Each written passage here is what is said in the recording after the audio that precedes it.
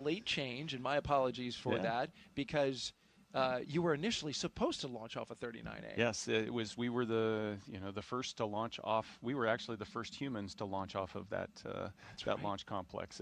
The certification process, you mentioned the certification process for extending the life of Endeavour. Same kind of thing happens for the ground station as the launch complexes, and they were able to get that process done in time to support us to be able to launch off there. So it was a thrill to be able to be a member of the Space Force and launch off of a Space Force launch complex. That's pretty cool. Yeah.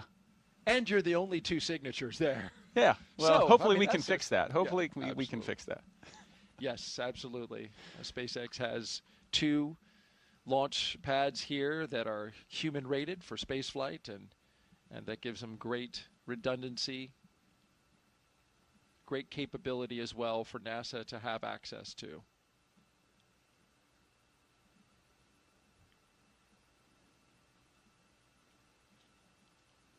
Right now, the teams are working in parallel. The crew members inside Dragon getting settled into their seats that they will ride up into space, while outside the closeout crew handles the matter of making sure that the seal's integrity around the side hatch is maintained.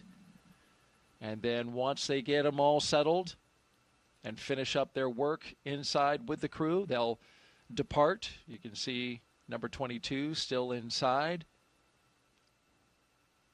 The support crew will come out of the capsule, and they'll shut that hatch that you see right there, that side hatch. As Nick mentioned, when that is shut and they've secured it, they will leak test it to make sure it can withstand the rigors of the harsh environments of space.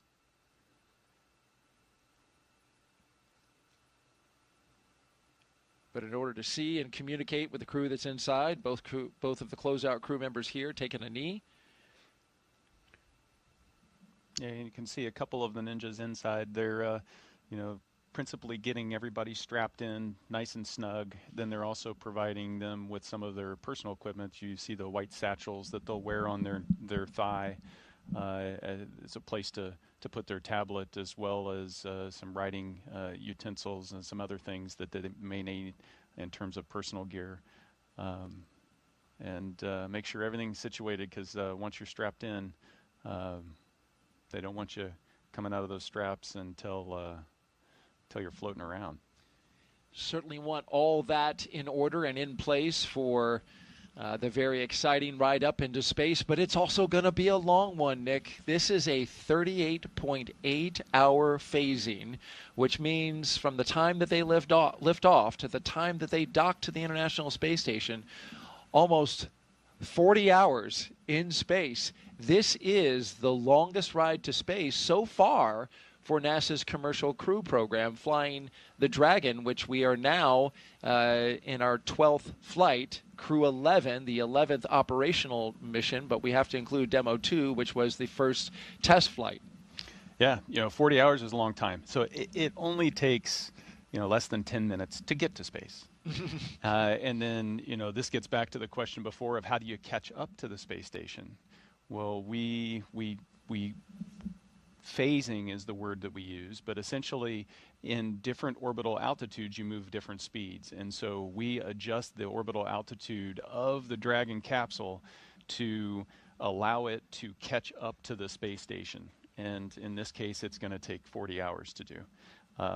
Most of that time, a few minutes after they have arrived on orbit, they're going to be able to take their spacesuits off, and then essentially you're camping out inside the Dragon capsule, waiting for those 40 hours to elapse so that you can dock and open the hatch and get to work.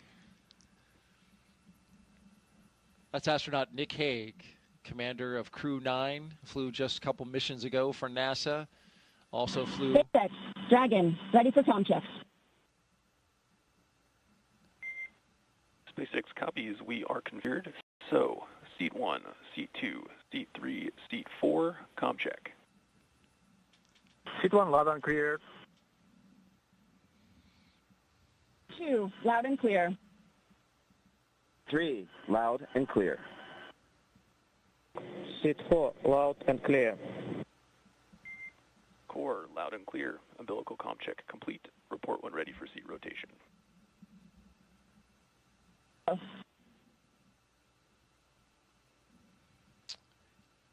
So you just heard from each one of the crew members on board as they went through all of their communications with the crew operations and resource engineer, otherwise known as the core. You heard him communicating with each one of the crew members just now. As I was mentioning, Nick Hague flew 2 Soyuzes to space. The first one didn't make it to station, was an in-flight abort, came back down to the ground. You flew again the second time. On MS-12, you did make it to station. We are getting ready to do the suit leak checks, but first, we want to take some social questions as we go along. Nick Hague is our astronaut expert at the ready. If you want to submit a question, please do. We would love to hear from you. Just use hashtag AskNASA on the platforms that we have on Facebook, X, YouTube, and Twitch.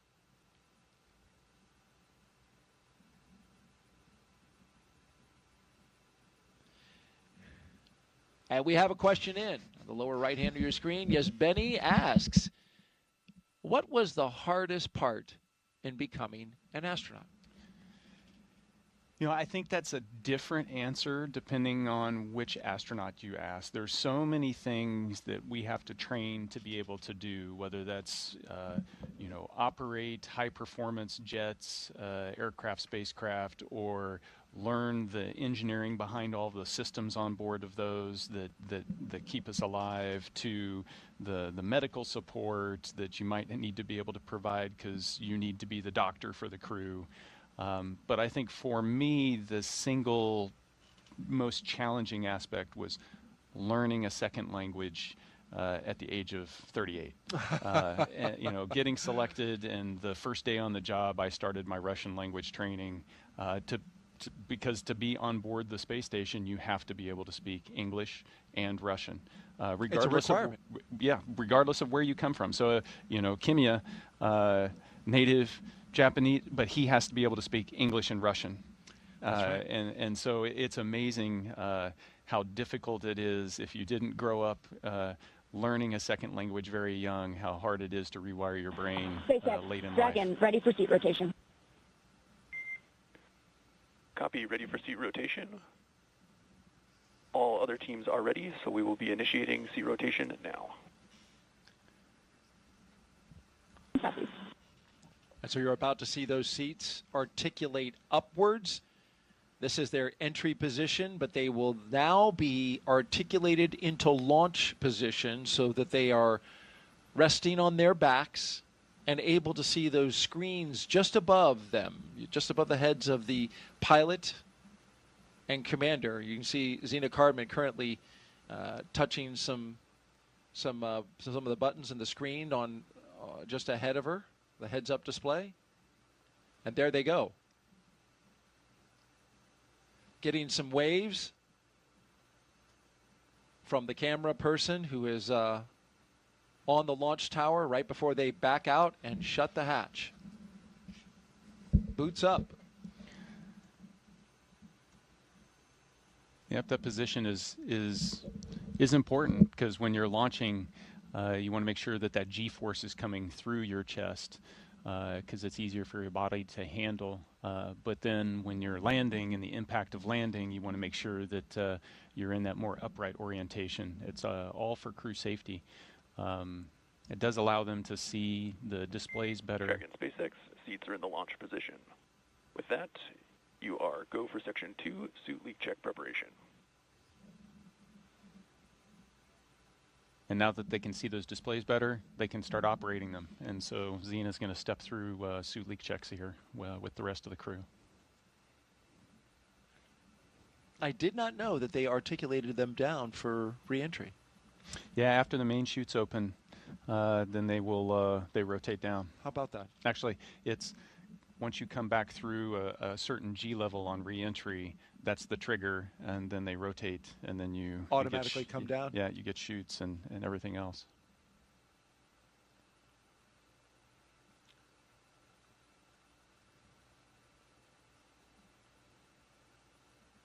Now that we have Crew-11 seated inside of the spacecraft, we want to go back and hear the story of your first spaceflight, Nick, which was, to say the least, an adventurous one.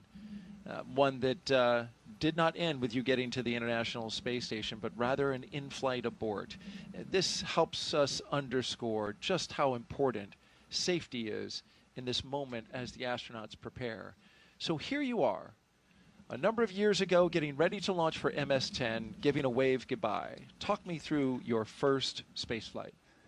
Yeah, when I look at this picture, it almost snaps me straight back. It's a beautiful fall day in the steppes of Kazakhstan. We're on, the same launch pad there that Yuri Gagarin launched into space on. And so you feel that deep connection, that legacy I talked about, the human exploration of space. And so we're getting ready to walk up to the elevator. There's a few stairs. It's a turn back photo op and wave to the management that's taken you all the way up to the base of the rocket that's sitting there, that's white with frost because it's full of rocket fuel at that point, and you're on your way. So, I mean, it's everything you dream of. It's at that point, I've spent 40 plus years dreaming about that day happening, and then liftoff. And Copy, tear complete. You have a go for section 3, suit lead check. so as we listen in, the suit lead Check checks, to go for section 3. they will pressurize the suits of the crew inside the cabin. Very important matter. As you're lifting off here, what are you feeling? In many respects, the feeling of the Soyuz lifting off the launch pad is very similar to Dragon. The rockets are about the same size. You feel just kind of this slowly increasing pressure of being pushed down into your seat. The rumble and the kind of the subtle vibration as you're going, but it's pretty smooth. I'd liken it to being in an electric car and somebody just kind of smashing the accelerator, pushing you into your seat, and you're off. And it was, a smooth ride for the first 2 minutes leading up to the point where those external boosters you see on the base of the rocket are empty, and then they need to separate from the rocket. And that's what led to this moment right here, Nick, when those boosters didn't do quite what they were supposed to. Yeah, one of them didn't. They're supposed to propel themselves away from the center, the core stage. One of them that didn't do that and actually impaled the core stage, caused it to essentially disintegrate in that split second. So we're 30 miles above the Earth, going 4,000 miles an hour, kind of pointed straight up. As that happens, it tilts us a little bit, and in that second in which all that occurs, the launch escape system pulls us, my crewmate Alexei Ovchinin, the commander on the mission, and I, to safety. And that shot is the shot before. If we look back to that one, it's blurry because that's a screenshot from just how violently things were shaking. Yeah, inside. there was in that instant, the indications to us are a flashing red light, a sign, an alarm's going off, and then there's a little red indicator that says there's a rocket emergency, and then you're also being shaken kind of side to side for a second or so. And then it's peaceful because at that point we're going so fast, we've come off, we're just kind of coasting uphill in this slow tumble to the edge of space. And I can remember looking out as we got to the top of that trajectory and seeing the dark black of space and the curve of the Earth below, and thinking to myself, well, we're not going to get there today. Just not going to make it. Yeah. And so, in the moment, you have those little moments where the reality of the situation pops out. Now it's, it starts to set in, okay, what do I need to do to survive? And that's get back into the procedures. Right. And so that view we saw from looking up in the sky, your rocket is coming apart. You no longer can ride that into space. It's done. Now you're on the emergency systems. And you come down back to Earth. And that's you on the right, in the middle, right middle, hugging your wife. Yeah. And that looks like quite the deep embrace. Yeah, I mean, you know, it's in the moment when you're responding, the training kicks in, you're able to compartmentalize all of the emotion of the situation. It's in the aftermath of that, you know, that's less than 6 hours after we had launched, that we're back at the aerodrome there, and that's when the emotions, you know, you're human, that's when it comes out. And you know, Katie had witnessed all of that and gone through that roller coaster ride at the same time, along with my kids and my family that were all there, with less information than I had, because I was going through it. There was, you know, probably 20 minutes where she didn't know what the outcome was. Dragon, we see the same. Closeout team will perform final closeout steps and then exit the capsule. You can proceed to section 4, side hatch close, and report when ready to close hatch. And just a quick note. Copies. Proceeding section 4. Wilco. We are still tracking the operations inside the Dragon Endeavour that you see there. They are doing checkouts of the suits, pressurizing them, getting ready for launch. As we listen to a very important story that Nick Hague just told us about surviving an in-flight anomaly where his rocket came apart, but the launch escape system for Soyuz saved his life and the life of his crewmate and brought them back to their families. Yeah, you know, the way you phrase that's important. The launch escape system. The engineers that developed the escape system, the people in the factory that assembled it, all of these people that I don't get to meet or would not normally get to meet. The space program, the human exploration of space, is built on trust. Trust in that everybody who's got a job is committed to being perfect in that job. And it's not just the crew that rides on top of the capsule, but it's everybody.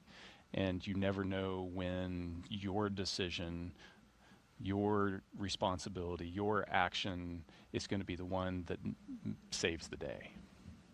Absolutely, and that's why you often hear so many times the engineers uttering how important it is to get the job right, to do it right, to make sure everything is ready for launch. And this crew has their launch escape system. We will go through their checks, we'll check the health of it, and we'll also arm it for launch. Dragon, SpaceX, comm check. SpaceX, Dragon, loud and clear. Core has you loud and clear. Teacher's comm check is complete. Stand by for comm checks with DC, MD, and LD in the launch configuration. Dragon, DC on countdown 1, comm check. DC, Dragon, loud and clear. DC loud and clear. Stand by for comm checks with MD. Dragon, MD on countdown 1, comm check. MD, Dragon, loud and clear. MD loud and clear as well. Stand by for comm check over Dragon to ground. You're listening to communication Dragon, checks MD on Dragon to ground, comm check. through each of the 3 paths to this spacecraft. MD, Dragon, loud and clear. MD loud and clear. Stand by for comm checks with LD. Dragon, LD on countdown 1 with a comm check. LD, Dragon, loud and clear. LD loud and clear. Stand by for comm check on Dragon to ground. Dragon, LD, Dragon to ground, comm check. LD, Dragon, loud and clear. LD loud and clear. Dragon, SpaceX, launch configuration comm checks are complete. Dragon copies, and crew are ready for side hatch closure. Copy, crew readiness for side hatch closure. Closeout team is taking final steps in prep for that closure, so stand by for that in a few minutes. The vehicle will then transition to pad hatch closed. Ensure all items are secure from now through launch. Dragon copies. Wilco.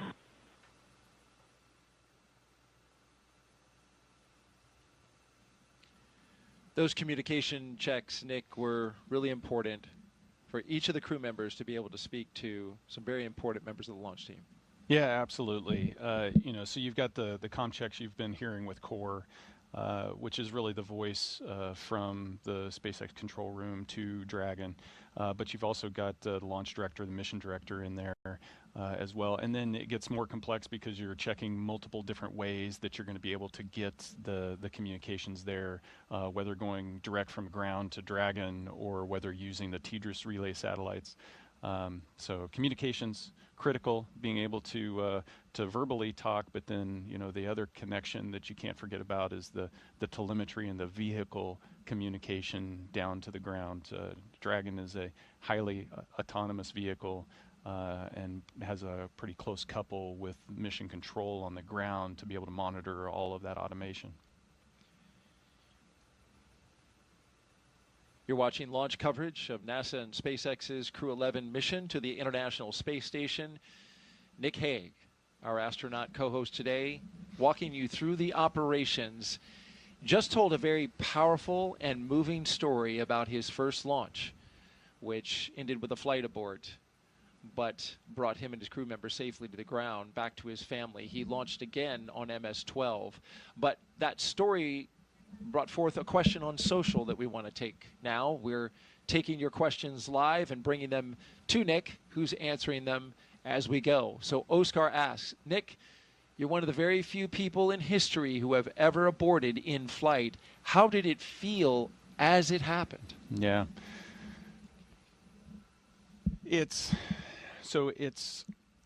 We spend so much time training for what to do when things go wrong.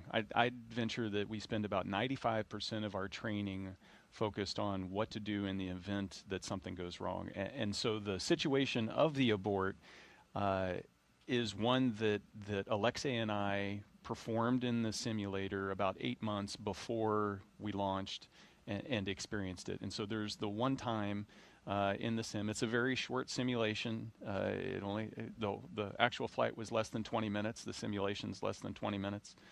But we had run those procedures.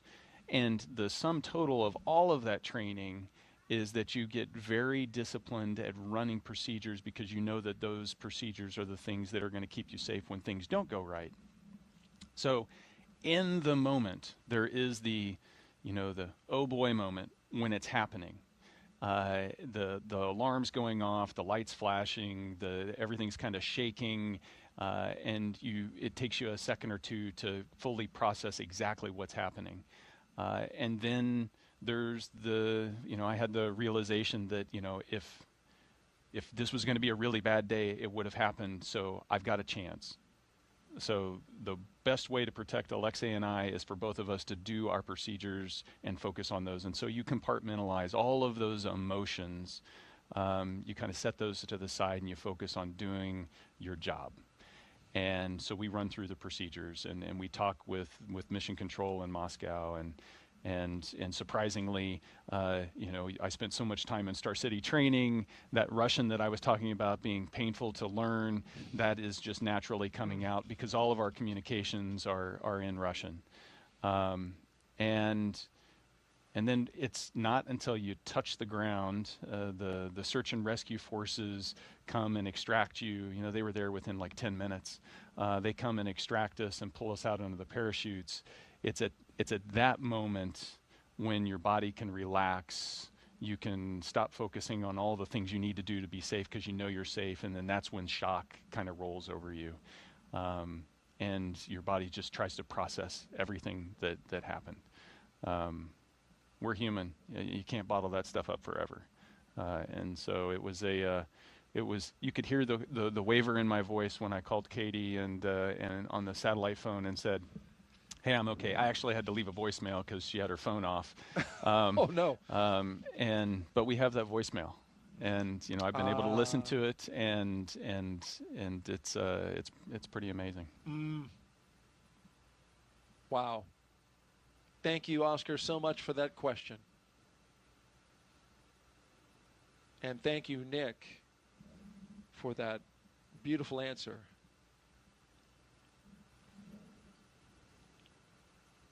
We are continuing to document Crew-11's steps through their mission operational timelines, getting ready for launch. You saw this closeout crew remove a protective cover around the seal. Now they are examining that seal and documenting, taking pictures of it, because once they shut that door, it needs to be as airtight as they can possibly get it, since you're going into the vacuum of space, and it needs to protect all 4 crew members inside. Yeah, it doesn't. A single strand of hair across the seal can be enough to cause it to fail the leak check.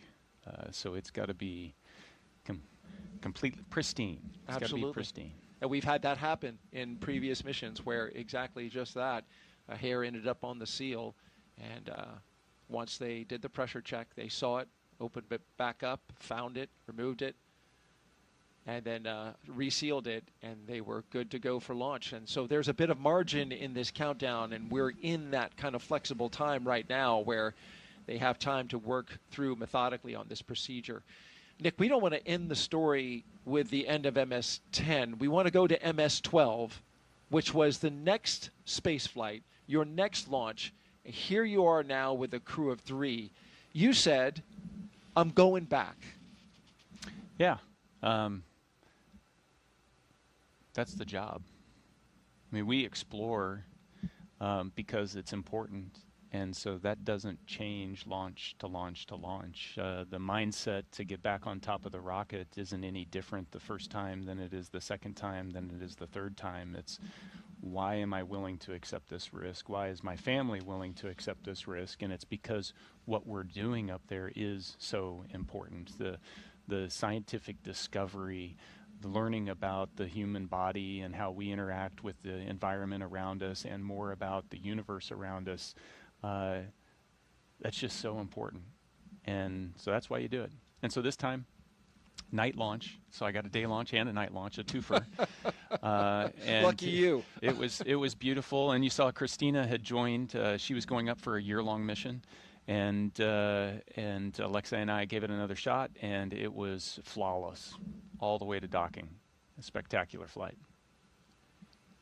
And this was in 2019. 2019. Just a little less than a year after MS-10 in October of 2018. Yeah, 5 months. So we had the launch. So we had our launch abort, and then 2 months later. 2 months later, MS-11 launched, and they had fixed the problem. They diagnosed what the problem was with the rocket, and then 5 months later, we were on board. It takes a lot to keep the station going. We've been doing it for 25 years, and so that drumbeat of rotations of crews has to keep going.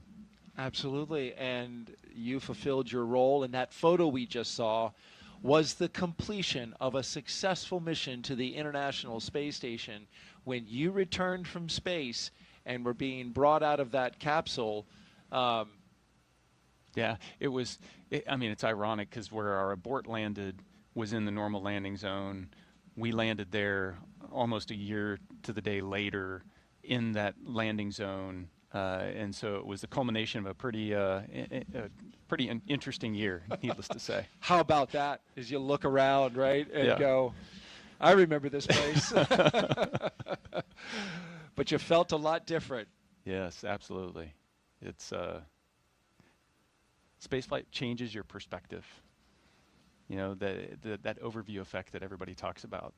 The way you perceive the globe and how connected we are and just how special the Earth is. It's profound. I wish we could get more people up there. I hear this time and again from other astronauts that The more, we're almost up to 700 people now that have gone into space. I'd love that to be, 700,000 people, even if it's for short periods of time.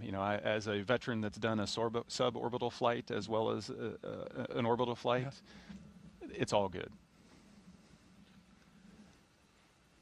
I'm sure many of our audience, I know I would love to go someday, and that's of course the aim of the Commercial Crew program, is to make space more accessible to more people.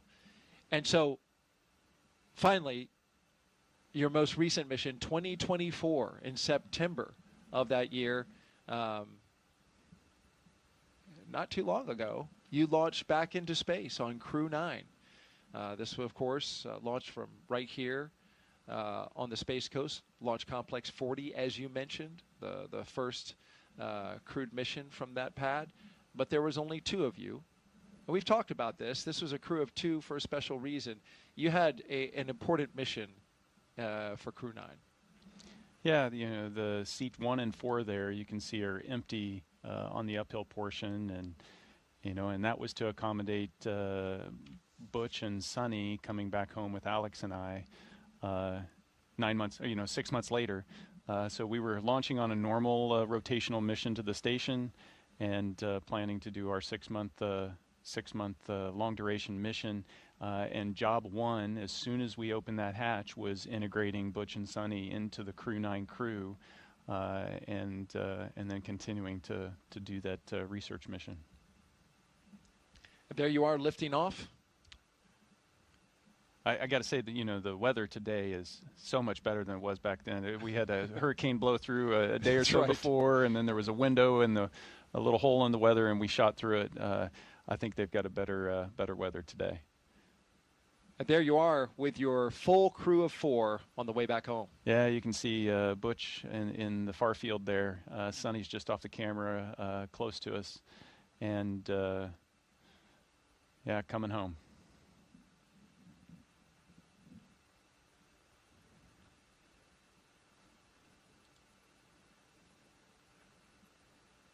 A very successful mission, Crew-9, bringing back home Butch Wilmore and Sonny Williams. I imagine, did you have to kind of, wrangle Sonny out of that space station? She loves being in space.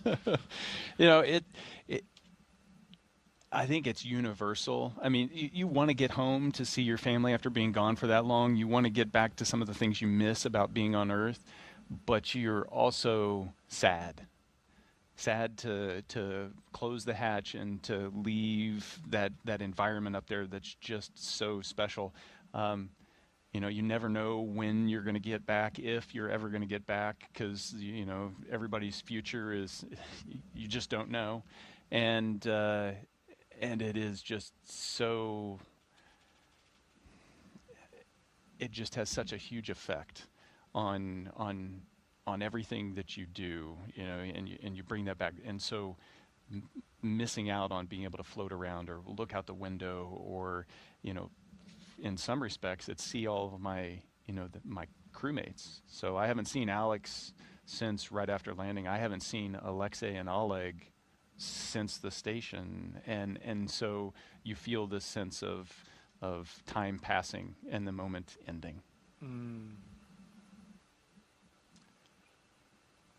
We are T-minus 2 hours and 10 minutes until liftoff of Crew-11, NASA and SpaceX's rotational mission to the International Space Station. In a little less than an hour, we are going to expand coverage with our friends from SpaceX joining our launch broadcast, and we'll come up on camera so you can see us, see Nick live in the flesh here as he steps us through the operations today all the way to liftoff and into orbit.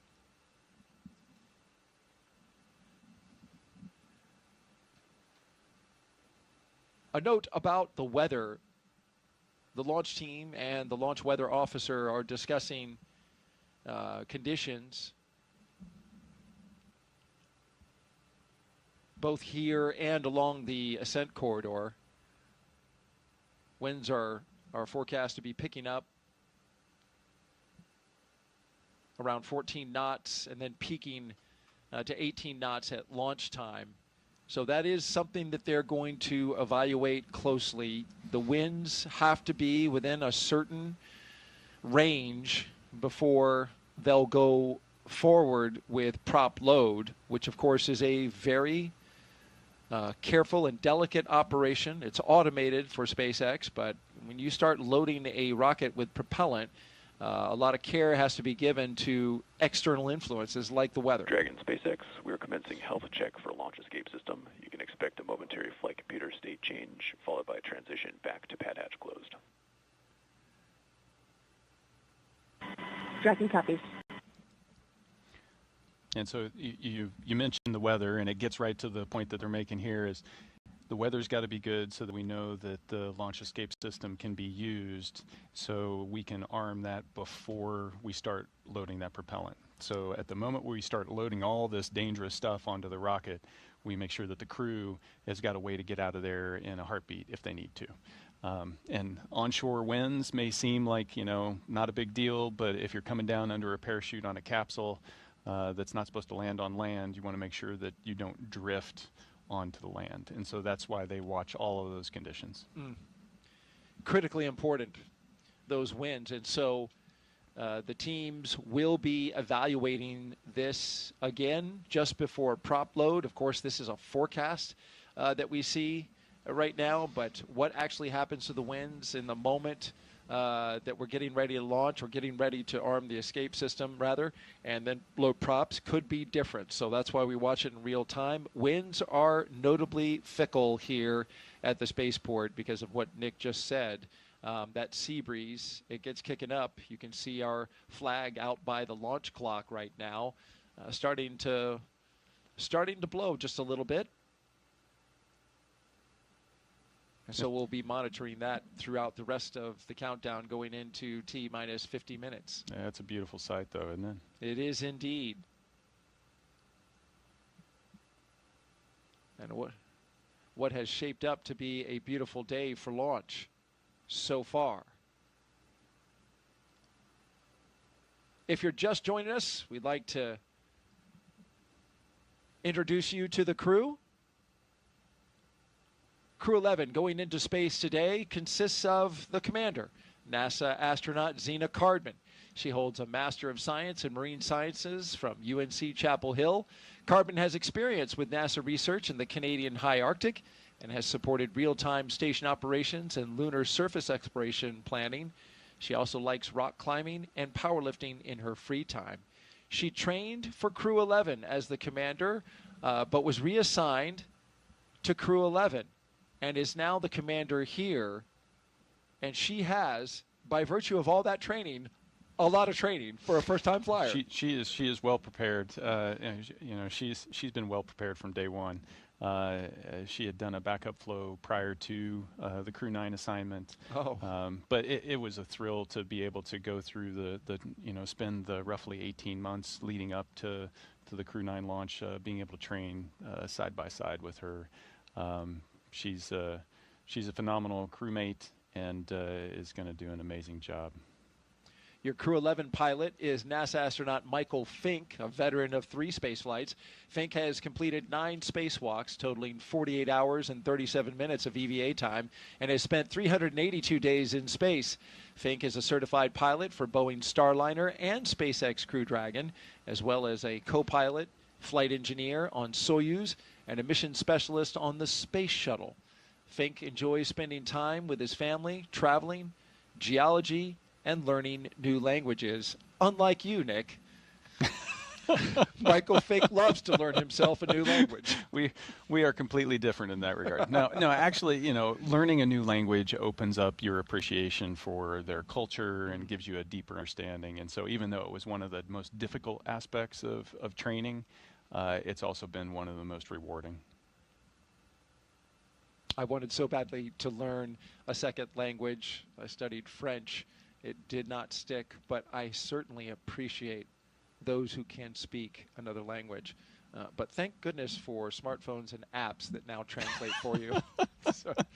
So I feel like I'm missing out on less. Yeah. Our mission specialists, let's get to them. JAXA astronaut Kimiya Yui is Crew-11 mission specialist number 1 with 142 days in space. This will be Yui's second trip to the space station. Yui flew as a flight engineer for Expedition 4445 and became the first Japanese astronaut to capture JAXA's H-2 transfer vehicle in November 2016. Yui was assigned as chief of the JAXA astronaut group. Yeah. Learn English and Russian in order to fly to the station. So I guess this is the note that you need to give to all the kids that are listening. I want to grow up and be an astronaut. Probably the one thing you absolutely need to do is know 2 languages or more. Well, that takes me out. I said kids, Daryl. Okay. So you're saying there's still a chance? Mission specialist number 2 is Oleg Platonov. The Crew-11 mission specialist is Roscosmos cosmonaut Oleg Platonov. This will be his first trip to the International Space Station. He graduated from the Krasnodar Higher Military Aviation School of Pilots with a degree in engineering and military rank of lieutenant. He is married with 1 child and apparently is the comedian of the group. I think they all have a pretty good sense of humor. Yeah? Oh, yeah. And you see that expressed, even as they were just making their way out to the pad and up into the capsule. Lots of smiles, lots of laughter. We did see that as they were coming across the crew access arm earlier as they made their way into the spacecraft. T-minus 2 hours and 3 minutes and counting until liftoff of Crew-11. It's a long wait. Now they're strapped in and there's not much to do. And so you have time to reflect and think about all those, I guarantee you they're thinking about the things they need to do, but they're also thinking about all the people that helped them get into that seat. The training teams, the ops teams, everybody that supported them along the way. Their families, their friends, the ones that have been the support network to get them to this day. As Crew-11 reflects, we want to reflect on their destination, the International Space Station, one of the most extraordinary labs ever built. Here's a closer look now at how science happening up there in their destination in low Earth orbit is improving life for all of us down here on Earth.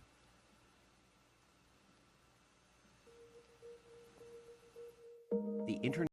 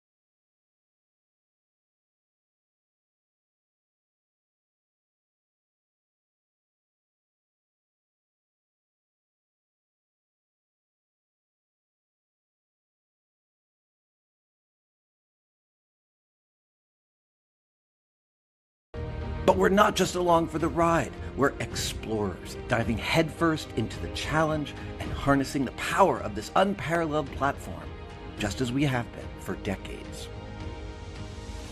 We're on a relentless quest for answers, seeking to understand the intricate workings of the human body in space and ensuring future crews stay safe on their daring journeys beyond Earth's orbit. The human aspect of human space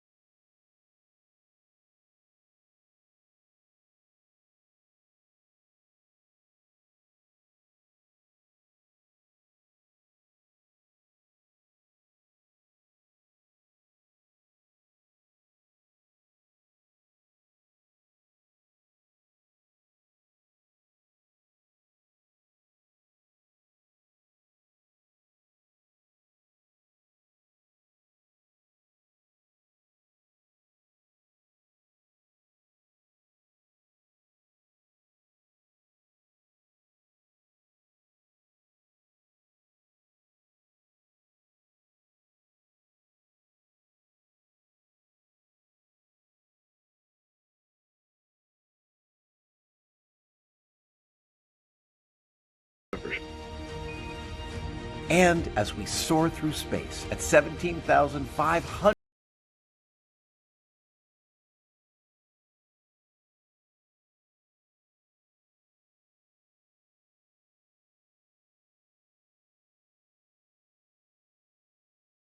aboard the International Space Station.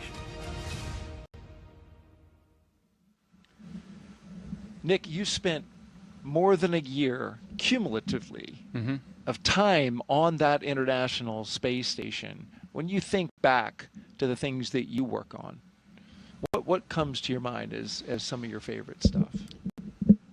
Yeah, there's such a variety up there. Growing stem cells, doing gene editing, working with materials, trying to extrude fiber optics or 3D printing metal or organic tissue, trying to print organs, growing lots of different types of food, whether it's tomatoes or algae or lettuce.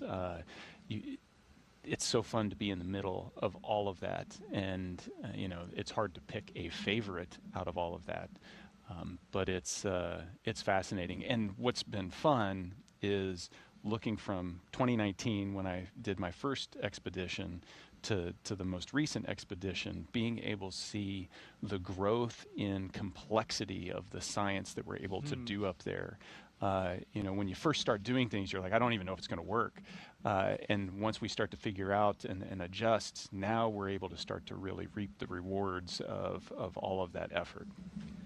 That's a great point, because when I look at the science that's going aboard this mission, this is pretty advanced stuff. You talked about, stem cells in the early going when you were working with them on station. Now they're trying to figure out how to mass produce stem cells, which can be made at a higher quality and higher yield in microgravity, the environment that the International Space Station provides for scientists that you can't replicate on the ground. Yeah, we go there to ask questions that we don't know the answer to. And then when we find that answer, it usually leads to a couple more questions. But that's the nature of discovery. That's the nature of building knowledge. And as we gain this knowledge, we start to identify these areas where, hey, this is something that is unique to space that'll bring benefit back down to Earth for everybody. And then we can really start to exploit that. That is exciting, because in the end, that's what it's for, right? It is not only to advance exploration goals, but also to make life better here on Earth. And the International Space Station in its 25 years has certainly done that. An update as you watch our operations here. We have a little bit of a lull as the closeout crew in the White Room on top of the launch tower seals up the hatch to the Endeavour spacecraft. That side hatch is how the crew of 4 made their way into the capsule, and now it is the responsibility of the team that you see here to make sure that that door has a good seal, a good tight seal, before it starts to fly hundreds of miles per hour, thousands of miles per hour, and then tens of thousands of miles per hour. So this is a very important job. Yeah, you're through that hundreds pretty fast.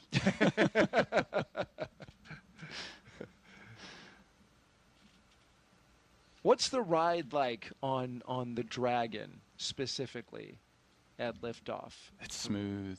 Yeah. Yeah, it feels so smooth. Liquid propellant? Yeah, so you don't, I never got a chance to fly on the shuttle. But the shuttle was rough because of the solid rocket boosters. That's what everybody said. You don't have that, and the thrust level is a little slower here, so it also doesn't throw you off the pad. It's a slow acceleration, but it's a constant increase in that acceleration that just keeps going until you get to kind of the end of first stage.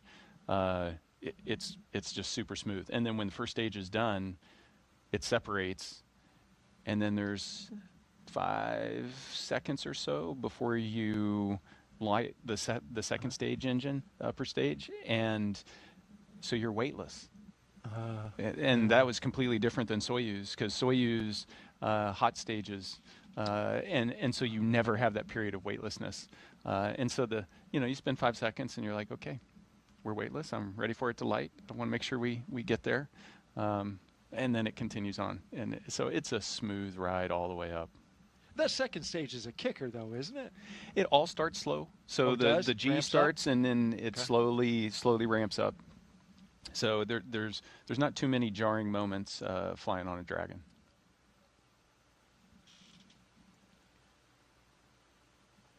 We were talking earlier about the science. Let's dive into what Crew-11 will be doing. They will be busy at T-minus 1 hour and 53 minutes until they lift off to get there. We have 2 astronauts and 1 cosmonaut inside Crew-11 right now.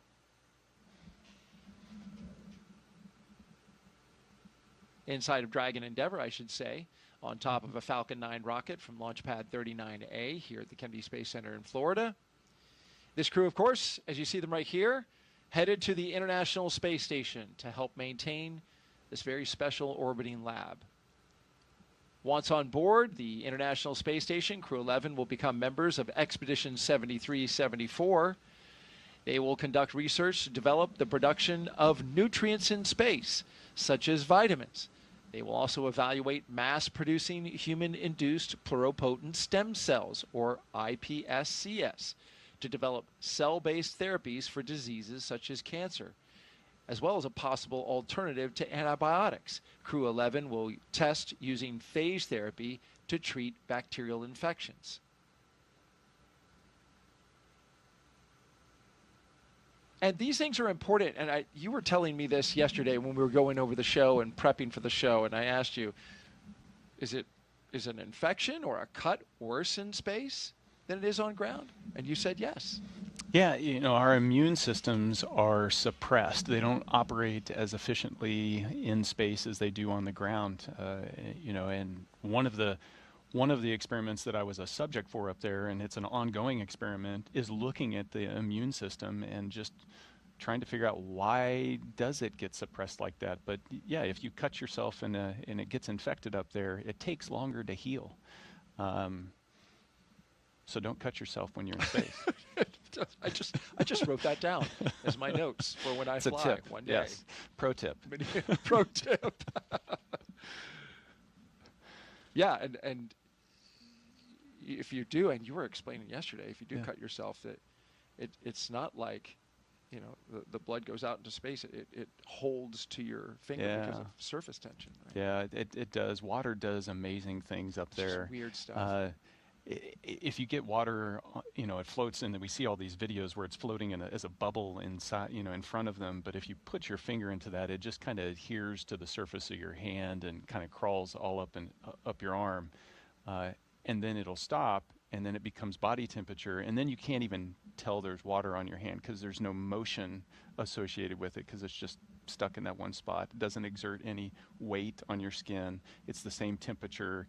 So you just don't even know it, and so you'll have water globs on you and just not notice until something gets wet, or somebody smells you if it's sweat. That's true. That's true. It's polite to just hand them a towel. Team. All right, we're coming up on T-minus 1 hour and 50 minutes. So far, a smooth countdown. We saw Crew-11 at T-minus 4 hours get suited up. They left the astronaut crew quarters about 20 minutes away from here, got into their Teslas, rode out to the pad after saying goodbye to their family members.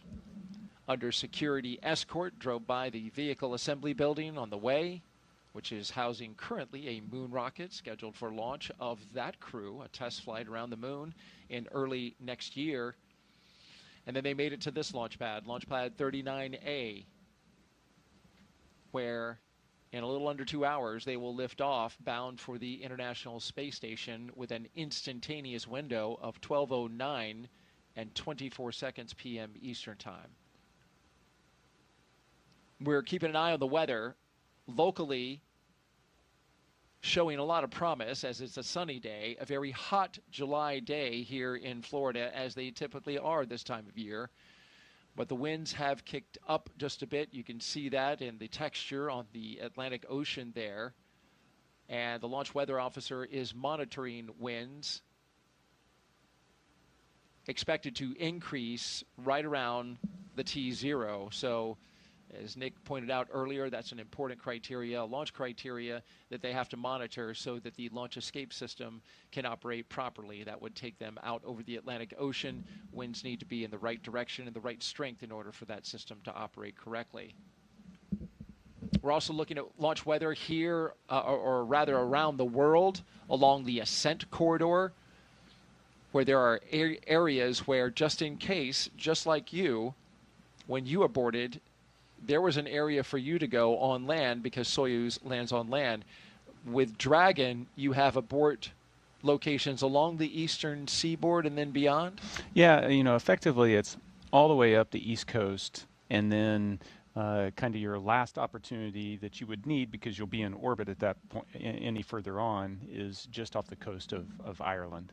And so we watch the weather, we watch the sea states, we make sure that, you know, if we needed to go and pick up a crew because they had to abort and they landed in one of those zones, that the search and rescue forces will be able to get into those locations, that the weather's going to be support that kind of operation. And so weather's a little more complex when it comes to spaceflight. You've got to take a global perspective and prepare for all those different contingencies.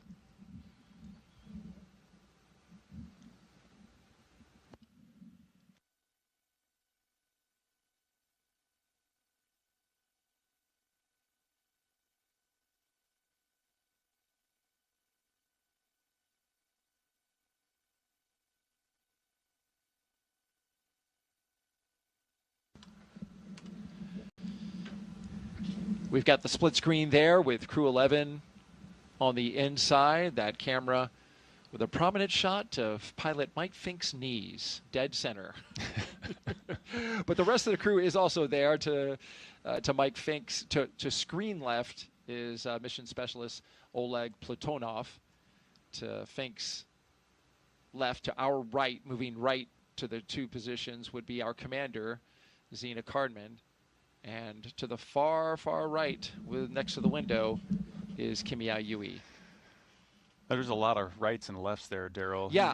We need some on-screen graphics to make it. Yes, I think you're right about that. And so after you're done here today, we will be drafting you into our production team. Oh, okay, great. Nick. We could use the help. No, we've got a great team that does a great job, but I do appreciate that. You know, you can make out below the crew cargo.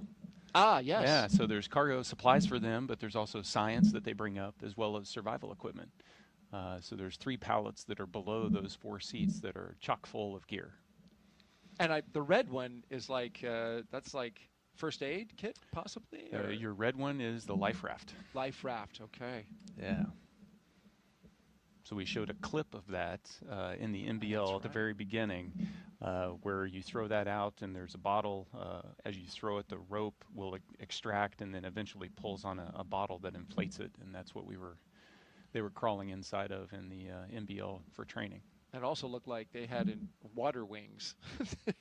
Personal flotation devices, yes. They looked like water wings to me, Nick. Yes, yes.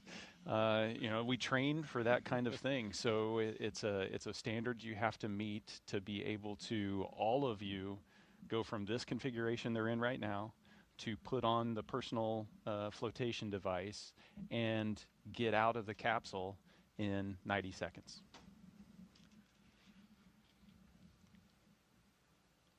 Well, their destination when they launch at 12:09 p.m. Eastern Time is the International Space Station, or ISS. This will be commemorating a significant anniversary on November 2nd. When we get to that date, we will have had 25 years of continuous human presence aboard this orbiting laboratory. And liftoff. International Space Station is underway. We are in the golden age of the space station right now in terms of the return on investment and what we're able to do there. One of the great legacies of the space station is not just going to be science, but very importantly, the international cooperation. This is perhaps most prominent, international cooperation for exploration.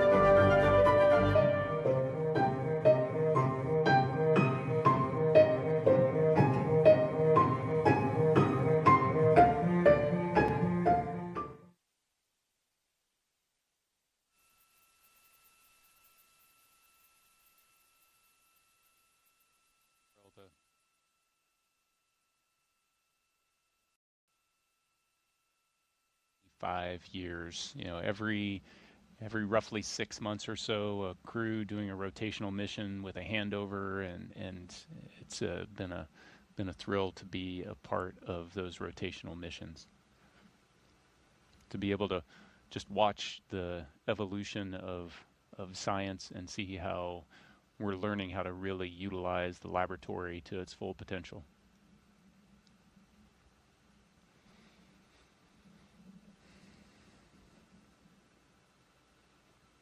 I don't know where those clouds came from.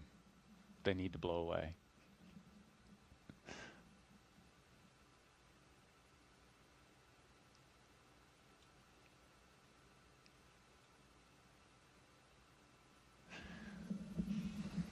So the crew's sitting in there, T-minus 1 hour and 42 minutes. This is the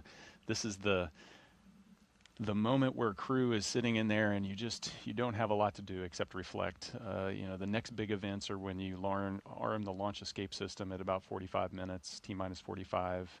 Prop load will start about T-minus 35. That's when there's activity and you start to bring in focus. Now it's a time-honored tradition in spaceflight to have to endure long moments of waiting for big things to happen.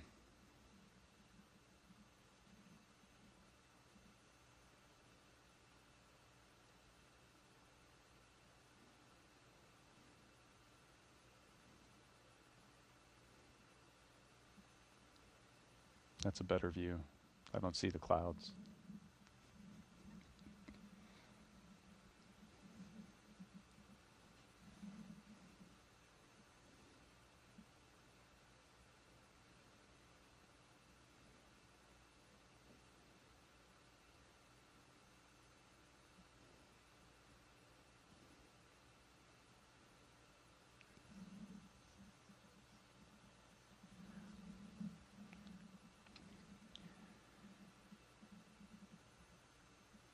And right now, I'd like to hand it over to Mission Control. The team at Johnson Space Center is tying in with us. How are you guys doing? Hey Nick, hey Daryl, we're doing good over here. This is Mission Control Houston in the International Space Station's Flight Control Room at NASA's Johnson Space Center. The team continues to prepare for launch and is being led today by Flight Director Scott Stover. Today we will be launching the 11th rotational crew mission to the International Space Station under the agency's commercial crew program. Following Crew-11's arrival, the space station will have a total of 11 crew members represented by 3 different agencies aboard for just a few days.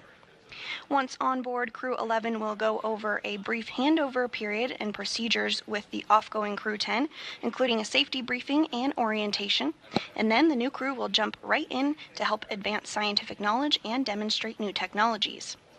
After a few days of handover activities, the members of Crew-10 will prepare for their undocking and return to Earth.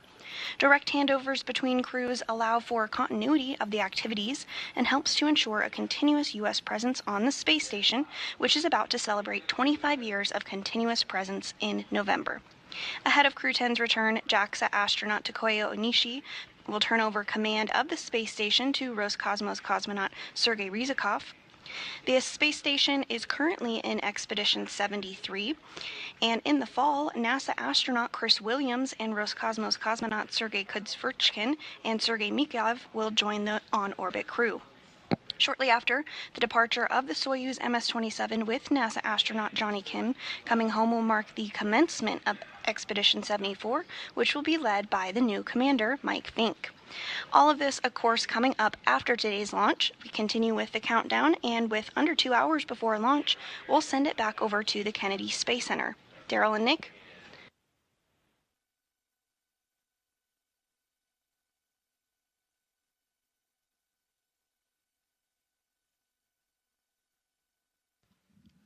Thank you very much, Sandra. Back here at the Kennedy Space Center in Florida, T-minus 1 hour and 38 minutes and counting until liftoff of Crew-11 aboard a Falcon 9 rocket.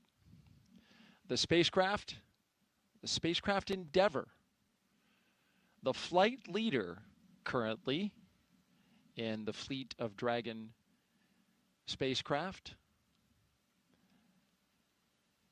It is a lovely day here in Florida.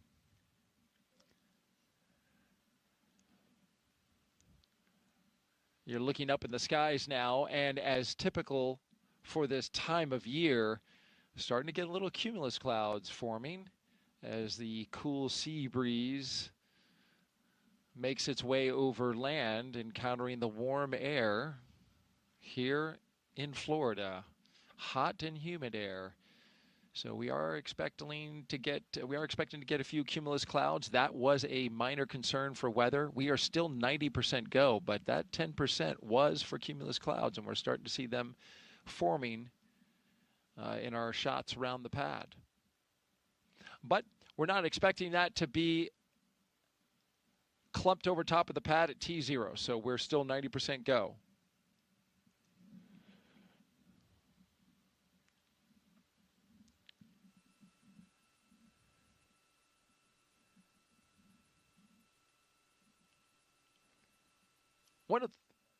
One of the first things Crew-11 did, they came together as a team, and they designed this patch that you see here. This is a tradition for all spaceflight missions, human spaceflight missions, and science missions. You design a mission patch. And this is the one for Crew-11. The colors of this patch, celebrating the 3 nations they represent. And the 3 stars that you see there, the ones with a starburst, they honor their space agencies working together, the 3 of them, NASA, Roscosmos, and JAXA. The 2 sunbeams that you see coming from the upper right, shining down, well, they make the number 11, shining on a tiny blue dot, our home on Earth. The Dragon looks on, of course, a nod to both the spacecraft and the spirit of exploration, while a red flame wraps around it all, symbolizing the full journey, launch, life in space, and a safe return home. And if you look closely, you can see a tribute to their children in the stars. This is a reminder that the missions like this, as we know, when we got the question from 8-year-old Knox earlier, they help to inspire the next generation.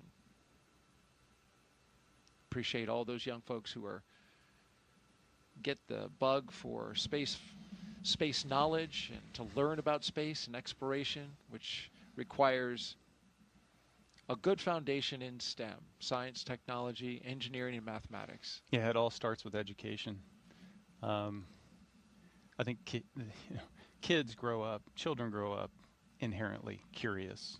I mean, we've been there and we've asked why, and we've all been in the position where we've had, someone sit there and just continue to ask why. That's really what we're doing on the station with all of our research, all of our exploration. We're asking the question why in a bunch of different ways and trying to find the answers. We're just wired that way. Mm. It is so true. And speaking of kids, kids are on the mind of some of our crew members. Talking about Oleg Platonov. He has a child whose toy he is bringing aboard the International Space Station, taking one of his kids' toys so that it will be a spaceflight flown toy when it comes back down to Earth, along, of course, with pictures and some other artifacts, but each one of the crew members gets to take something up, and that's what Oleg's taking. Yeah. So I hope it's not his kid's favorite toy. Yeah, he's going to be without it for a while. No, but that might cause more of a problem on Earth. But it's something absolutely that Oleg's child's going to just cherish the rest of his life, and having the opportunity to bring up little things to be able to give as mementos to friends and family is huge. Oleg's fellow mission specialist, Kimiya, Yui, well, he's bringing a lot of pictures of family, friends, and colleagues. And one of the pictures he's going to take up, he's going to then give back to the people who gave him the photos. So that's a touching thing. We talked earlier in the show about what Mike Fincke is bringing up. He's bringing up a gamasa from the state of Assam. He, of course, said in a press conference recently, he's been married 25 and a half years. To a wife, his wife of Indian origin, and the gamasa is a silk scarf that carries with it the blessings for his trip to the ISS from her side of the family, and he's taken one not only on this mission, but he's taken that gamasa on all 3 of his previous missions as well. Yeah, good luck charm. I'd stick with it. It's working well for him. That's right. Whatever you took on your first flight, I hope you put somewhere, buried somewhere. No, just kidding. So I use the same 0G indicator on all 3 flights. Did you? Yeah. You're not. You're like, no, I'm not buying any of this luck stuff. You're like, I'm gonna stick with what works. I trust the people behind it. That's a great answer. And then, of course, finally, Zena, our commander, she's of course taking, like the rest, photographs of family and friends. But because of her previous assignment to Crew-9, the mission that you ended up commanding, her stuff went up early. And one of the things that she mentioned that she is taking up and shared with the public was that she has some cards that were written by her late father that she included in Crew-9, but now we're coming up on anniversaries and a certain amount of time that he has not been with her, and she gets to now see those cards again when she arrives at the International Space Station. Yeah, it's truly touching, and it was one of those things.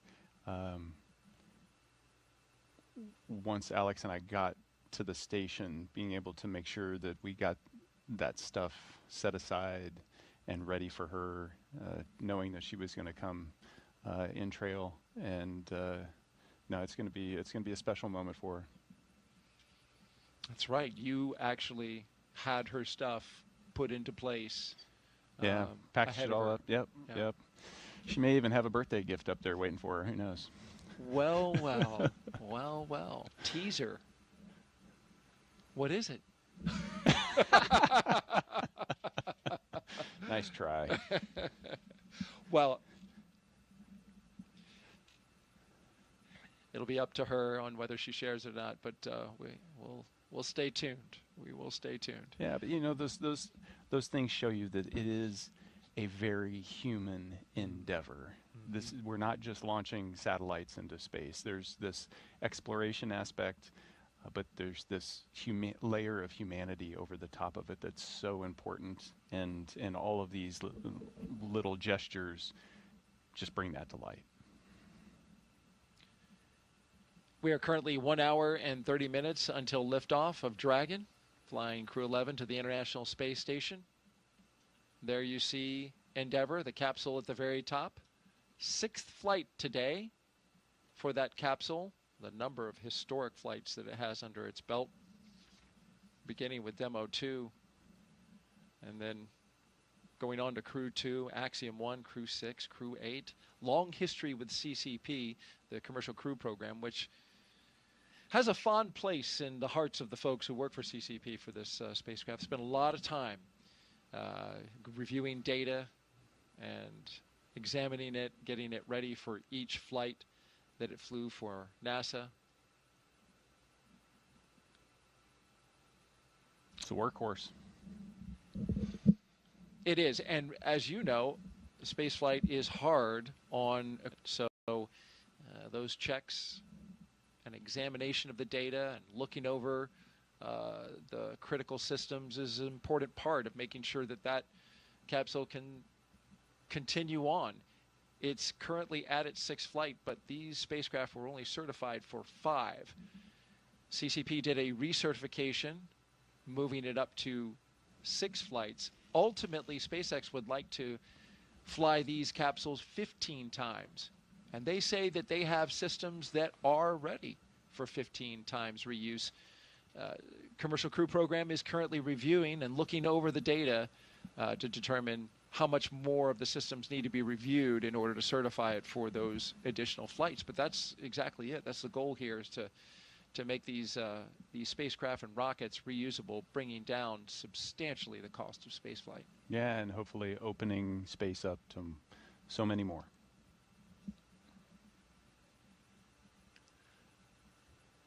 As we wait for the upcoming joiner, less than 20 minutes away from joining our friends with SpaceX, as they will continue on with us in our launch coverage. We'll have everybody up on camera. We'll turn our cameras on. They'll turn theirs on, and we'll get to see everybody from our locations around the United States, both here in Florida and Texas and California. Let's talk a little bit more about the science, in particular what Crew-11 is going to be working on. One of the questions they're facing is, how do you grow vitamins in space, or even use viruses to help fight bacteria on a spacecraft? Well, for the past year and a half, Crew-11 has been training to support cutting-edge research like this aboard the International Space Station. First up, Bionutrients 3. The study is looking at how to make essential vitamins and nutrients in space so astronauts can stay healthy on long missions. They'll be testing samples like yogurt, kefir, and a yeast-based drink to see how well they work in microgravity. Next up is Stem Cell X IP1, which uses space to grow stem cells. These stem cells can turn into any type of cell in the body and could one day help treat diseases like cancer. Growing them in microgravity may produce more volumes of cells, mass producing them, and better ones than we can make on Earth. And then there's Genes in Space 12. It's testing phage therapy, which uses viruses that could target and kill bacteria. It could be a powerful alternative to antibiotics, especially in space, where infections can become harder to treat. Some really fascinating research happening on board station.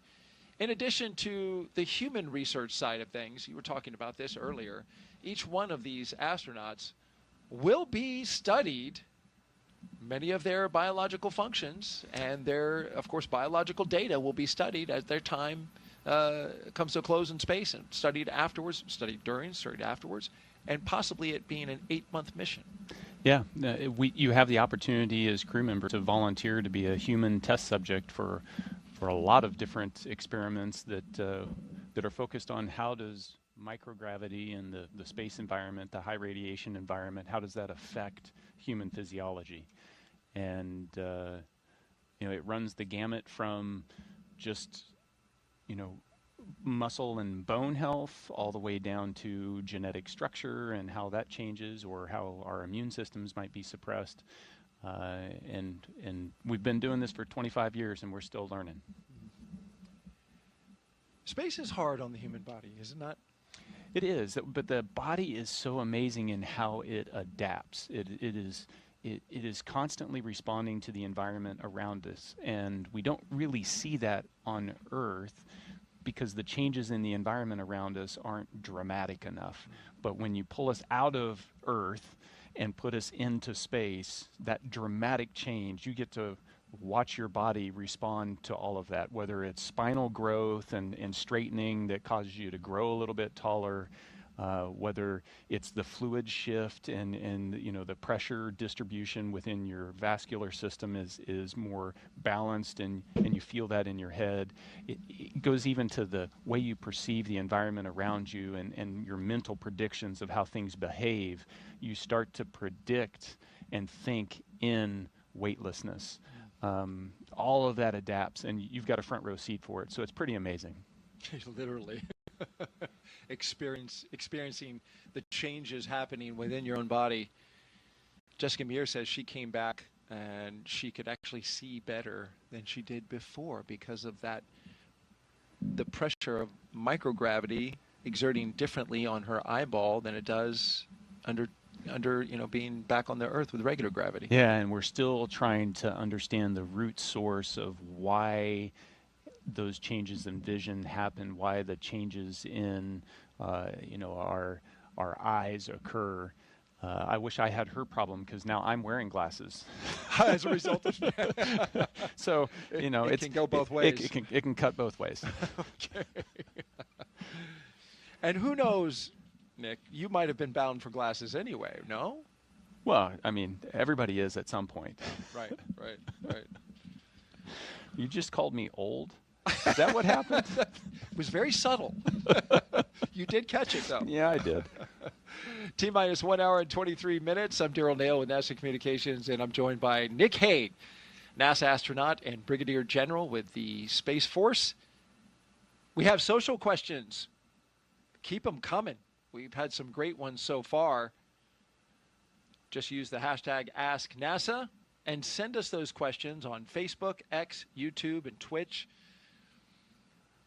We've got a person who's monitoring our social feeds right now, looking for great questions.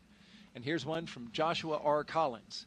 Does the whole crew have the same doctor, or does each crew member have their own? Is it their regular personal doctor or a NASA medical team doctor?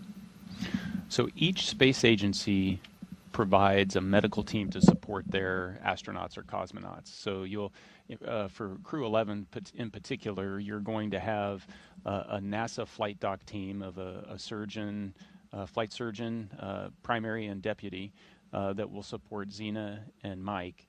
And then you're going to have separate medical teams supporting Kimiya and then a Roscosmos team supporting Oleg. Those, in the NASA, if I look at how NASA supports us with medical, the personal doctor is your flight doctor. And so the person that sees you day to day for the years leading up to your mission is the same person that is supporting you throughout your mission and then after your mission when you're rehabilitating and then beyond. And so that flight medicine team is one of those key relationships that you develop once you join the astronaut corps. A flight surgeon for each space agency, and they go with them until they get to the pad, and then they break off. They're there, standing not too far away, just in case they are needed for any reason. But those, exactly as you said, those flight surgeons standing by. Give you a couple upcoming milestones. T-minus 47 minutes. We're going to get an LD brief. That's from the launch director at SpaceX, and we're monitoring weather conditions along the abort corridor. Also keeping an eye on the winds here locally. They picked up a little more than were initially forecast. At T-minus 1 hour, just about 20 minutes from now, the closeout team will depart the pad. That was the team that was getting the crew all ready inside the spacecraft and then sealed up the hatch. They will depart. It'll just be the crew out there on the pad. It'll be them and Dragon Endeavour that you see right there at the top. We've talked a lot about this capsule today. It's taking its 6th space flight. Since its first flight in 2020 for Demo 2, SpaceX's Endeavour Dragon has been a workhorse for NASA's commercial crew program, flying mission after mission. It has safely carried astronauts to the International Space Station 5 times. Demo 2, Crew 2 in 2021, Axiom Mission 1 in 2022, Crew 6 in 2023, and Crew 8 in 2024. In all, Endeavour has flown 9 NASA astronauts, 3 space tourists, 2 Roscosmos cosmonauts, 1 retired NASA astronaut, 1 ESA astronaut, and an Arab astronaut from the UAE to and from the International Space Station. Crew-11 marks Endeavour's 6th mission, the flight leader to the ISS. And we leave you now with dancing from Crew-1. Apparently choreographed as well. Look at that. And they had their act together. What choreographed dance moves did you do, Nick? Don't dance. That's one thing that Don't didn't. dance. That's one thing that didn't translate into space. Yeah, I don't dance on Earth, and I didn't dance in space. But you can do somersaults and flips and twists though. Yes, especially as you're zipping around that space station. I mean, it's fun. Yeah, oh man, it's like, it looks like it. Every dream you had as a 5-year-old of flying around, and you get to do that every day. I used to dream that as a kid so often that I could just flap my arms and fly. Yeah. It was a recurring dream that I had, and sometimes I woke up really actually believing that I could fly. I can imagine when you're on the ISS, you wake up and it's like you get to just do it again day after day. Yeah. It's real. That dream is real. It's your new normal. Yeah. And you just have fun with it. You float over and grab your drink bag to rehydrate your morning coffee, and you can do a backflip between that and the water dispenser, and you just play with it. You know, you don't need to use utensils to eat. You can just put the food out in the air in front of you and pretend like you're in an aquarium.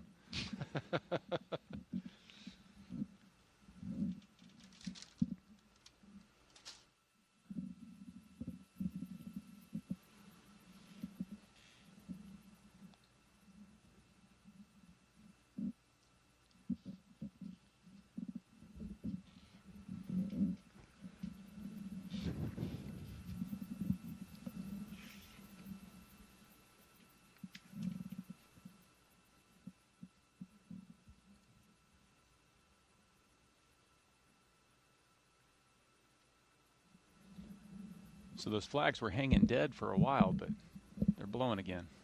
Yeah, that's the breeze that the forecasters looked at the charts and the data that they have around all the instruments that we have around the Kennedy Space Center.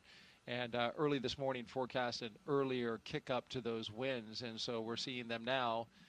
They've got a forecast for 14 knots around liftoff time with a peak of 18 knots. Of course, they're going to reevaluate that here in about 25 minutes or so. And of course, we'll be listening in to the launch communications by the team, making sure we keep you updated to their progress. We have a launch opportunity today at 12:09 p.m. Eastern Time, but if for some reason the weather does not work out, we have opportunities the following days. Tomorrow, on Friday, August 1st, where we have an 85% go for weather, with the only concern being potential cumulus clouds like we're seeing today. The only thing there is that the ascent corridor goes up in terms of its risk, because there is a trough of disturbed weather coming across the country, and we'll be out into the Atlantic by then. So that is something that they'll have to monitor. That's why today is such a perfect spot, because that is low right now. That potential concern is at a very low state. So fingers crossed that we continue to have green conditions. We're green at the moment, and that's a good sign.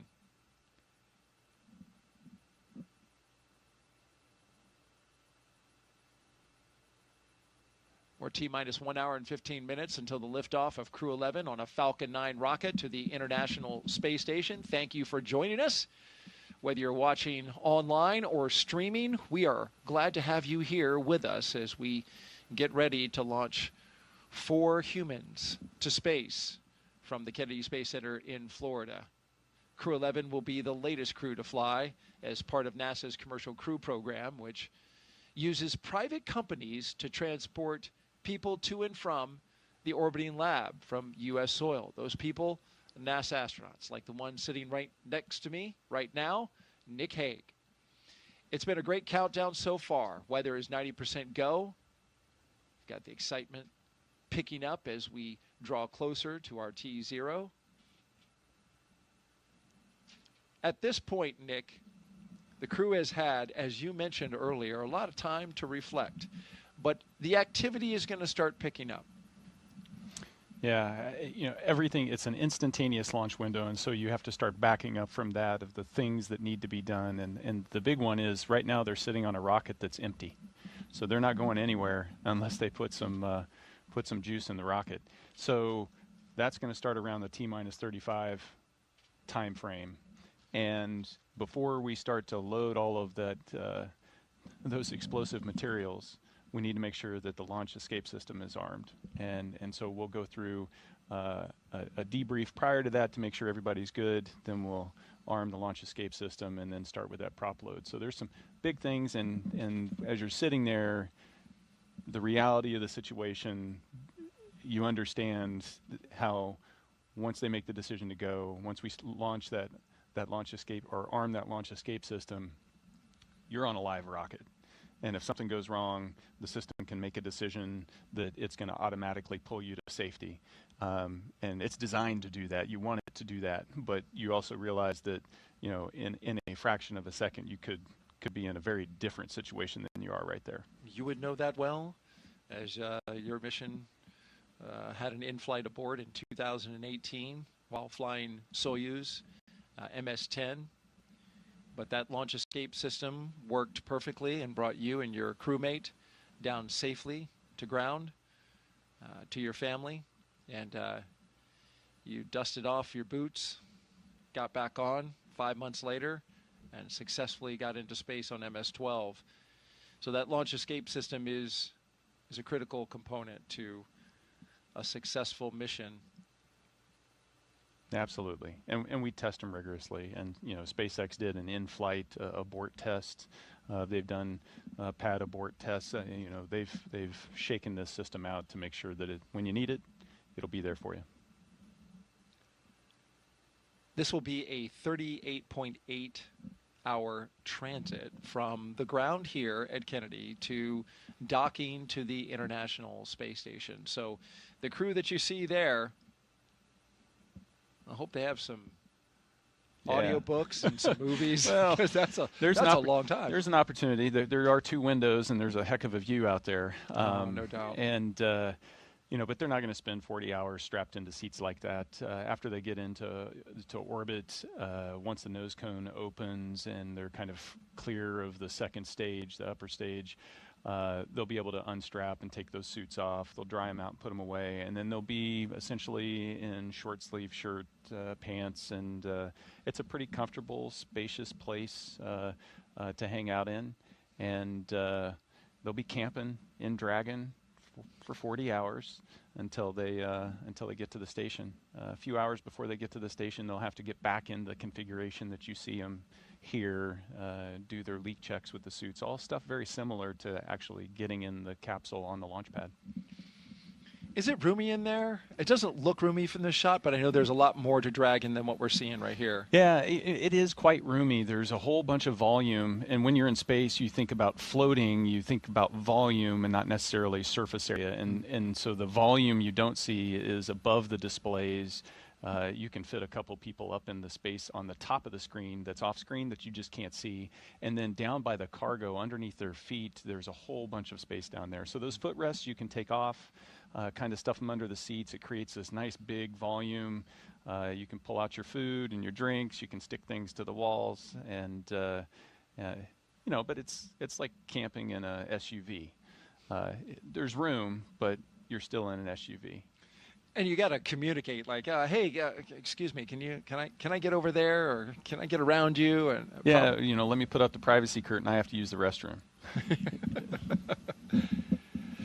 You're looking at a live view of Crew-11 at Launch Complex 39A at the Kennedy Space Center in Florida. Stay right here. In just a few moments, we'll be expanding our live launch coverage.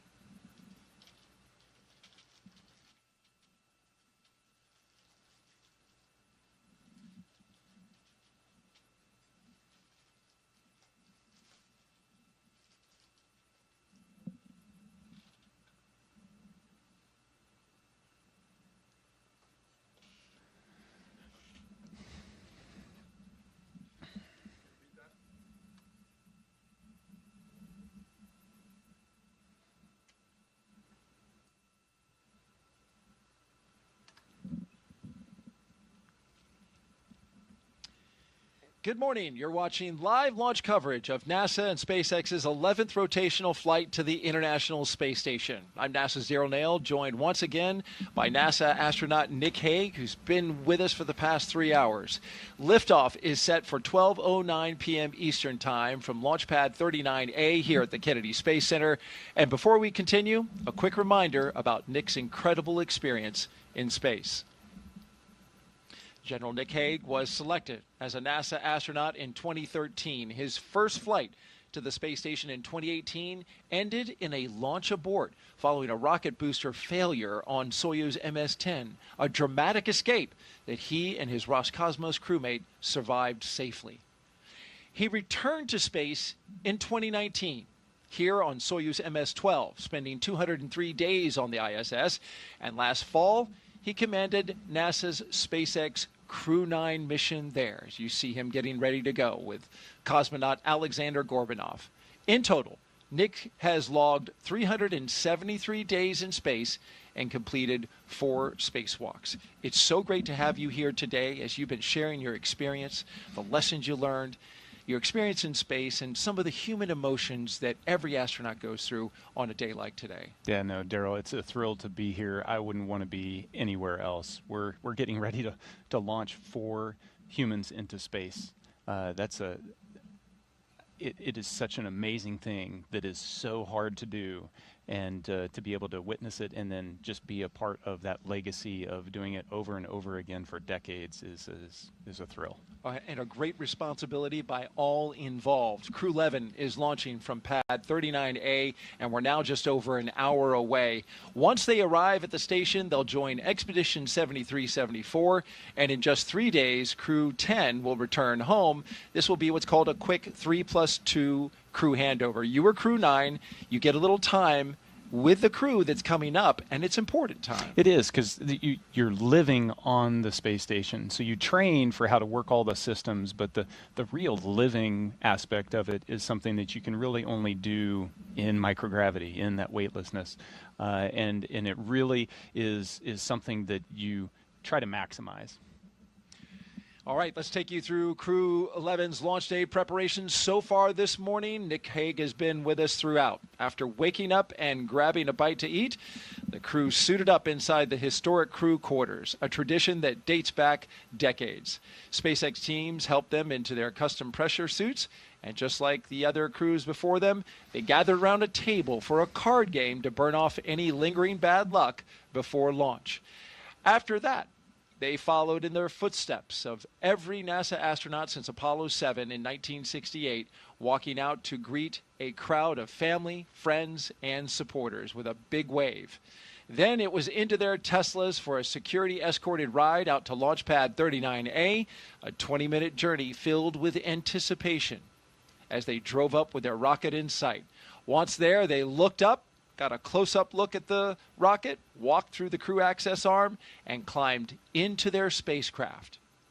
And now, there they are at the top of this rocket, inside that Endeavour capsule, and they are awaiting the next big milestones, the fueling of the rocket and the arming of the launch escape system.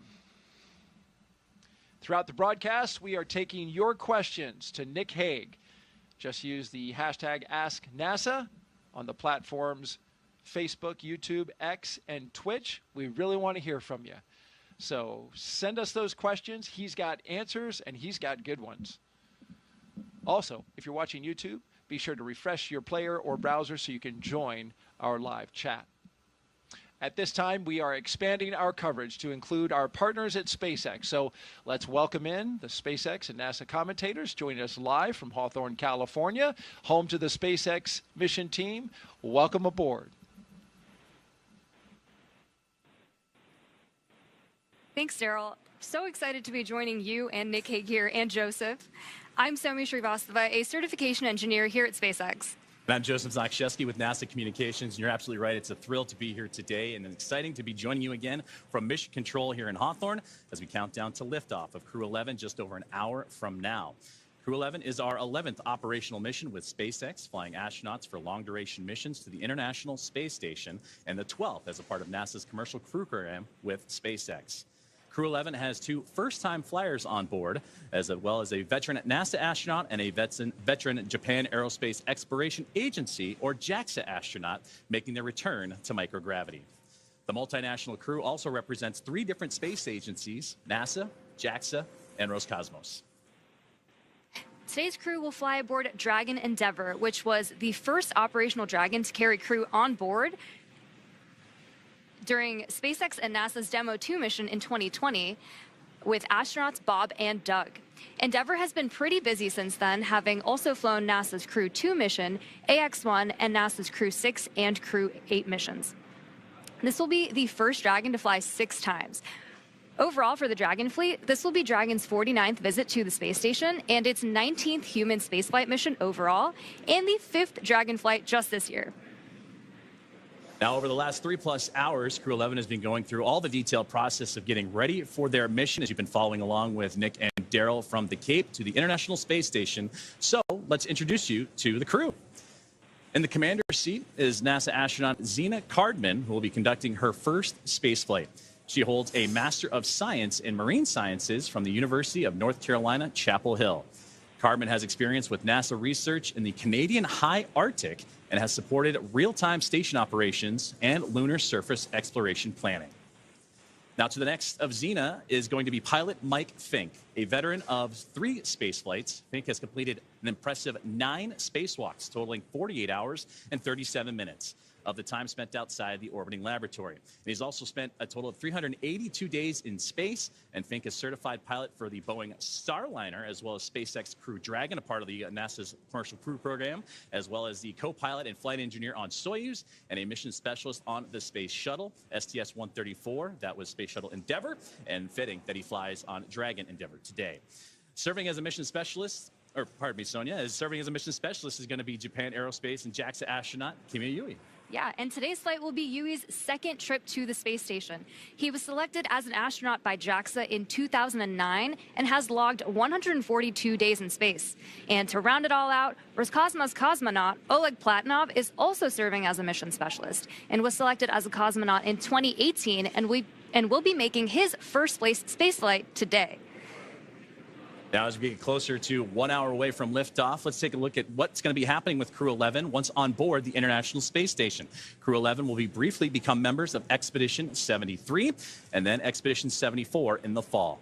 Following departure of Soyuz MS-27 spacecraft, that's when the expeditions will change over, and that departure will feature NASA astronaut Johnny Kim. They'll also conduct space station maintenance and scientific research to understand plant cell division, finding alternatives to antibiotics and microgravity, investigate producing essential nutrients on demand for long-duration missions, and study how spaceflight affects human physiology and psychology. The crew will also engage with students worldwide via the ham radio and use its existing hardware with newly integrated software to test a backup lunar navigation solution. So as the crew continues to prepare, as does the team on the ground, let's check in with another member of our broadcast team, Ronnie, here with SpaceX for an update on all things on the rocket, the capsule, the crew, and more. Ronnie? Thanks so much, Joseph. I'm Ronnie Foreman, a senior sales manager, joining you today from the SpaceX Statics Desk. It continues to be a smooth countdown, and we are looking good for an on-time liftoff, which is at 12:09 p.m. Eastern Time from the historic Launch Complex 39A in Florida. Now, coming up here in just about 15 minutes, we're going to be listening in for our team to report our final readiness for propellant load with a final go, no-go poll. Of course, here on the ground, teams will be staffed around the clock in Mission Control, which is just behind me here in Hawthorne, to monitor Dragon and the mission, not just today, but throughout the entire mission, from liftoff to Crew-11's arrival at the space station, all the way through splashdown when our astronauts return home. On console or on headset in Mission Control, as you can see on your screen right now. Tank isolation valves to equalize low flow pressure.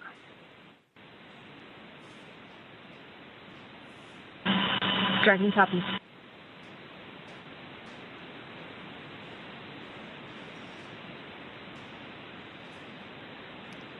So we've got some good live action there from our teammates in Mission Control. The mission director is the one in charge of the room and tasked with making those real-time decisions that ensure mission success. The person we just heard talking to the astronauts is the crew operations and resource engineer, who we'll refer to as the core throughout the broadcast. Our 4 additional team members are focused on vehicle systems, including avionics, navigation and control, software, propulsion, life support, and communication with ground support teams. Apart from mission control here, our Falcon 9 team is currently located in the Launch and Landing Control Center at Hangar X in Florida. So with less than an hour until launch, we are settling in for final checkouts, propellant loading, and launch. Back to you, Joseph. Thank you very much, Ronnie, and thank you for those updates as we are getting that live action in real time, and we'll continue to monitor those communications with the crew and everything surrounding Crew-11 and their launch here today.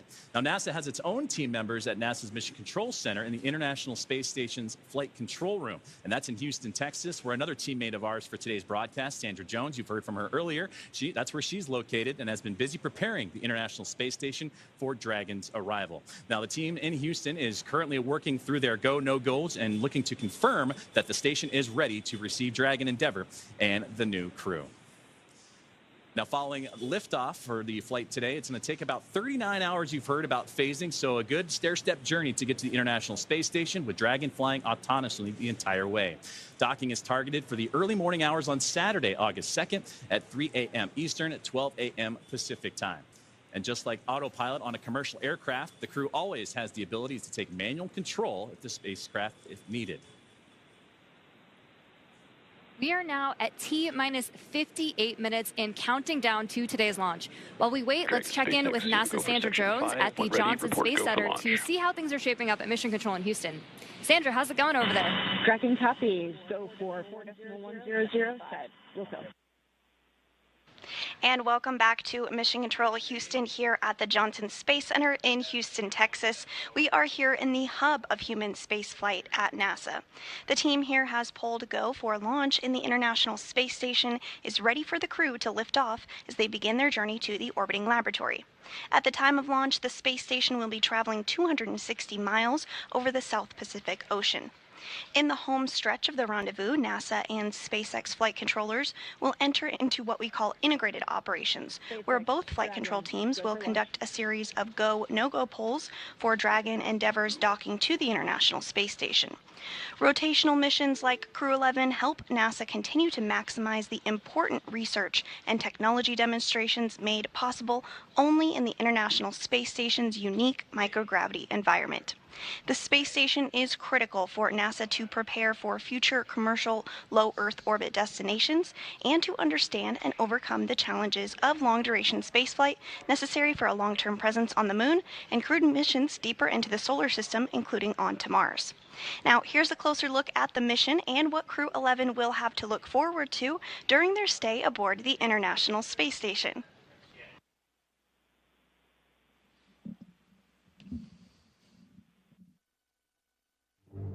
International Space Station, one of humanity's greatest accomplishments so far. 15 countries working together and adding more all the time that have helped plan, build, and fly the International Space Station. And it just shows what human beings can do when we work together. As Crew-11, we are about to launch on board a Dragon spacecraft to the International Space Station. We are actually continuing an ISS mission almost a quarter centuries. Right now, Crew-10 crew members are working very hard on the ISS. So we got that result, and actually we do more researches, then pass that information to Crew-12. Конечно, исследования на Международной космической станции, как я считаю, они очень важны, и они являются ключевым звеном в развитии технологии, науки и всей цивилизации. И все самое лучшее из космоса всегда приходит рано или поздно на Землю в виде новых открытий, новых приборов, возможностей и технологий. I'm very excited to see what kind of payloads we get to work with. It's a really interesting day-to-day life where 1 hour you might be fixing the toilet and then the next hour you're working on a physics experiment studying fundamental processes of our universe. We're going to be up there for a lot of time. And we're going to, every day, be in space, look at the Earth go by, and accomplish some really amazing science. We will do material science and human research in space, lots of experiments, and then maybe do some spacewalks. It's a really fun crew to be on. We're going to enjoy every moment, and we're going to help each other to be successful and accomplish our mission. So we have various kind of difficult training together. For example, emergency training in Building 9 or emergency training in SpaceX. This kind of training actually made our bond stronger. Наш экипаж Crew-11 – это экипаж, который состоит из высокопрофессионально подготовленных людей. И мне нравится этот экипаж. In some ways, my only expectation for the mission to fly and return home safely and still friends when we get back. There are so many things to play around with, to study, to explore, and I'm really open to every possibility, ways to engage with the International Space Station. We all came from other crews. Kimiya, Yui, San, and I both came from Starliner 1. Oleg was on a Soyuz mission before this, and Zena, of course, was on Crew 9. But we all came together with our previous experience, melded into a really fun team, ready to go fly to our International Space Station.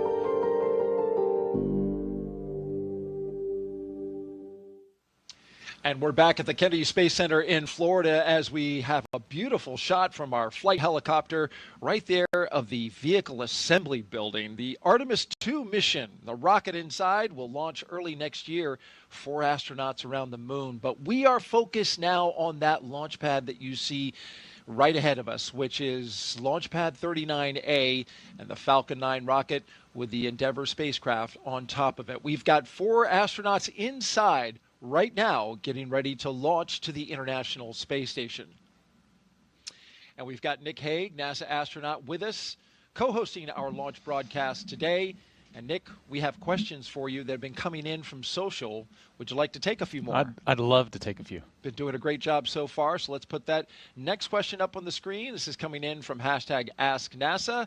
During CRS missions, these are cargo resupply missions with Dragon, I noticed that most of the time there is cargo in the trunk, but I never see any of the trunk during crew missions. Why is that?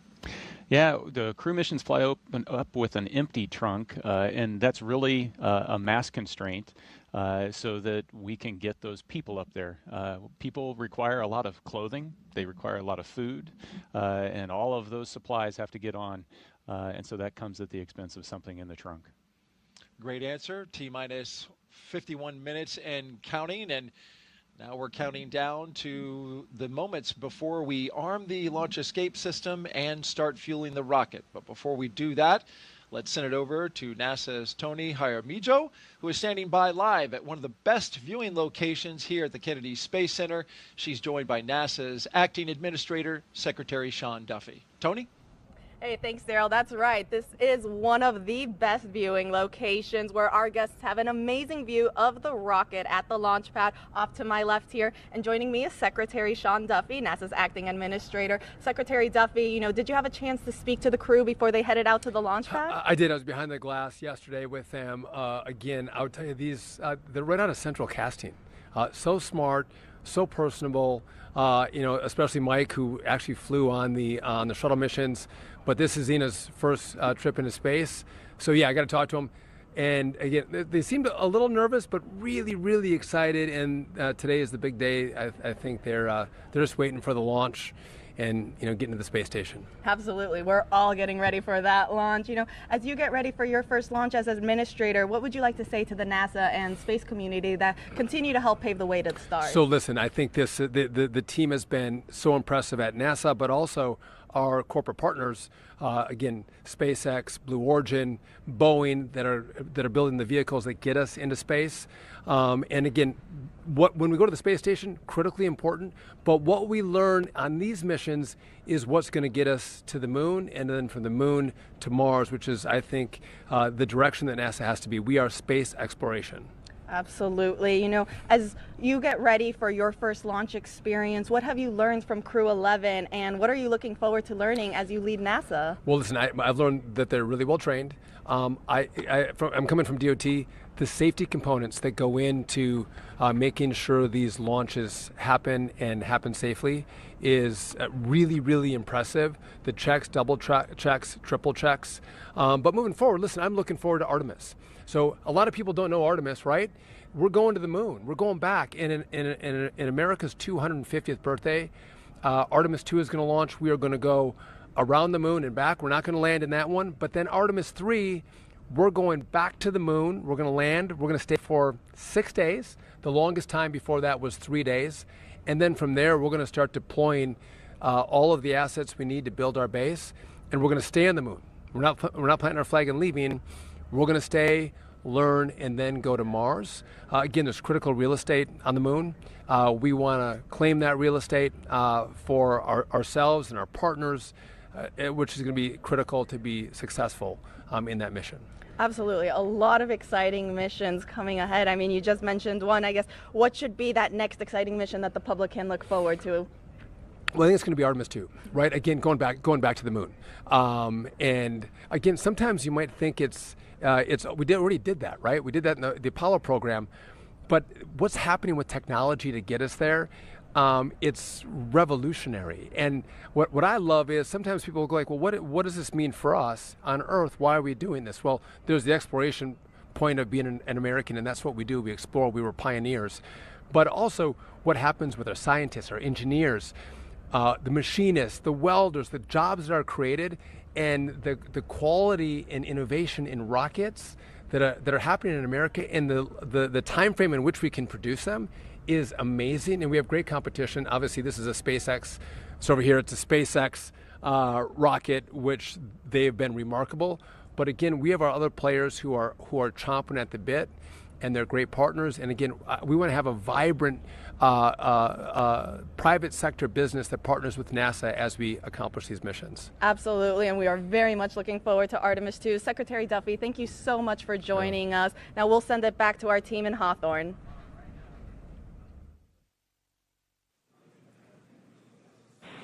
Thanks, Tony. That was an awesome interview with Senator Duffy. We are also really excited to see what Crew-11 does and accomplishes on their mission. But now let's bring it back to Mission Control here in Hawthorne, and the teams are continuing to prepare Falcon 9 and Dragon for launch. Falcon 9 is the first orbital-class rocket that is capable of reflight. Together, Falcon 9 and Falcon Heavy have completed more than 519 launches and over 448 reflights. Incredibly impressive. And today, the booster that Crew-11 will be using is going to attempt to land at Landing Zone 1, which is just down the coast from NASA's Kennedy Space Center in Florida. This will be the third flight of this particular first-stage booster after supporting a Starlink mission earlier and recently Axiom Mission 4. That was the successful fourth private astronaut mission to the International Space Station. Rapid reusability drastically reduces launch costs, and it's the key innovation that is making space more accessible for the entire space industry as a whole. While this young booster is on its third trip to space, we are working towards qualifying our fleet of Falcon boosters and fairings to support up to 40 missions each. For those of you following along, we're currently at 29 flights of a single Falcon booster, which is absolutely wild. Increasing Falcon's flight count provides valuable information and data on repeated reuse, which is a supercritical element in making life multiplanetary. This same spirit of continuous iteration and innovation does not stop with Falcon 9. NASA awarded SpaceX a contract to develop the USD Orbit vehicle, a modified Dragon designed to guide the space station through a controlled re-entry into Earth's atmosphere. And when the time comes and the International Space Station reaches its end of operational life, which, trust me, it still has a lot of life to give right now, Dragon will help achieve that safety orbit. During the CRS-31 cargo resupply mission, Dragon successfully performed a reboost test for NASA that demonstrated Dragon's ability to change the station's orbit, and we'll see a similar test coming up, and that'll help inform plans for the upcoming commercial resupply mission number 33 with SpaceX, where Dragon will fly an extended mission and repeat that reboost demo with a modified trunk called the Boost Trunk. This modified trunk will give Dragon the ability to change the station's velocity by up to 10 meters per second. And testing these added capabilities will provide NASA with additional options for station operations in the coming years. And yet another innovation that SpaceX is working on is the intravehicular spacesuits, or IVA suits, that astronauts wear during Dragon missions. These suits are worn by the astronauts while they're inside the spacecraft, Countdown 1, the poll versus for the propellant load and extravehicular launch is EVA complete, and the spacesuits team that are... pulled go for propellant load and launch. For all operators in MCCX and Hangar X, both control rooms will go into lockdown at T-minus 45 minutes and will remain in that state until LES is disarmed.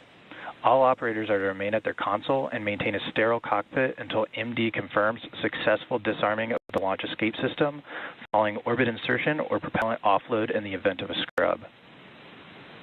For non-urgent no-go conditions, brief the CE or LD and they will approve aborting the count. For urgent issues affecting the safety of the operation, operators shall call hold, hold, hold on the countdown net. Launch control will abort the launch auto sequence immediately and proceed into launch abort. At T-minus 10 seconds, launch control will be hands-off and relying on automated abort criteria for the remainder of the count.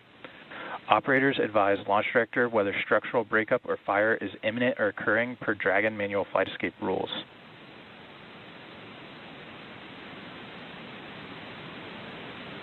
Launch control, you may proceed with arming the crew arm for movement.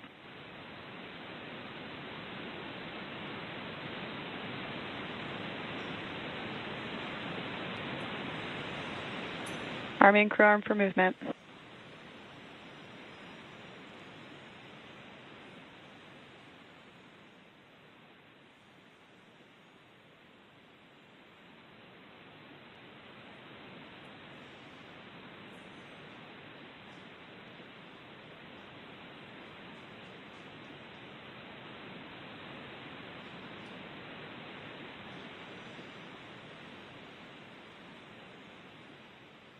Crew access arm retraction started.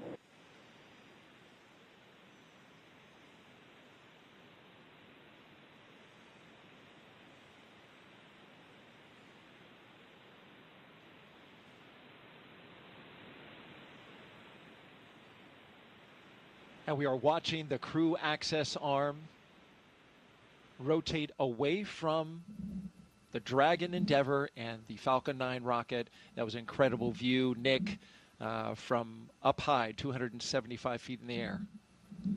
Yeah, and so as the arm goes away, that's really your first unobstructed view out those two windows inside the Dragon capsule. Unique to Dragon for Soyuz flyers, there were no your windows don't open until you get all the way up to orbit and come out of the fairing. So here you can see what the weather's doing outside for yourself. And there they are, strapped in, Crew-11. Our next big milestone. Crew access arm retraction complete. As we hear that the crew access arm has completed its retraction. Our next big milestone is to have the astronauts drop their visors and start up for Section 7 in their operations. SpaceX, you are go for Section 6. Close visors and arm launch escape system. Dragon copies. Go for Section 6. Closing visors and arming LES. They may have renumbered the procedures because in the past it was Section 7. That's we may not have gotten that update. But this is a critical moment indeed. And that crew access arm, it can rotate quickly back to Dragon in this moment. Dragon, visors closed, arming LES. In this moment, in between, before they have the launch escape system fully armed. Right? Indeed. So the commands that are available to Zena and Mike at the displays, she's arming the launch escape system now. As that's armed, there's also a button that's going to show up that'll allow them to do an emergency egress, which will command that arm to swing over rather rapidly. And by the time you're out of your seat and ready to open the side hatch, the arm's in place so that you can get to the escape tower. From the escape tower, of course, they would zip line down to safety, to waiting vehicles, and then exit the launch escape system is verified armed. The blast danger area. Now we have the launch escape system armed. This is a critically important system, Nick, that you actually had to use Dragon copy. On one of your missions, MS-10, back in 2018, that saved your life and the life of your fellow crew member. It's part of spaceflight today. What does it provide for this crew in this moment? Yeah, in this moment, it's its safety net. So the launch escape system is constantly trying to determine, is everything going okay? And it does that with looking at a bunch of different parameters. But as long as those stay within bounds, it doesn't do anything. But if something changes, or if there is a handle that the crew can initiate the launch escape, If that's activated, then this is going to separate them from that rocket and get them to a safe distance. And it's from the point right now on the pad all the way until they're in orbit. They've got continual safety net there to protect them. That capsule can get up in a hurry, too, as you were mentioning with these abort systems. They got to move quickly, going 436 miles per hour in a matter of 7.5 seconds. The Dragon can do that when it fires up its Super Draco engines if it were needing to get away from the pad in a hurry. Yeah, absolutely. We're about to load the rocket full of fuel and oxidizer. And so if that energy is released, you need to be as far away from it as you can be. And so that escape system is designed to get them away in a heartbeat. As long as everything continues nominally, it's our hope that that system will not be needed today. As we march towards loading those propellants Nick was talking about, that begins at T-minus 35 minutes and counting. Another big moment when they start flowing RP1, Rocket Propellant 1, which is a refined form of kerosene, similar to jet fuel, as well as that oxidizer that together produce that 1.8 million pounds of thrust to lift that rocket and the crew into space. Yeah, it's definitely an important moment, but it's also an exhilarating moment because this is when you start to hear the rocket come alive. The pumps and the fluid moving and the vibrations and it's, Dragon starts to have a personality, if you will. You can hear those sounds, right? Valves moving and clicking. You feel it, yeah. You hear it, you feel it. T-minus 37 minutes and counting until liftoff. We're just 2 minutes away from beginning to load propellant into the Falcon 9 rocket.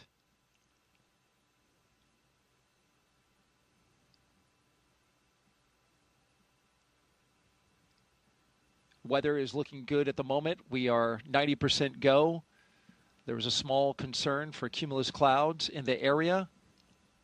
That's just the 10% because of course, this is July in Florida. And you can see even now, Nick, the sea breeze from the cool ocean starting to create. Tanks are venting for the start of propellant load. Starting to create those little cumulus clouds bubbling up around the pad. We had a clear sky earlier. We're getting a little bit now, but overall, we're expecting that should be clear. I see blue. It's the glass half full. I like that.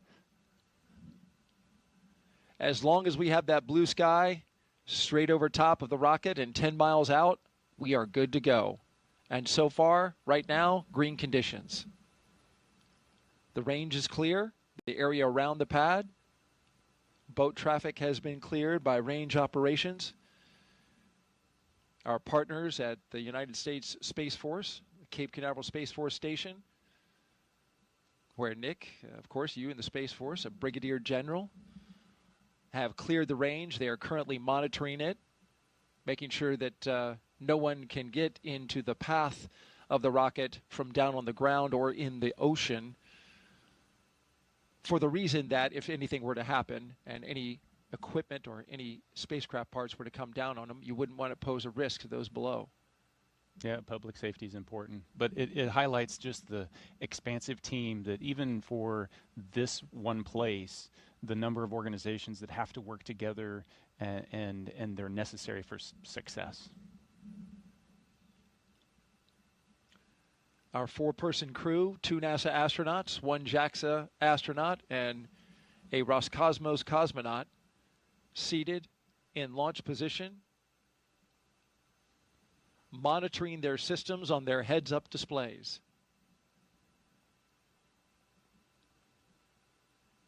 In the foreground on the right, that is a launch tower for Starship, the vehicle that SpaceX is currently testing and developing for use, among other things, in the human landing system for NASA. The launch auto sequence has started. And that's the call that begins the propellant flowing into the rocket. And now we are on an autonomous timeline counting down to 0 at 12:09 p.m. Eastern Time. This is a good milestone. It really signals that we're going to space. Yeah, it's the clock is definitely ticking. Up to this point, the crew's been strapped in for a little more than 2 hours. There's been margin built into the schedule just in case, the side hatch doesn't pass its leak check or a suit doesn't, whatever pops up, we've got a little margin. As we get closer and closer to liftoff, that margin disappears. And so now we're on a pretty tight timeline all the way down. 35 minutes to launch. The visors have been closed since they armed the launch escape. It's been about 8 minutes. It's at this point where I'm sitting there going, I wish I had scratched my nose before I put my visor down and trying to figure out how I'm going to do that, because they're going to be like this for another 45 minutes with the visors down. Boy, that sounds like a long time when you put it that way. Well, there's great anticipation, right? This is the moment they've been training for, a year in the making. For Zena Cardman, who's essentially trained twice, even longer than that. They have been looking forward to this moment for so long and training so intensely, and here it is upon us. Yeah, and the time for reflection was in those 2 hours leading up to this point.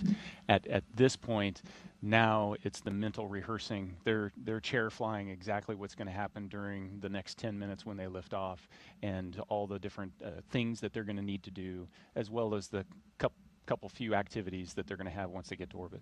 Chair flying. That's what our astronauts are doing right now, and we'll stay with them as we count this down. For now, let's send it out to SpaceX in California.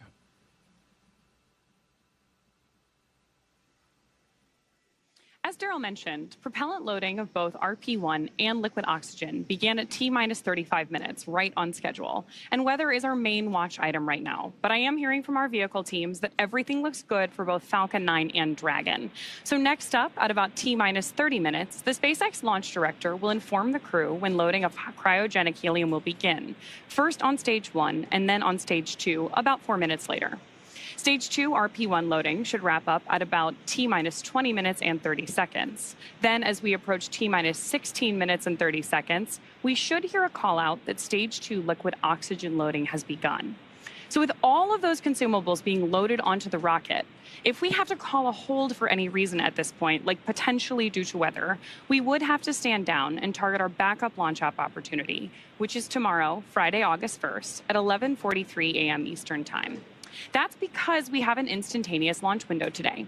So let's take a minute to do a little orbital mechanics 101.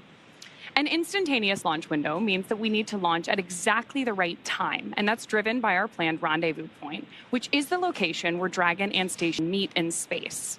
Right now, the International Space Station is orbiting the Earth at more than 17,000 miles per hour, and Dragon needs to catch up to it. That means we have to deliver Dragon to the correct orbit. We do that by timing its trajectory relative to the orbiting laboratory so that they're both in the same place in space at the same time. A precise liftoff time is crucial for hitting that rendezvous point. Now, again, that means that at this point, if we hear a hold called, we'll be standing down and likely targeting that backup launch opportunity tomorrow. For now, though, we're going to go ahead and hand it back to Soumya and Joseph to talk to us about West Coast recovery. Soumya? Thanks for walking us through that, Ronnie. We are now at T-minus 31 minutes and counting, getting closer and closer to getting our Crew-11 astronauts into space. Once their mission is complete and it's time for our crew to splash down back on planet Earth, they'll be heading to one of several targeted sites supported by SpaceX.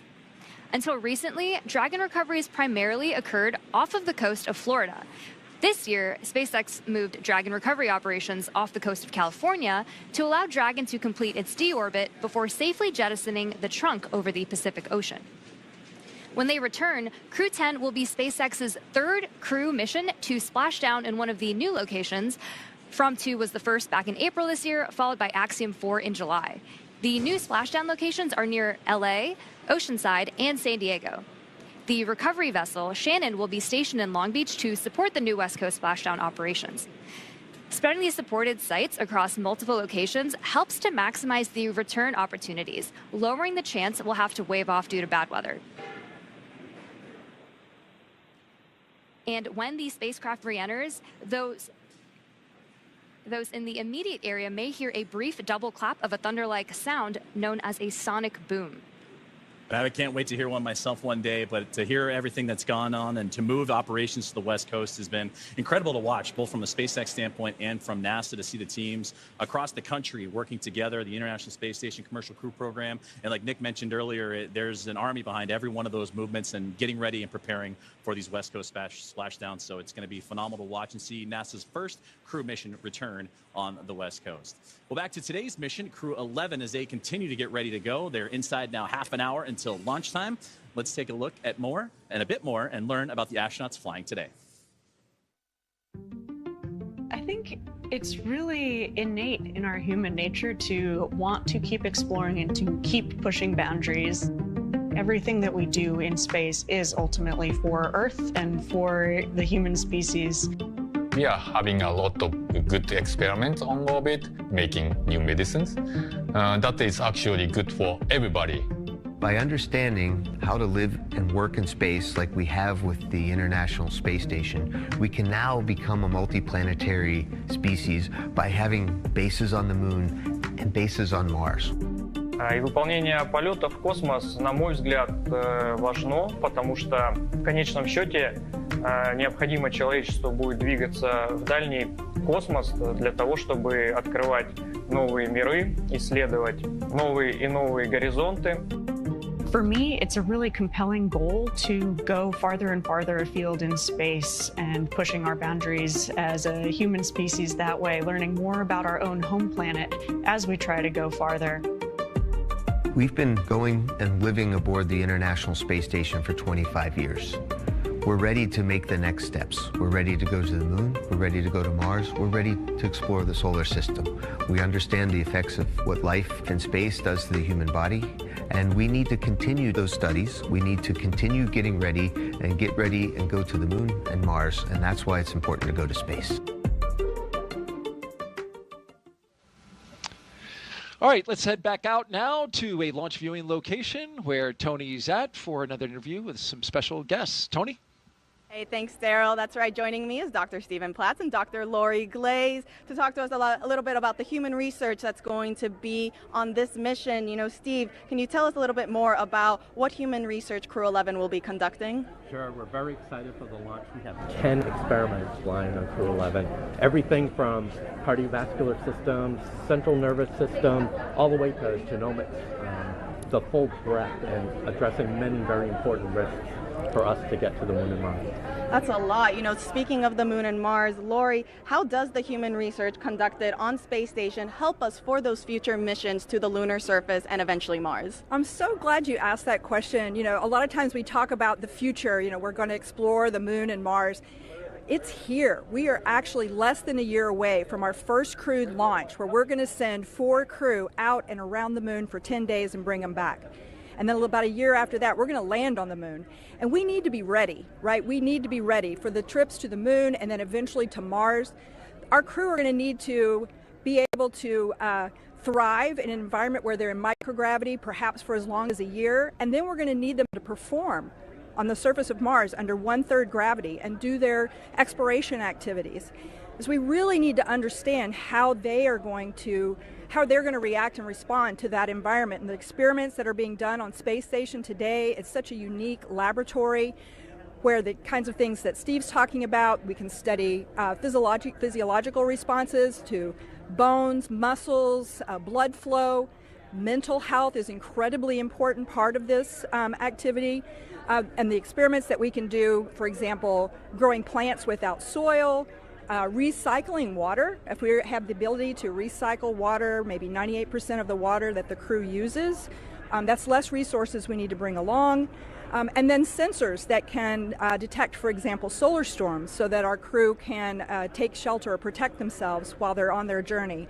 So again, the experiments that are being done are incredibly important to our planning, which, as I said, we're launching in less than a year. We need to be ready. That's right. I mean, a ton of valuable research that we are gathering. You know, speaking then on, you know, the research for Crew-11, Steve, I heard, you know, there's a new experiment that's going to Space Station. Tell us a little bit more about that.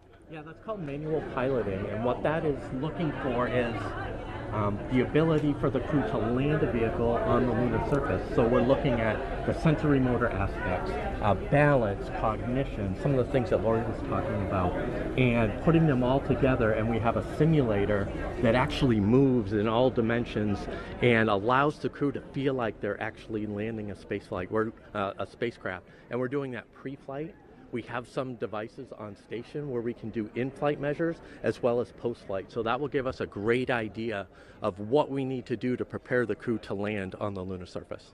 That's great. I mean, Lori, tell us a little bit more about those benefits of traveling then beyond low Earth orbit now. Well, the reasons we're going to the moon and eventually the ability to establish a permanent presence on the surface of the moon, a base per se that we can go back and visit multiple times, is the science that we want to conduct on the surface of the moon will be incredible. We're going to a place that is totally different than where the Apollo astronauts landed, so totally unique environment, different lighting conditions, different geology of the rocks. We anticipate there is water ice beneath the soil in some places near the South Pole where we're going to land humans for the first time ever. So we will be able to do incredibly unique science, but we'll also be able to continue the human research aspects for longer duration stays on the surface of the moon where we're trying to live and work, and that will again feed forward to help us be better prepared for Mars. Absolutely. A ton of exciting things coming up. Thank you both so much for joining us. Now we'll send it back to Daryl and Nick. Thank you, Tony. Crew-11's time in orbit will teach us how to keep humans healthy in space for the long haul. Meanwhile, on the moon-facing side of NASA's work, Artemis II astronauts, including Commander Reed Wiseman, are training for a very different challenge, a 10-day mission around the moon. And before they launch, NASA and the Department of Defense are making sure they know how to get them home, even in an emergency. Here's Reed with a behind-the-scenes look.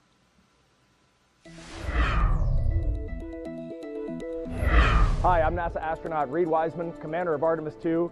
I'm here at the Kennedy Space Center in Florida, and as you can see, work is well underway for our next mission to the moon, both on land and off the coast. Back in June, teams with NASA and the Department of Defense used an area of open water off KSC to rehearse procedures for a possible rescue after an ascent abort from the SLS rocket.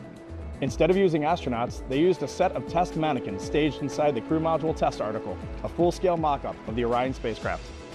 You can see pararescuers jumped from a plane into the water with their specialized equipment, then approached the spacecraft, opened the capsule, and transported the mannequins to the helicopter safely for medical care. This was one of 2 emergency procedures they rehearsed should they need to rescue me, Victor, Christina, and Jeremy during an abort scenario. And back here on land, now that the upper stage integration is complete inside the vehicle assembly building, teams with NASA's Exploration Ground Systems have been running SLS integrated testing, where they powered up both the core stage and boosters for the first time in preparation for our 10-day journey around the moon. That's a look at your Artemis Moon Minute. For more Artemis updates, scan the QR code on your screen right here or visit nasa.gov/Artemis-Roman numeral 2. Nick, I know you're excited for Artemis. Absolutely. One of your fellow astronauts you spend a lot of time with, Christina Cook, is going up. Yeah. The astronaut corps is small, so everybody in the corps, and so I'm excited to see all 4 of them take their trip around the moon. It's exciting. It's been a long time for NASA, more than 50 years. All right, now let's send it back to SpaceX in Hawthorne, California. Thank you very much, Daryl and Nick, and it was impressive to hear that interview and that Moon Minute, and it's amazing to see how interwoven what's being done with these crewed missions to the International Space Station and how they impact moving forward and the Artemis campaign. So incredible to see about how those 2 crews and how those 2 missions work together. Now, as we get back to today's launch, we're now approaching 20 minutes away in the countdown for NASA's SpaceX Crew-11 mission to the International Space Station. So let's take a look at Falcon 9 that's on your screen now, and that is a 2-stage rocket that is 29 feet tall and getting ready for liftoff, and again, approaching 20 minutes away. At launch time, it produces more than 1.7 million pounds of thrust. So, that is impressive firepower.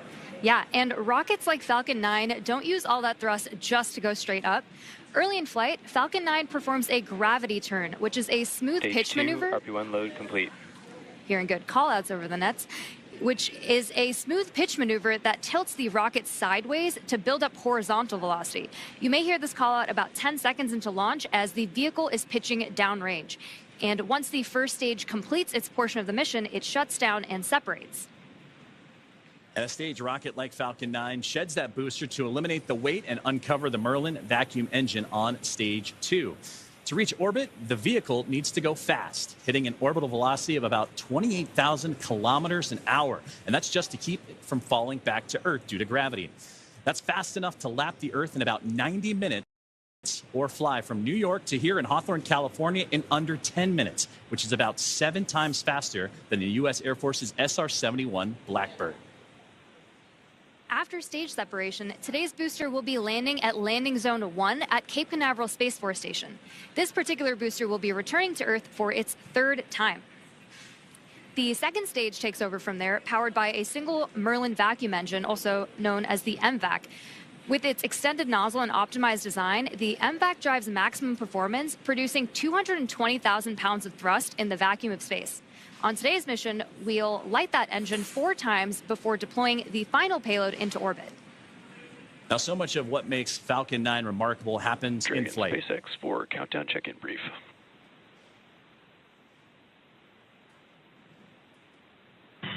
Dragon's with you. Okay, Zena, we have healthy Dragon, healthy Falcon 9, just like last time, so prop load is proceeding nominally. We do have one watch item that has popped up. There is a pop-up storm cell that is just to the north of the pad. Currently not violating any LCCs, but we are monitoring this particularly closely as it's moving offshore. We'll let you know if it starts trending towards blocking launch today, but again, not expecting that at this time. Dragon copies all. We've got a healthy Dragon, healthy Falcon. We're proceeding towards launch. Only watch item is a storm cell that is north of the pad moving offshore. We'll continue monitoring, but otherwise looking great. That's a good readback.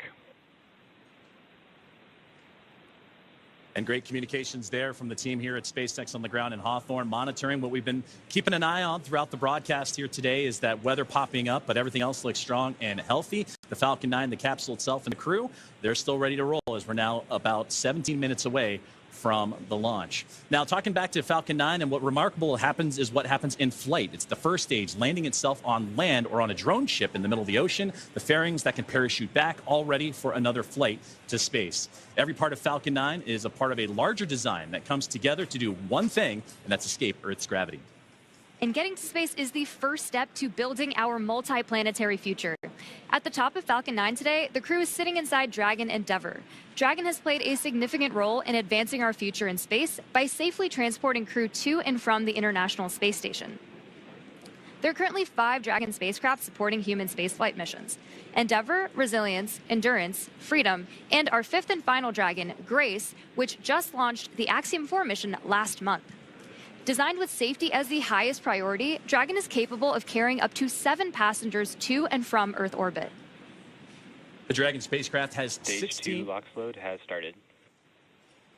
16 Draco thrusters, as you heard that great call out there, as the fueling continuing to make its way into the rocket. And those 16 Draco thrusters can be used in space to help navigate the spacecraft to its destination, each providing 90 pounds of force.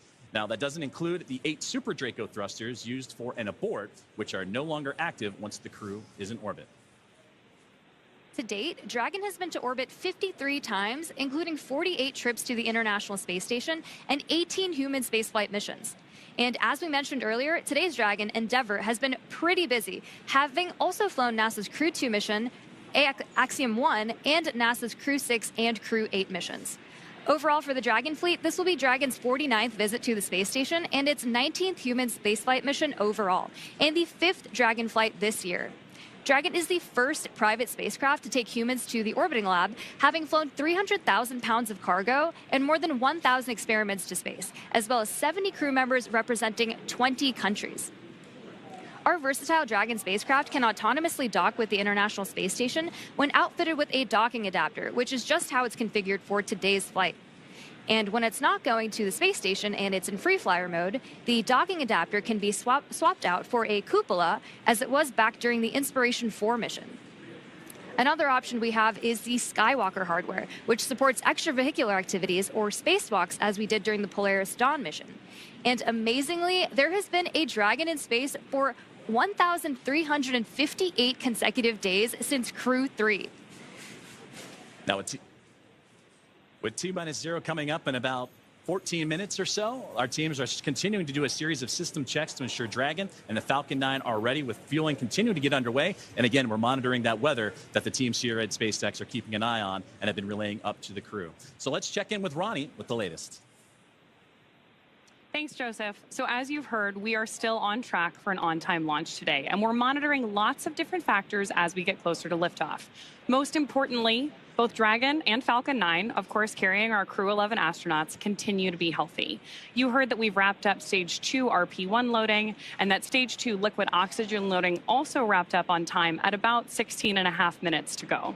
The launch escape system is also armed. That's, of course, the system designed to propel Dragon away from Falcon 9 in the unlikely event of an emergency. And the Eastern Range is monitoring keep-out zones along the flight ascent corridor and is tracking no issues for today's launch. Weather continues to be a watch item, so we'll keep an eye on that. But for now, we are go for the 6th mission of Dragon Endeavour. It is a fantastic milestone for Dragon, and here at SpaceX, we could not be more excited. So to add a little something extra to our celebration, I've got our Dragon plush hanging out with me here in front of Mission Control. Now, this guy is not the zero gravity indicator for today's mission, but do keep an eye out for that once Crew-11 reaches orbit. This is, though, a fun nod to all the successful flights that Dragon has made, and all of the crews that we have been so lucky to work with. I think this is a great way to celebrate today's flight milestone, and I really have appreciated joining you all. Thanks for joining me at the status desk for all of our coverage today. With that, go Dragon, go Crew-11, and I'm going to hand it back to Sandra for status update from Houston. Thanks, Ronnie. That plush is cute. I'm going to have to get one for myself. Back here in the International Space Station Flight Control Room at NASA's Johnson Space Center in Houston, teams continue to work around the clock to monitor activities aboard the Orbital Outpost. Leading the team inside the room today is NASA Flight Director Scott Stover. The team in Mission Control and the team in Hawthorne, as well as the astronauts aboard the International Space Station, will track the autonomous docking of Dragon Endeavour when they enter into joint operations. This will happen when the spacecraft enters the approach ellipsoid, which is the invisible boundary stretching 4 by 2 by 2 kilometers that helps us monitor all arriving and departing spacecraft. It's essentially the neighborhood of the International Space Station. Once docked, crew members in both Dragon and aboard the International Space Station will perform a series of leak checks, and then will work to open the spacecraft's hatch for Crew-11 to float into the space station and begin their stay. We anticipate that the hatch will be opened about an hour and a half after docking occurs. When they enter the orbital outpost, crew will be greeted by the rest of the Expedition 73 crew and will come together for opening remarks. But for now, that's going to be all from us here in Mission Control for today, as the anticipation continues to build for launch in less than 20 minutes from now. So how's it looking on the Space Coast, Daryl? Well, we've got a mix in the weather. There's some clouds that are building, but so far still looking good, okay for launch. It's a watch item at the moment, and so we're keeping our eyes to the skies. Also, this is a first for our broadcast team right here. An astronaut who once sat right here where Nick is sitting as a commentator is now minutes from flying to space. Zena Cardman was once in this very seat, the one that Nick Hague is sitting in now, less than a year ago. She was supporting Nick as he launched with Crew-9. She was originally set to command that mission, but when Crew-9 had the shift and had the change up of assignments, she had to step back to help get the team off the ground. And here's what she said, Nick, after watching you and your crew go into space. Every crewed launch that I have ever watched has really brought me a lot of emotion. This one today was especially unique. I think it was hard not to watch that rocket lift off without thinking, that's my rocket and that's my crew. But I also know that I'm not the only person who can think that. Of course, we have Stephanie Wilson here today, but I mean, there are many, many people who made this mission happen, and there are people on orbit who will be taking this capsule home. And it makes me very proud to know that I am one of many people who can say, that's my crew, that's my rocket. Makes me really proud, makes me feel very connected to this mission that we all get to take part of. Go Crew-9. an emotion-filled Zena Cardman in that moment, and she is going to give us some words any moment now. Dragon SpaceX, confirm crew displays are configured for launch. Your thoughts on hearing that after you launched? SpaceX, Dragon, displays are configured for launch. It is our honor, our privilege, and our choice to take part in something much greater than any individual, but it's the individuals who make this endeavor great. To each of you at SpaceX and NASA, to our partners at JAXA and Roscosmos, to family, friends, and mentors, you fly with us today. Arigato gozaimasu. Spasibo большое. Thank you. With gratitude and focus, Crew-11 is ready. And more words. Crew-11, sentiment is the same on the ground from everyone staying here. We have enjoyed working with you in the preparation for the mission. Looking forward to doing the same in flight. Good luck. Enjoy the ride. And more words from Zena Cardman. We just heard from her live. Yeah. Yeah, it's like I started the show. There isn't any place I'd rather be than here today. What Zena said is so true, you know, and it's this palpable feeling that, hey, that's my crew. Those are my friends. You know, hey, that's my commander. And just to be here and know that, you know, I've done my small part to help support them along their way, and there'll be more support that happens in the future. And to be able to see behind the scenes everybody else that is contributing to that is, that's what makes this all so special, is it's not about the individual. Spaceflight has nothing to do with individuals. It's all about us working together. 100%. Well said, Nick. And kudos to both of you for showing an immense amount of class. You signed up to do this role almost immediately after getting into space, and we heard from you saying, I want to be there for Zena. Thank you for being here. And go Crew-11. And so with just 7 minutes to go, a little over 7 minutes, we want to send it back to Hawthorne for the final countdown. Thank you, Daryl. Thank you, Nick. And those were beautiful words from Zena Cardman. You can hear the emotions behind them and what they're looking forward to getting ready for launch. And they say Crew-11 is ready. As you mentioned, about 7 minutes and change to go until we have liftoff, and we're still awaiting the final propellant loading to complete, and then we'll get into engine chill, and more milestones will be along the way. It's going to be about a 9-minute ride to orbit, and then Dragon in the second stage will continue to coast for a few minutes after that once the first stage and second stage have performed. You'll be hearing some of those performance calls as we get into that final countdown, and then after liftoff. These are SpaceX flight controllers reporting on the trajectory, speed, booster, and performance, and the key milestones, but there are some other calls that you'll hear the crew make as well, especially after liftoff. The crew will report out a few number and letter combinations which mark different abort zones throughout the flight up the eastern seaboard. The first two, 1A and 1B, are abort modes available. Has started. And right on cue for the engine chill that has begun. And those first stage abort zones, again, 1A and 1B for that first stage. Next are 2A through E. Those will come into play once the second stage kicks in, though we'll only hear that 2A call. And diverting a little bit from the other naming systems, we'll hear the call Shannon, which refers to Shannon, Ireland. This means that the crew could target off the coast of Ireland if they needed to abort late in that second stage burn. You'll hear these different calls throughout the flight uphill along the way, and the performance callouts from the guidance, navigation, and control officer, and also the propulsion lead. So we're coming up on T-minus 6.5 minutes. We heard that the engine chill is started, and that means that that small trickle of fuel making its way into the engine to prime it Stage for one fuel load launch. complete. So we already heard that stage one engine chill has already started, which is a key process that prepares the engines for flight. Right now, the prop in the tanks is isolated from the engines. Sorry.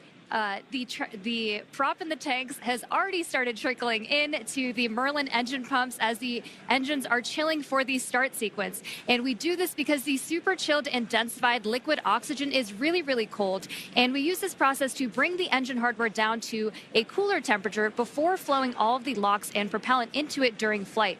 At liftoff, Falcon 9 is consuming 700 gallons of fuel per second. So engine chill helps us to prevent thermal shock and ensures nominal engine performance. Shortly coming up, we should also hear the call out for stage 1 RP1 load completion. As you mentioned, engine chill is now underway. We're getting ready for those next call-outs that'll be coming up here shortly, as we are now almost 5 minutes away from liftoff, and that's where they're going to configure for terminal count, and that will be a call for Dragon to configure the terminal count and transition into internal power. Falcon 9 tanks are pressurizing for Strongback retract. And at this point, the Dragon onboard computers configured for terminal count. Perfect, right on schedule, and those onboard computers now taking control of the spacecraft. You also heard the call out for pressurizing to give extra structural stability for the rocket as it makes its way uphill. So we're approaching now 4.5 minutes away, and then around that time, you'll hear, you mentioned it there, the Strongback retract, and that'll allow provide access to Falcon 9's fueling lines and umbilicals for prop load and a different gases being loaded on board. But right now, everything's starting to wrap up, and Somya, it's exciting to get to this. Strongback retract has started. Exciting to get to this point of the countdown. As you heard it right there, the Strongback retract is on its way.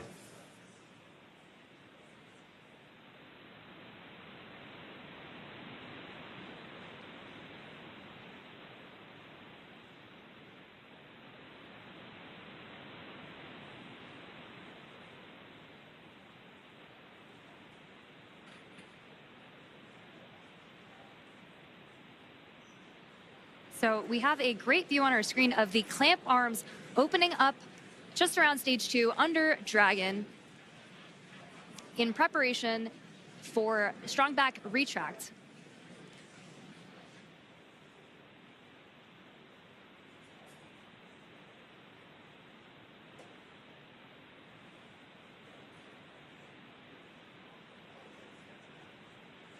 We have some really great views on our screen of that happening right now. You can see it just moving ever so slightly away from Falcon 9 and the Dragon spacecraft, those clamp arms opening.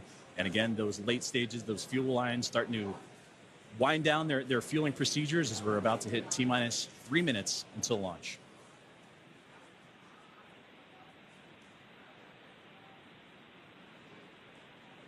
Second stage loading will wrap up shortly after the first, and you've probably noticed those white clouds venting from around the rocket. That isn't smoke. Stage 1 LOX load complete. That's condensation, as stage 1 liquid oxygen loading has been completed. As liquid oxygen warms slightly inside the tanks, some of it boils off, and that gas is vented to manage pressure.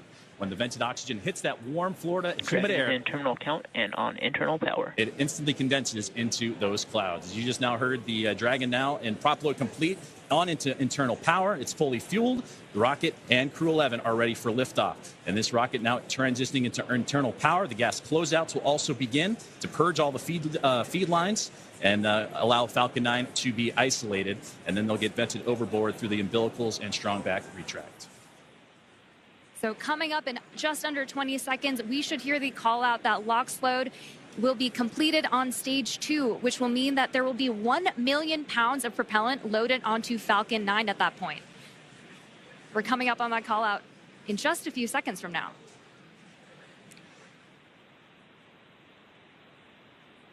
Stage 2 LOX load complete. Now that that's complete, we will vent down the TE, which will produce a white cloud off the side of the rocket, which is totally normal and expected. Dragon is in auto idle.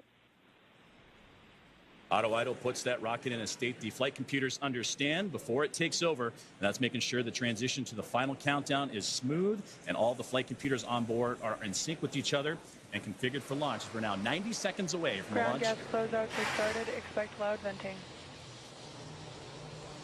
And there's the gas closeout that Somya was just talking about. And now inside 80 seconds from the launch of NASA SpaceX's Crew-11.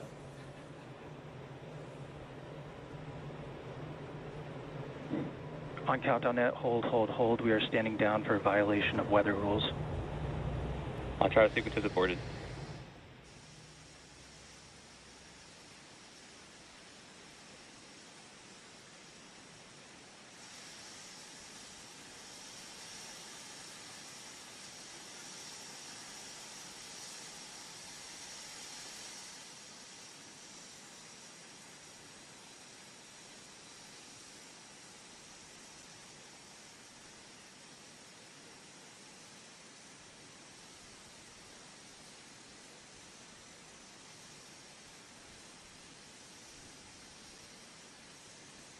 So as you've heard over the nets, that we did just have a hold called at the T-minus 1 minute mark. And then And that hold due to weather. That was something that we've been keeping an eye on. Our team here in SpaceX and Hawthorne, as well as in NASA, we're monitoring that throughout today's broadcast in preparation for launch. But unfortunately, standing down looks to be the case as the weather has created that violation. But we'll continue to monitor and await for the news officially from the teams on the ground as that weather violation looks to come into play for launch today. Dragon SpaceX, bad luck on weather there. We just got clipped by a cumulus cloud right over the pad, so ended up scrubbing for weather. With that, you are go to proceed to 5.100 for launch scrub. We'll begin offloading the rocket.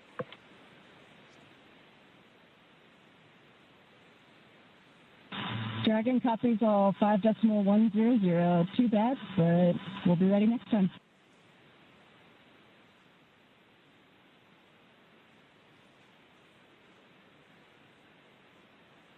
And there you heard the call up to the crew that unfortunately the weather just not playing alongside with today's excitement of a launch for NASA SpaceX's Crew-11. But we have mentioned a couple times throughout the broadcast today that there are backup opportunities starting as early as tomorrow. 11:43 a.m. Eastern time is what the target time is for tomorrow's next attempt for launch for Crew-11. But it came right down to the wire, Somia, with that T-minus 1 minute. But you heard on the loops there that it was just clipped, as they said, by a cumulus cloud to violate the weather rule. So unfortunately, today's launch attempt has been scrubbed due to weather. You know, and there are 1,000 different ways that a launch can go wrong. And so we want to ensure the safety and reliability, even if it is a weather scrub. So we will stay with coverage of the crew as we follow them through the egress procedures and make their way back to crew quarters for now. And you said the key word right there, and that is safety, the safety of the crew and everyone involved on this launch and opportunity, because that's what was talked about even in yesterday's press briefings with all the program managers and representatives of NASA, SpaceX, Roscosmos, and JAXA, is that we'll launch when we're ready and everything lines up the way it needs to be. And unfortunately, due to weather, not the case today. But to recap and look back at everything that Crew-11 has done, they walked right up to the T-minus 1 minute to launch mark as everybody was safe and sound. They went through their procedures earlier today, did suit latent checks, also did communications checks, and were able to go all the way to the pad, climb aboard the Dragon spacecraft, and get ready for launch today. But again, unfortunately, due to weather, it will not happen, and we will target that next launch attempt, which again is going to be tomorrow at 11:43 a.m. Eastern time. We will stay with coverage of the crew as we follow them through the egress procedures, getting out of the spacecraft and making their way back to crew quarters. And to do that, we're going to head back out onto the Space Coast of Florida and join Daryl Nail and team as today's launch attempt for NASA's SpaceX Crew-11 has been scrubbed due to weather. Daryl? All right, thank you, Joseph and Samia. We appreciate your coverage there. And now back here with NASA astronaut Nick Hague. We just returned from being outside. We were planning to watch the launch right there from a nice viewing spot here at the press site, the Kennedy Space Center in Florida. And unfortunately, even as we walked out, Nick, we got a sense that this might not happen because clouds had been building in and around the area. We had dark clouds overhead of us. We got up on our area to watch the launch and heard a Phase 1 lightning alert go off. And then my heart kind of sank a little bit because I thought that might be it.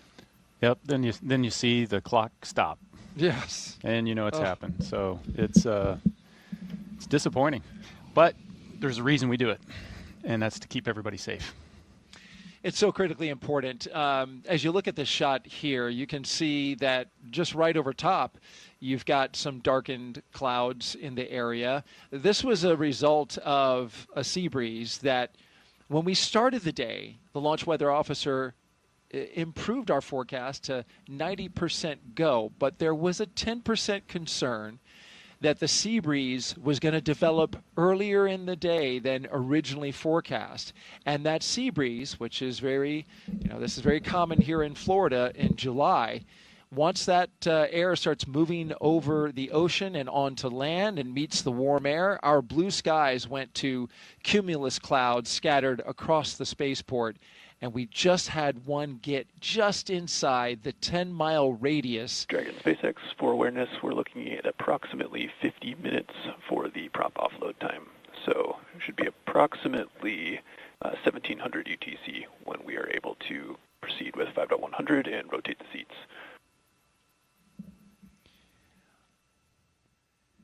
Tracking copies. We're looking at about 50 minutes for prop offload, so 1700 ETC for the rest of 5.100 and seat rotation. Good readback. And so what does that, real quick, what does that mean, Nick? They are going to rotate the seats? Yeah, so it's important to know that right now you're looking at a fully fueled rocket with an armed launch escape system.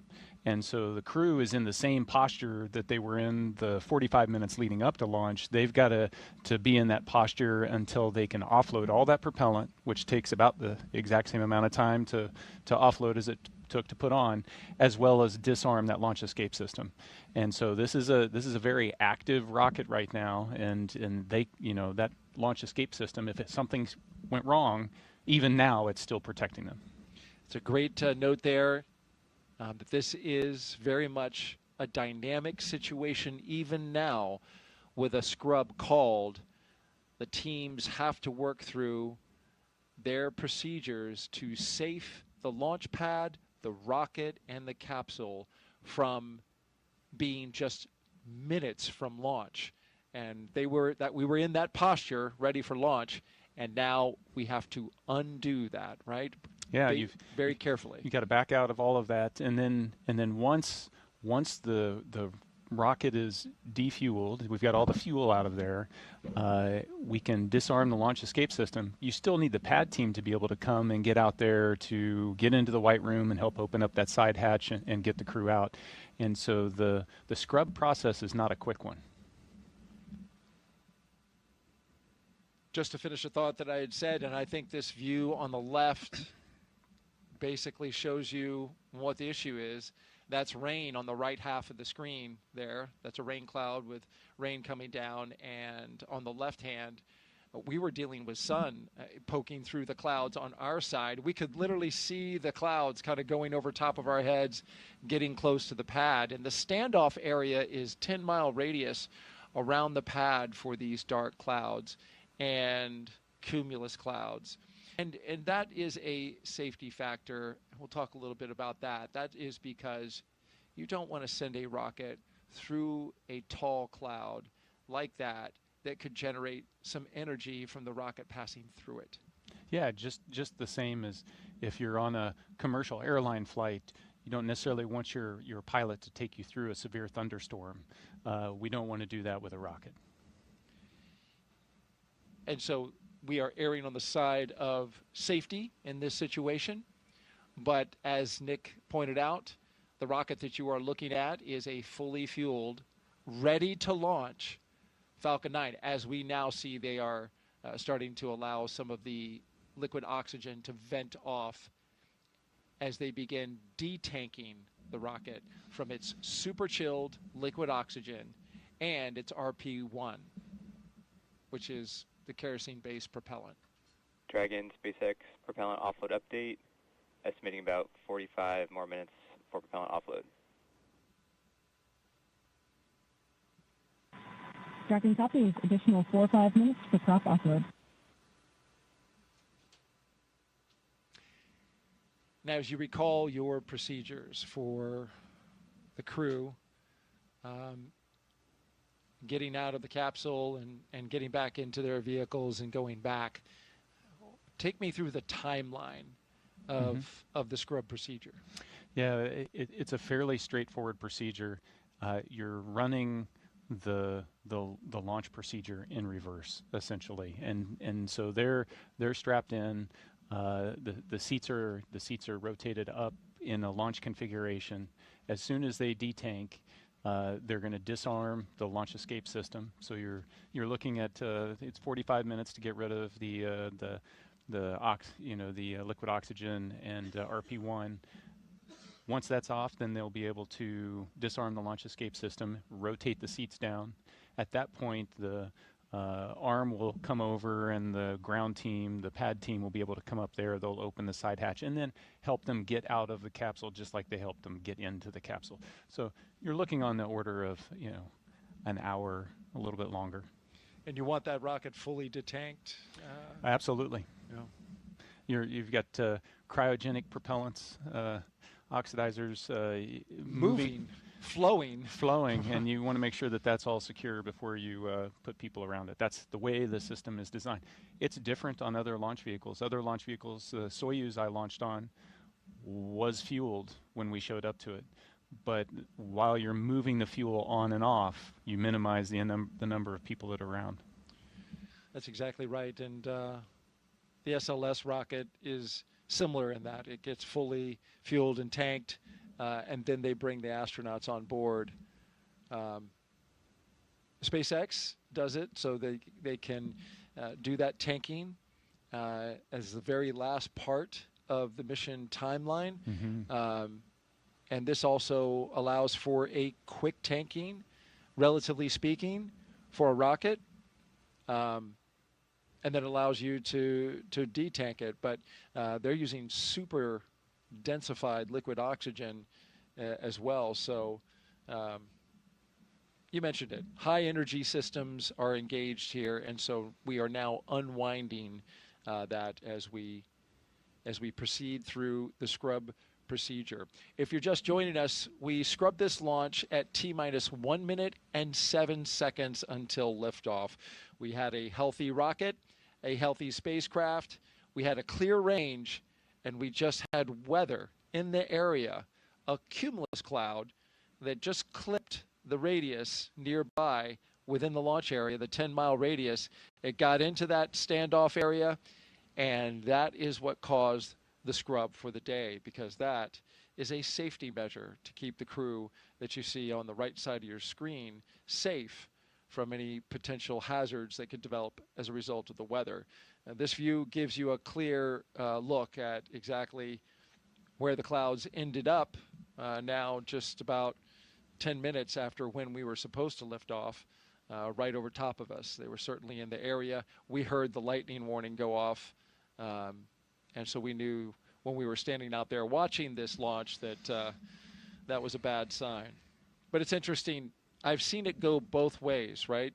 Where we get a launch forecast that is 85% no-go, but you find a hole in the clouds that's just 10 miles in radius, and it's all around the launch pad, and you can launch.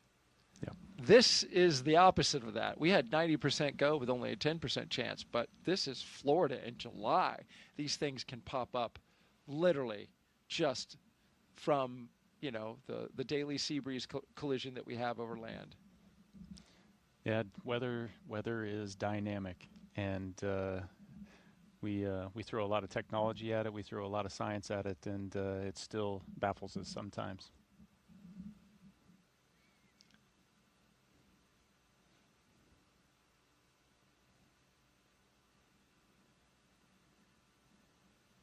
So the mental shift that you make when this happens, you've got to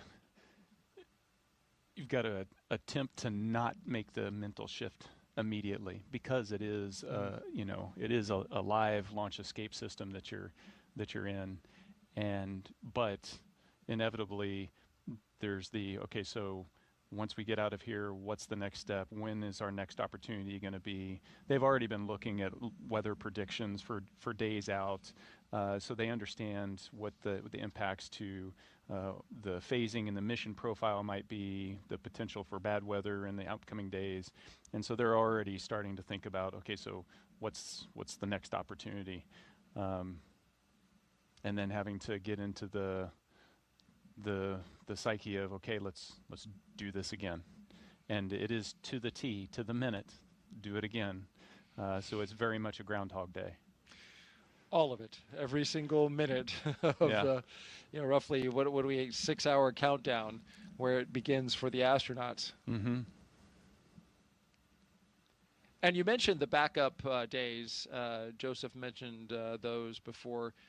He tossed over to us, but it's worth mentioning again. Our backup opportunities are tomorrow, Friday, with a T0 at 11:43 a.m. Eastern Time. Our coverage would begin at 7:30 a.m. on NASA Plus. The weather for tomorrow is just a little bit better than it was today. But what does that tell you, right? We scrubbed today. It's 85% go. The concern is the same because the same pattern could develop. It's cumulus clouds building up and around the pad. But I will add this. We have moved a little earlier in the day. So the later that sea breeze develops, the better opportunity we'll have for getting some clear weather.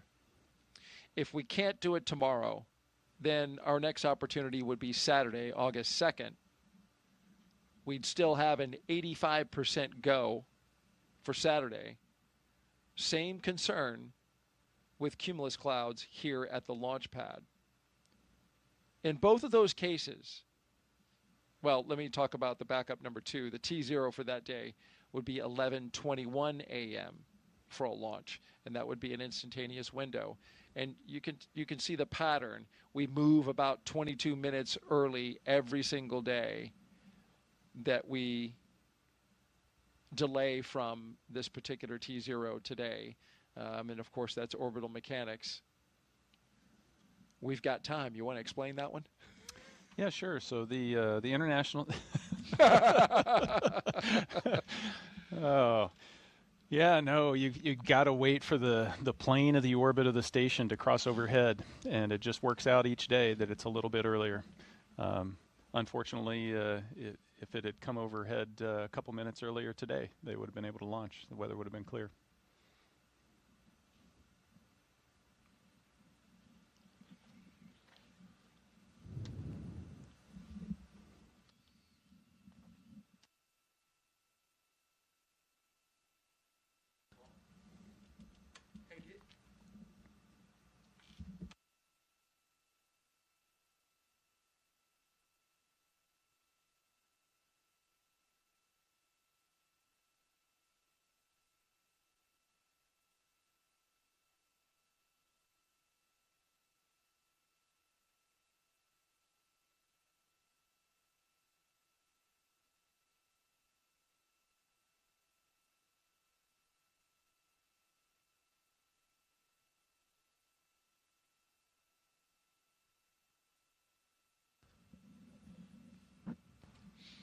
I just mentioned the backup opportunities.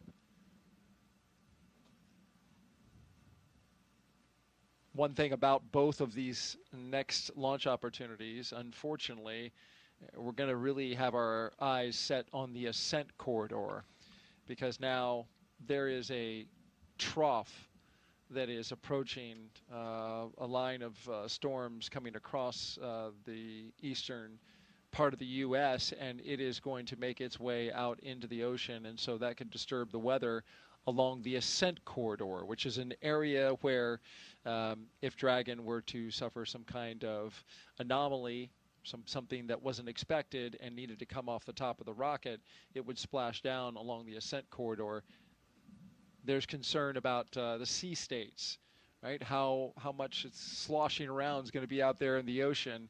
You need good conditions, a baseline of conditions, in order to pull astronauts out of a floating capsule with a helicopter and a boat.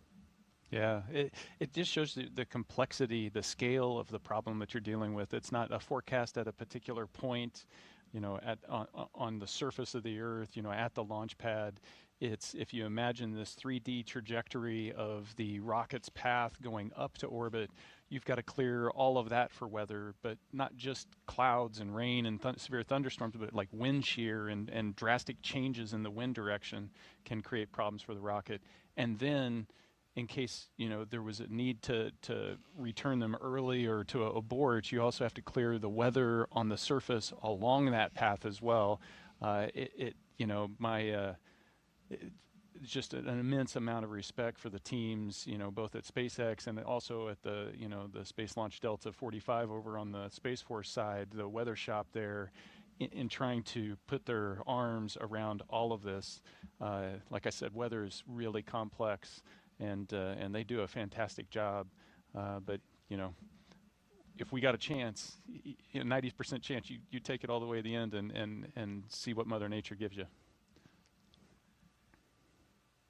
And I'm sure, as an astronaut, when it's your arse in the seat, you want that level of awareness, that level of scrutiny given to the weather throughout the trajectory, throughout the launch area and the launch period? Oh yeah, you know, the immense respect for them, knowing that their job is watching my back. And Dragon SpaceX propellant offload update, estimating 37 more minutes for propellant offload.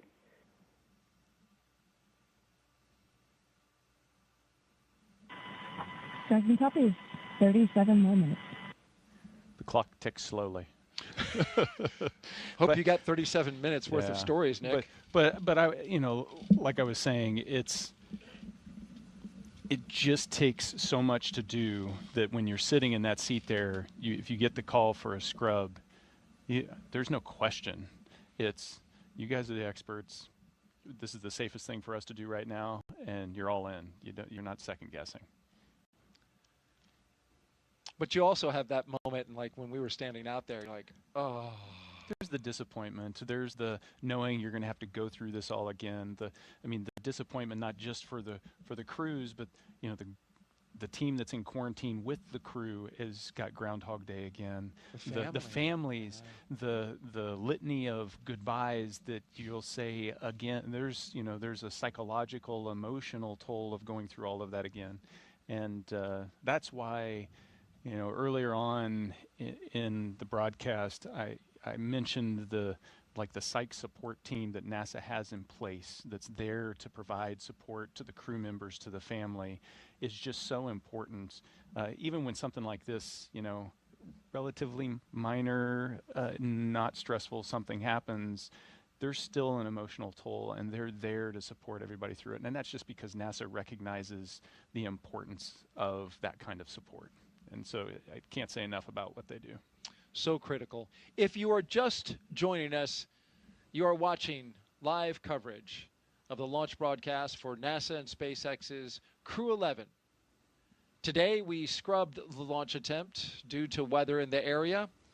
We had cumulus clouds building up within the standoff zone for weather like that. And as you can see from this shot right here, the weather finally made it right over the pad. And so now,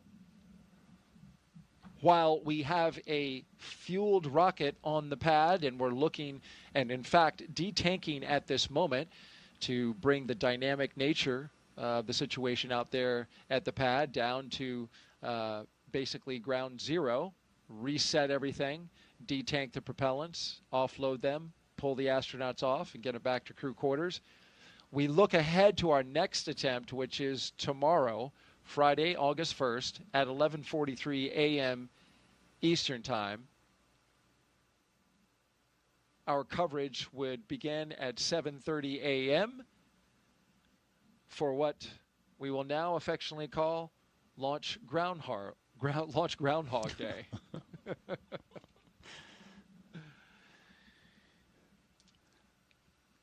And you can see there the start time is 7:35 a.m. So it's that'll save you 5 minutes if you want to join us right at that moment. We'd love to see you again. Yeah. Nick, we'd love to see you as well. Absolutely. So you know the thing that doesn't diminish is the energy, the excitement, the anticipation. You know, they're going to turn right around. And it'll be there again tomorrow because that's launch day. And that's, you know, you got a crew there, a bunch of professional space flyers, and that's how they approach the job, just like everybody in the profession. Today's launch day, get up for it, and that's what you work for, and all of that passion will be there again tomorrow. All right, let's toss it back out to our colleagues at SpaceX in California.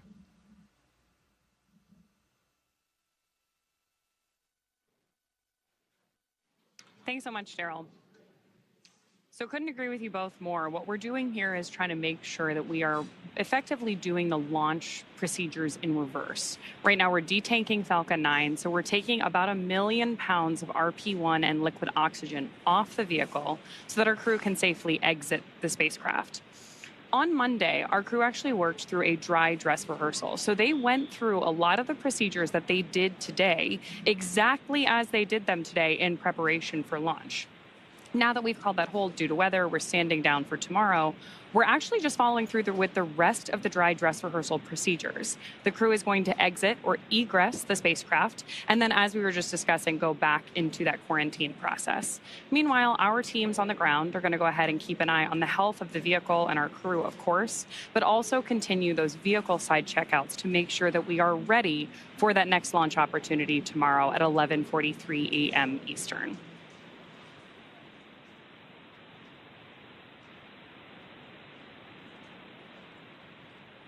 We've got about 30 minutes, a little bit more, waiting on that detanking. And obviously, you've got a view of Crew-11 there on the left-hand side of your screen, and down in the corner, you can see that Dragon spacecraft sitting on top of the rocket, still at LC 39A at Space Force Base in Florida.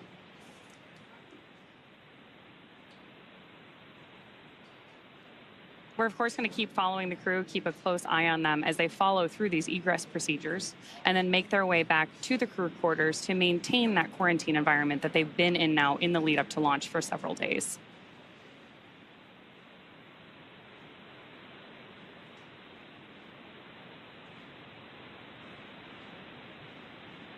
Anytime we have crew on board the vehicle, safety is the most important thing. So while our teams continue through this detanking process, we are also going to continue our coverage and stay with our crew until we know that they have safely departed our launch pad.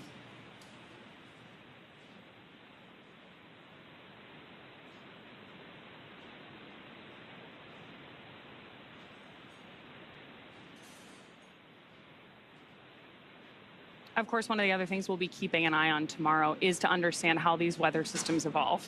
Anyone who has ever joined us for a launch from Florida or followed along with our coverage of previous missions knows that weather, especially on the Space Coast, can evolve pretty rapidly. So as we're keeping an eye on everything for the next 24 hours or so in the lead up for launch tomorrow, we'll be watching the same things that we were looking at today.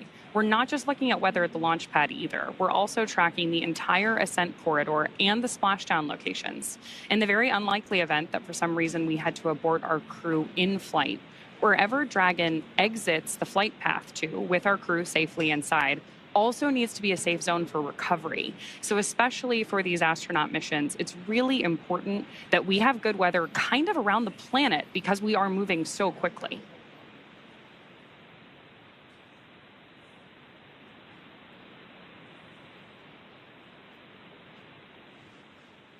Yeah, you're absolutely right, Ronnie, as we continue to follow along with today's coverage of NASA SpaceX Crew-11 today and back here in Hawthorne. And you mentioned something that was the biggest key, whether it's prop loading or offloading, the procedures that were needed and required to do so, whether it was the static fire or preparing for actual launch day today. And that is safety. And that goes back to what everybody has been talking about throughout the mission, throughout the broadcast today, but even going into the pre-launch press conference yesterday with all the program managers, representatives from NASA headquarters, the International Space Station Commercial Crew Program, SpaceX, Roscosmos, and JAXA. That was the biggest key for them, is that we will fly when we are ready to fly, whether it's hardware or the weather that surrounds the crew itself. And that is unfortunately what has occurred today with that violation coming in. And to recap, that violation and that hold was called right up at the T-1 minute mark to launch. And there you can see a great view of the Dragon SpaceX spacecraft that is sitting up on top there with Crew-11 still inside. And Ronnie, you mentioned that we still have about half an hour or so for that detanking of the Falcon 9 rocket. There you can see the crew just taking it easy, relaxing. They're just kind of waiting their turn, waiting their time is again to safely prep the rocket. You'll see the crew access arm when the time comes, come back into view and connect itself to the spacecraft as well.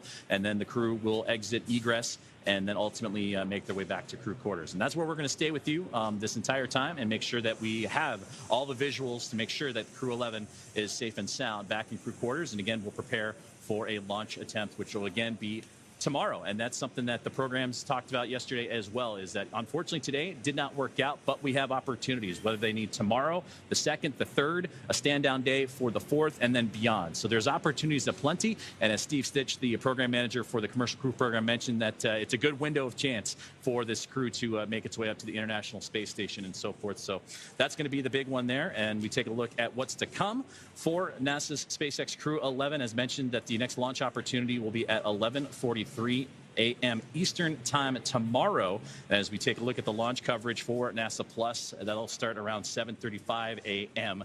Eastern time, and we'll get to hear from Daryl, Nick, and the team as we go through these same procedures and get ready for the next launch attempt. But unfortunately, again, today, due to weather and that cumulus cloud rule that came in right at the T-minus 1 minute mark, right up into the very last moments of the countdown, that hold was called that we heard over the communications loops from the teams here in SpaceX, as well as the NASA teams monitoring closely, standing by as well. And you can see that those clouds are rolling on in over top of the rocket, the spacecraft, and the launch pad itself. So tried to get ahead of it, but unfortunately with the case, we'll try again tomorrow. But so far, everything in terms of the detanking and updates provided regularly with everyone on the loops, the crew being informed, the teams on the ground informed, and communication continuing to roll out as we follow along with the detanking of today's launch attempt for NASA's SpaceX Crew-11. And those on board, which are Commander Zena Cardman and pilot Mike Fincke, those two of NASA, Kimiya Yui of JAXA, and Oleg Platonov. SpaceX propellant offload update, estimating 25 more minutes for propellant offload. Dragon copy, 25 minutes for prop offload. And a great update there that there's still about 25 more minutes left in that detanking of the Falcon 9 before that crew access arm and the procedures to take the crew and egress them out of the Dragon spacecraft can begin. But again, that Crew-11 team, there you can see them sitting comfortably in their chairs, just waiting their time and being patient with the process. Is everything working to maximize the safety of the crew, safety of the vehicle, and the area surrounding the launch pad itself. So unfortunately, again, scrubbing today's launch attempt due to weather, but our next attempt will be coming tomorrow morning at 11:43 a.m. Eastern time, and we look forward to seeing the crew work back to their launch procedures, the teams on the ground. And like Nick mentioned earlier, Daryl and Nick over on the Space Coast, that spaceflight is the ultimate team sport, and you need a lot of teammates to make things like spaceflight and launches happen. And that's what's being enacted right now, unfortunately, due to weather and a scrub. But that put into play with all the procedures needed and necessary. So that is where we are currently standing. So a little insight, 25 minutes of the detanking of the Falcon 9 rocket, and we'll continue to follow along through the egress procedures as Crew-11 will then begin to make their way back to crew quarters.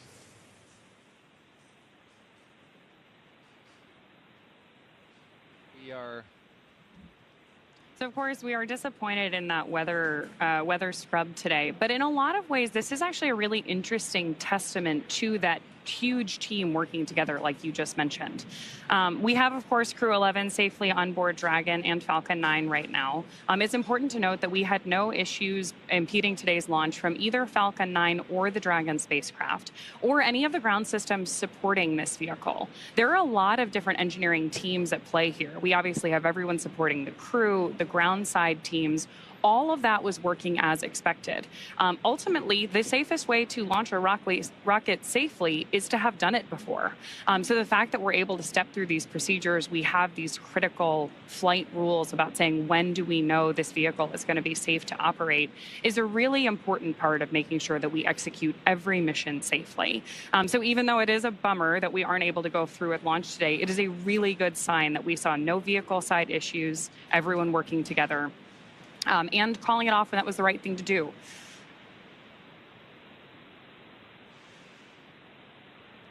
So with that, while we continue to monitor this, like we mentioned, we are going to keep our coverage going all the way through until Crew-11 egresses the spacecraft and then exits the pad. But I'll toss it back over to Daryl and Nick for a little while. All right, thank you very much, Ronnie. Back here at the Kennedy Space Center in Florida. And a look out from the press site. When you look out east, looks like a beautiful day. It sure does. And it was. But over top of the land, we had those cumulus clouds bubble up, and they created some storm clouds that got just a little too close to the rocket. So the launch was scrubbed at T-minus 1 minute and 7 seconds. So close, but just not going to take the chance with that kind of weather in the area. Even the local warning system, paging system, let us know that there was a potential for lightning in the area, even as we were at the T-minus 2 mark. So, yes, while everything looks good out over the Atlantic, we continue to have our journey through a hot Florida summer day. We were scheduled for launch at 12:09 p.m. Eastern Time. We had documented the crew getting ready for launch, starting around T-minus 4 hours and 10 minutes. And we walked that journey from suit up to drive out. We saw the crew ascend the launch tower there, get up to the top of the launch tower, get into their spacecraft, and prepare for launch. And all the systems, the high energy systems that came online, methodically going through the launch operations until we reached T-minus 1 minute and 7 seconds, and then we got the call for the scrub. Launch weather officer David Tager kept the launch team informed of the developing situation and let them know that the sea breezes could be forming this mix of excuse me, cumulus clouds that we see in and around the area.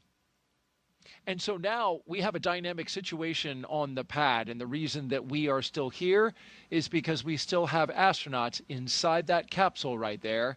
4 crew members, Zena Cardman, pilot Mike Fincke, Kimiya and Oleg Platonov, who appears to be taking a nap. I would.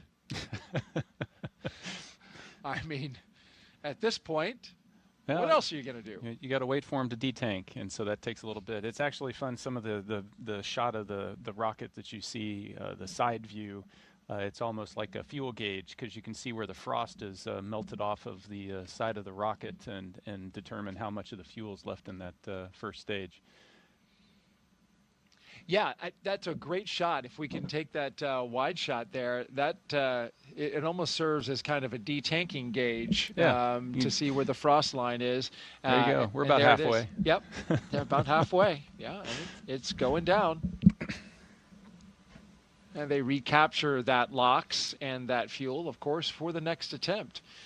You lose a bit of LOX because, after all, that stuff boils off. Yeah, and that's why they wait to load it until so late, right? Because it's so cold. It starts to warm and expand and boil off, and you don't want to waste it.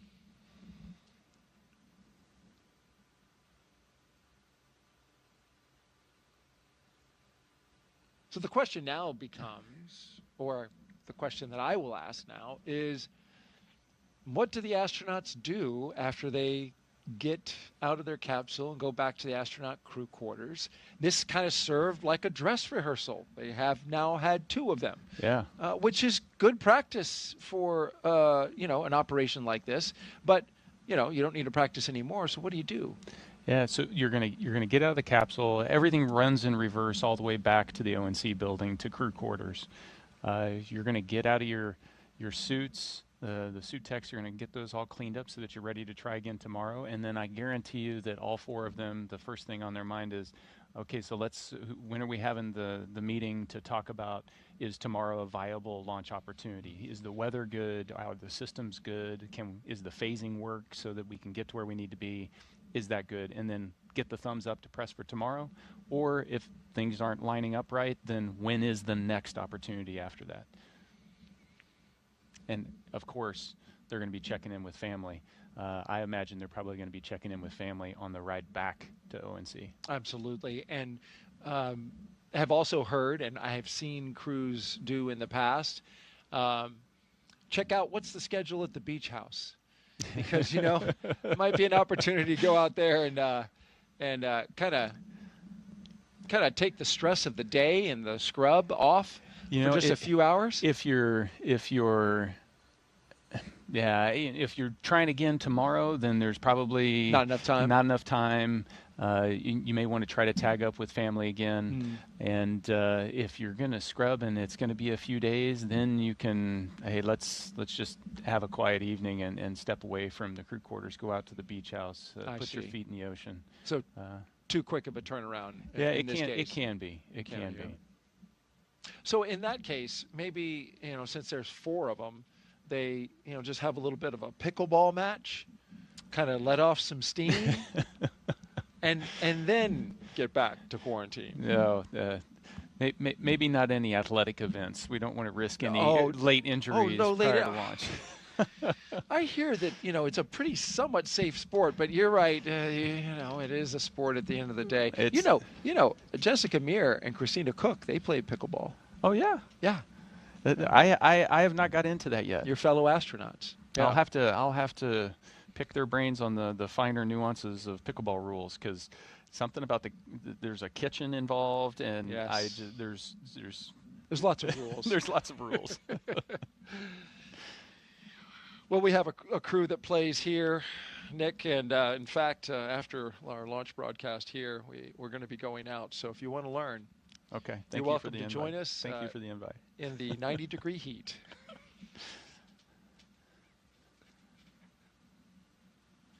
Still a beautiful rocket. It is indeed, and it's going to stay there overnight. It can rain on the rocket. That's not a problem. We can have storms in the area. That's not a problem. After we detank it, of course. While we're sitting here and we've got folks watching, why don't we take some social questions? Sounds great. All right, let's do it.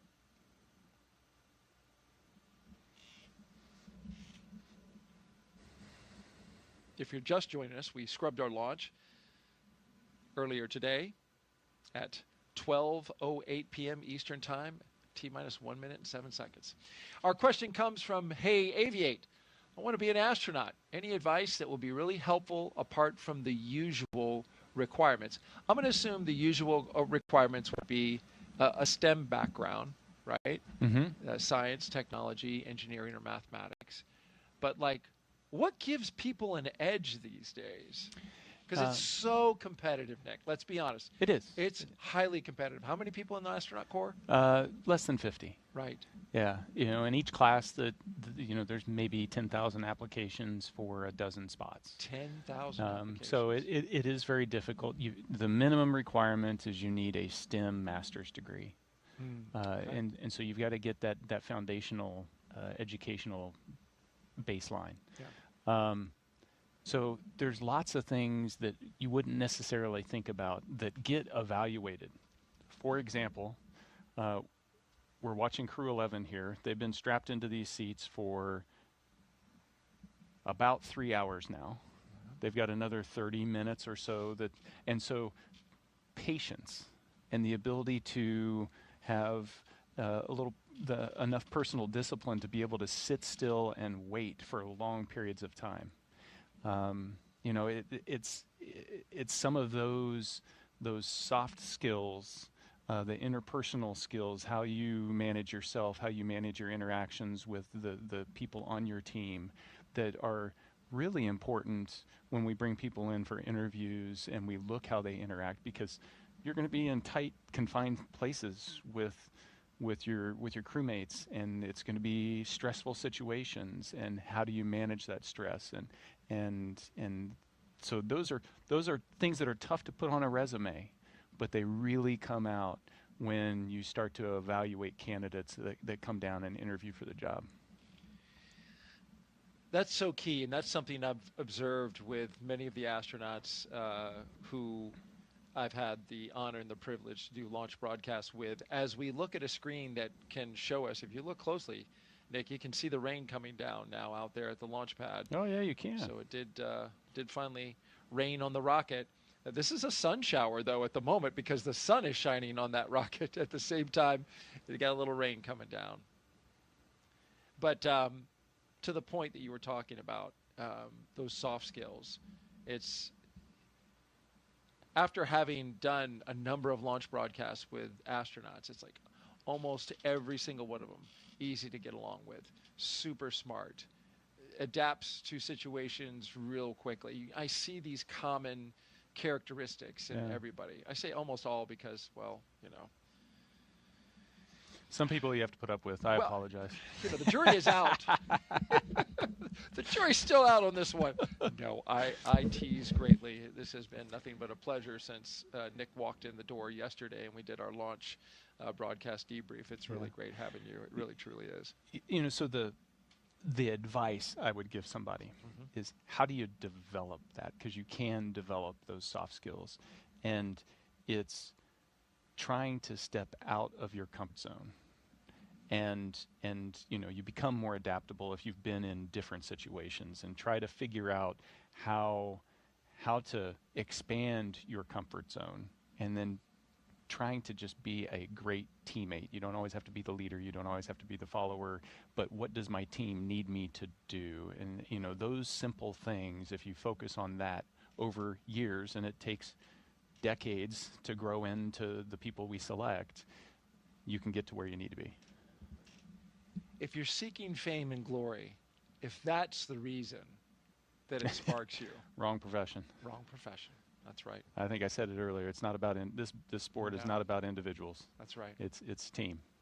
And that was never better exemplified recently in our commercial crew. And this is just an example that we're aware of. But Zena Cardman, the commander who's aboard the rocket and spacecraft today, her standing down and supporting you and your team when you launched after she got pulled off that mission. Another question in from Aqua. What does it feel like when the rocket is launched? We talked a little bit about this earlier in the broadcast, but this is like, talk me through give me some sensory detail here. Yeah, sure. What are the feels? Yeah.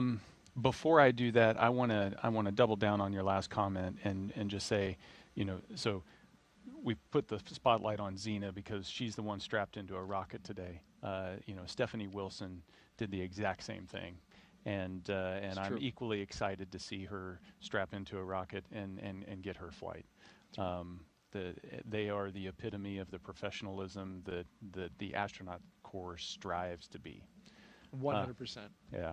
So what's it feel like to so as you're walking to, we'll just take it, you push space on the elevator.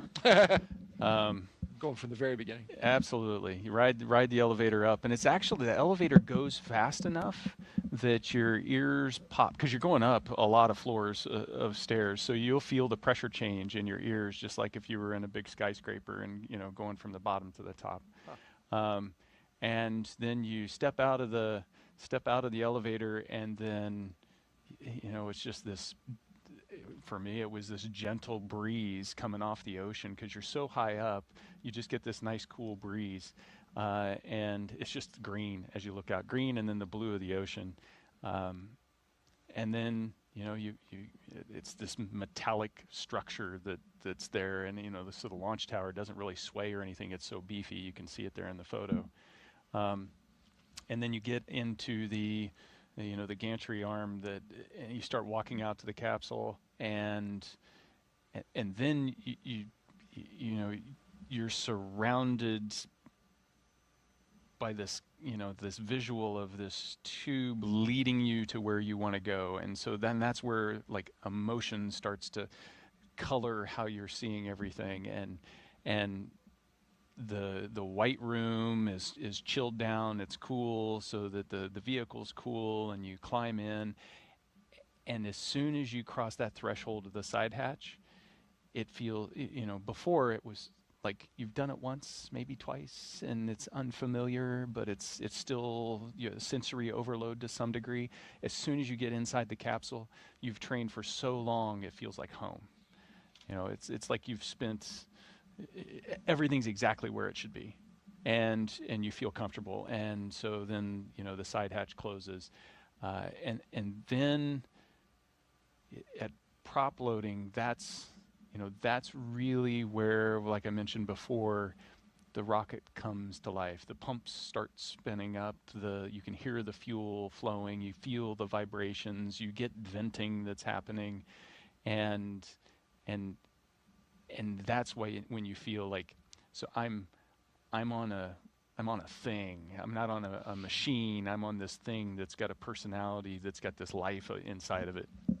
And then at the moment of liftoff, there's just, the engines light up and you get this subtle vibration and you feel the pressure of your body being pushed into your seat. Just, your back is being pushed in, and it's that all the the millions of pounds of thrust that are happening, and it's just squeezing you in that seat, and it's just continuing to push you in that seat as you kind of creep off it's smooth. And so if you've been in an electric car and somebody just kind of slowly presses the accelerator and then just keeps mashing it until it's all the way down, eventually you're pressed into your seat and you're accelerating, and it's like that, but you don't stop for 9 minutes. And you go the from feeling of acceleration goes that long. You've got staging in the middle, so it starts at 1G, and then you build up to 4.5, and then it drops off during staging to nothing for a few seconds, and then it starts back up again and builds up, and then it stops and you're in space. And so those 9 minutes are just this amazing roller coaster ride that is like super smooth, with a little bit of vibration. And the whole time you've got these windows that you can look outside and watch it all happen as the Earth kind of disappears down below. And it's just phenomenal. I wish everybody could do it. No doubt. I wish I could do it. That is, what a great explanation of what you experience from beginning to end. If you're just joining us, we are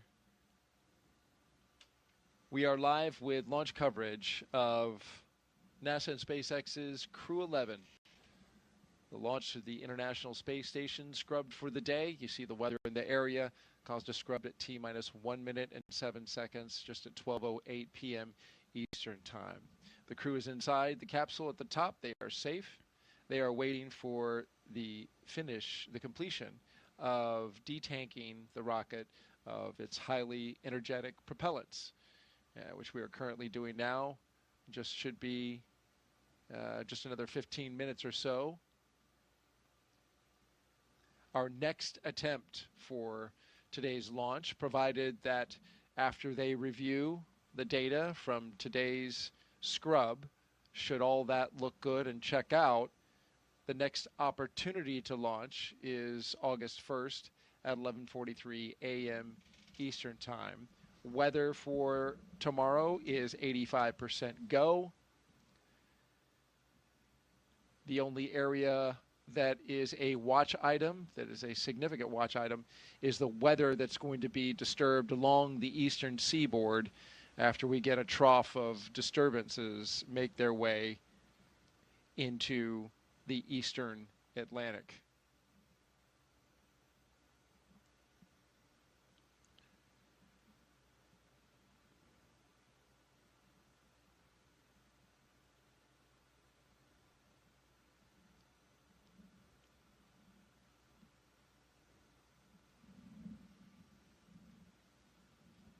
Going back to your description about launching, what are the emotions, right? So when you first launch, I'm imagining when it lights and that first thrust off the pad, like the anxiety, a little fear. What are you feeling? You feel, for me, it's the swirl of emotions up to that point. I've got a swirl of emotions leading up to it, where there's this desire to be perfect, right? I don't want to make a mistake. I don't want to let down the people that spent the better part of a couple years training me to be perfect in the moment. So you don't want to make mistakes. There's this anticipation of the unknown, especially on your first launch when you don't know what to really expect. But even on subsequent launches, it's the unknown of what could happen. Just that heightened sense of vigilance that you need in order to be able to react in the moment appropriately. There's the joy of, like, I'm getting to do this thing that I love to do and I've wanted to do, and now's this moment. So there's just intense excitement and joy. Yeah. There's a tinge of sadness because everybody you love is down on the ground and you just said goodbye, and you're not going to see them for a long period of time, and so it's this blender of emotions. But as the clock ticks closer to T-0, the focus starts to narrow in, and it becomes, okay, now I'm in operator mode. Let's execute. We got a mission to do, and so at the moment you lift off, you've got a radio call, and you've got radio calls you need to make all the way up just to confirm what launch abort phase that you're in, and all of that, and so you're trying to absorb and monitor everything that's going on, and listen to what and see what the vehicle is telling you. And you have to put that swirl of emotions off to the side, and do a job in that extremely exciting moment. And that's one of the, that's a skill you have to have in the job, because it's not just launch that happens. It happens all the time, and so we train to be able to stay focused on the task at hand. But then also recognize that you can't just bottle that stuff up. So you got to process it at some point. And so finding the right ways to process that and the right moments to process that. Fascinating to listen to everything that goes in to a launch day, to the launch moment, the emotions, the feelings, and the preparation, the skills required to get through it. Thank you so much for sharing that with us, Nick. Let's toss it out to SpaceX in California for our continued documentation and coverage of today's scrubbed launch attempt.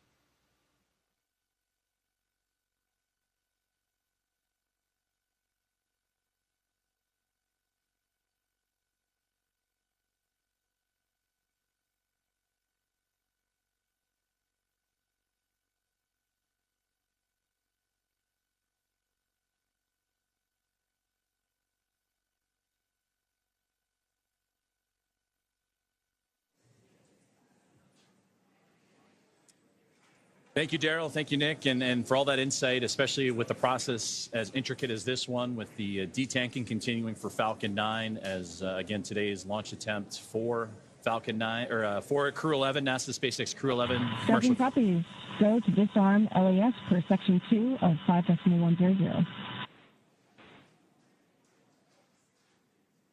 And that was some great call-outs right there from up in the crew capsule, the spacecraft, is Crew-11 receiving updated information from the teams here on the ground, and the core here in Hawthorne communicating the step-by-step procedures needed to detank the vehicle in Falcon 9, and then again they'll go into those procedures of bringing the crew access arm, disarming the launch escape system, the ground support teams that helped Crew-11 into the vehicle. They'll become on site and then help them out of the vehicle as well, and then we'll stay with SpaceX Dragon, disarming launch escape system.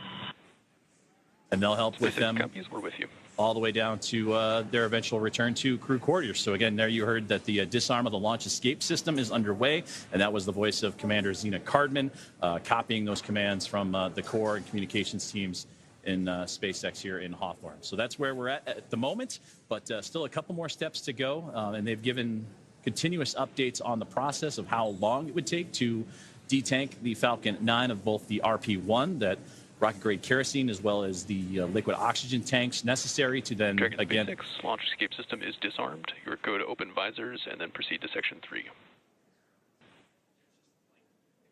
Dragon copies. Go to open visors and proceed section 3. Crew arm engage sequence has started.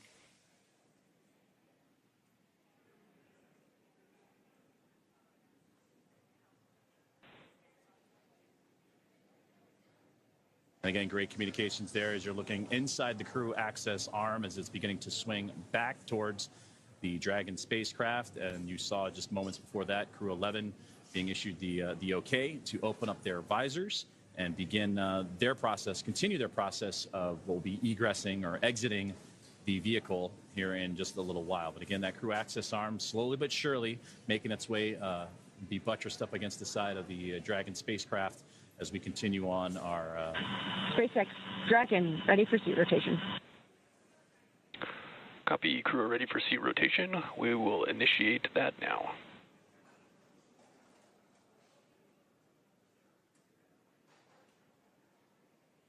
So again, great communication happening between the team in SpaceX and Crew-11 on board the Dragon Endeavour spacecraft as today's launch attempt has been scrubbed due to the cumulus cloud rule, and another launch attempt will be coming tomorrow.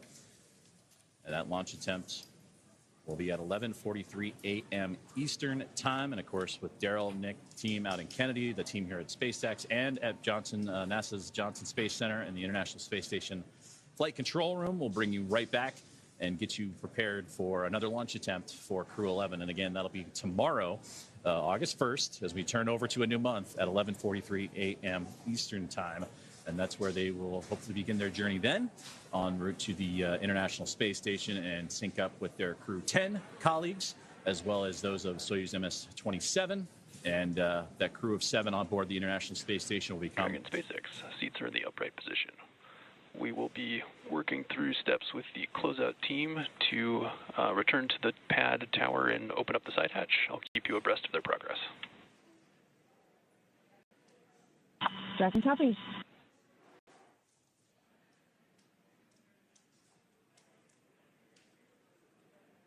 And a great look inside that crew access arm as it has now made its way right up against the side of the Dragon spacecraft, and Crew-11 sitting comfortably with their visors open, just recently given that command. The seat rotations have been issued, and they are now stretching their legs. You can see Mike Fincke flexing the ankles a little bit and preparing to egress the capsule and Dragon Endeavour here in just a few moments. But to go back to what we were saying, they were heading up to the International Space Station, where currently a crew of 7 will look to welcome in this cadre of 4, including the commander of Expedition 73, Takuya Onishi of JAXA, his best friend, Kimiya Yui, as a member of Crew-11. So it'll be the first time in several years that 2 JAXA astronauts have been on board the International Space Station together. And what better way to do that than with your best friend that gets to come up and pay a visit with you. But NASA's Anne McClain and Nicole Ayers, along with Johnny Kim, also on board, along with Roscosmos cosmonauts Kirill Peskov, Sergei Ryzhikov, and Alexei Zubritsky, will anxiously await their arrival once they can go for that second launch attempt, which again will be tomorrow, August 1st at 11:43 a.m. Eastern time, as today's attempt was scrubbed due to weather. So we're going to continue to follow along with the detanking procedures that should be wrapping up here pretty soon. As you saw, the crew access arm has swung back into place. The ground support team will make its way up towards the spacecraft to help the crew exit, egress, as they say, the capsule as well, and then we'll stay with live coverage all the way up to the crew's return to crew quarters, where they will remain in quarantine. And that's what Daryl Nail and Nick Hague have been discussing of those procedures and how things will shape up and ready to turn the page for another attempt tomorrow.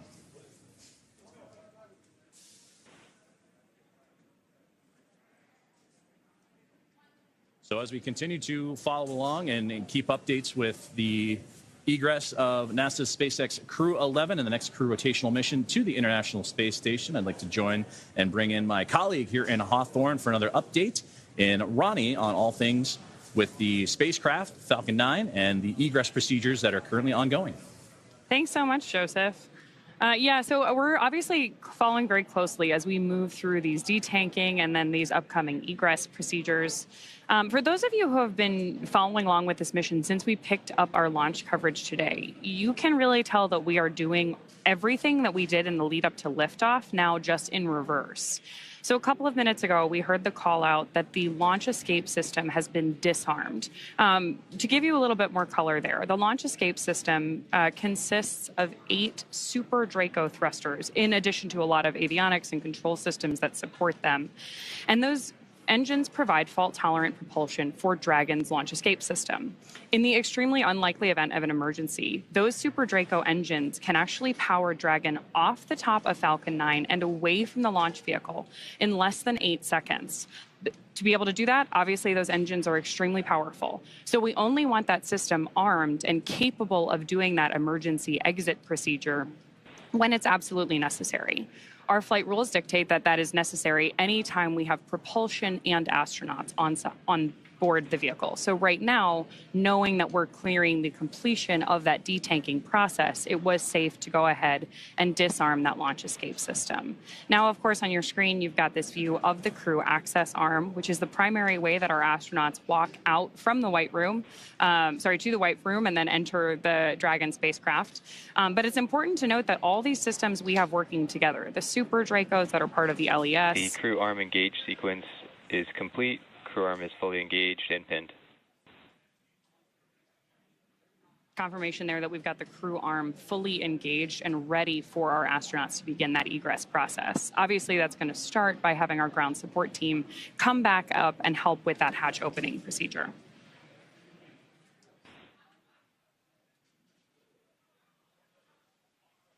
And I'm getting confirmation here that offload has been completed, which again is what we expected when we heard that we were okay to disarm that launch escape system.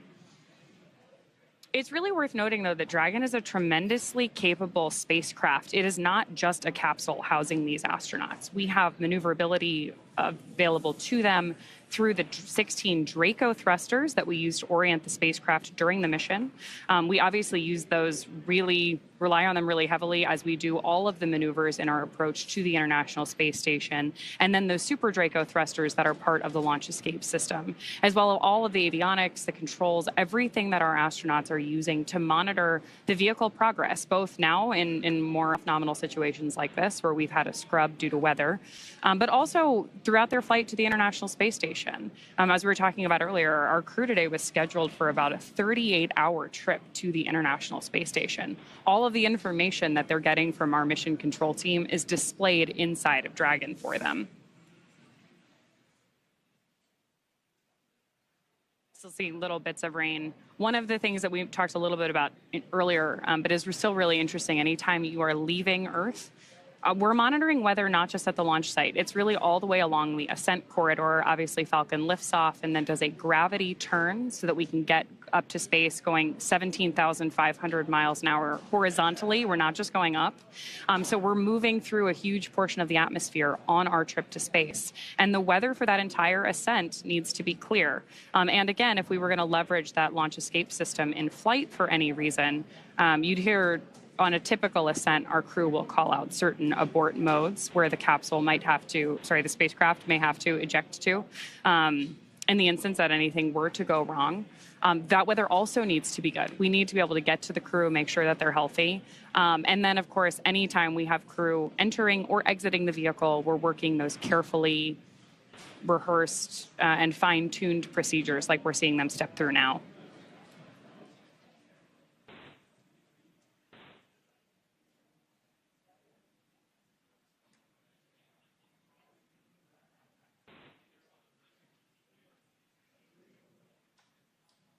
The view you have on your screen right now is Historic Launch Complex 39A. SpaceX has made some modifications to the crew access tower that you see over there. If you followed along with any of our social media channels or on previous webcasts, you know that when our astronauts are ready to board Dragon, they actually go to an elevator inside that tower and hit the space button before going up to that crew access arm, which is currently bridging between the tower and just behind Dragon on your screen. Right now, our ground support teams are preparing to ascend the tower and go over. And like I mentioned earlier, we're going to help with that hatch opening and then help our crew egress the spacecraft. From there, they'll be going back into quarantine. It's important that astronauts maintain that quarantine environment, often away from friends and family in the lead up to launch, so that they're 100% healthy when we get them up to the International Space Station. So to maintain their well-being ahead of our next launch attempt, which is currently scheduled for tomorrow at 11:43 a.m. Eastern, they're going to go back into that quarantine environment. Getting some nice views of Crew-11 in their seats there. Earlier on, we also heard discussion that we were rotating our seats back into the vertical position. We rotate our astronauts to lay on their back ahead of liftoff because it is more comfortable when you are experiencing the high G-force loading of ascent to have that pressure go through your chest. So anytime you see a photo of an astronaut in Dragon or any historical spacecraft, you know you see them in that reclined position. The seats on Dragon are another really nuanced and sophisticated part of the spacecraft. They have the ability to do that rotation and then move themselves back into the horizontal position in the event of an egress like this. But we also heard discussion earlier that we can remove those footrests to give the crew some additional room inside the spacecraft for their trip to the International Space Station.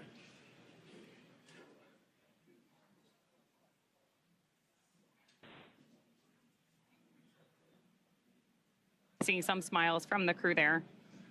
And of course, we're following along very closely here, not just with our coverage, but of course the entire mission control ground support team. Everyone's keeping a careful eye on all of these procedures because anytime we have astronauts on board the spacecraft, we want to make sure that we are doing everything we can to keep them safe.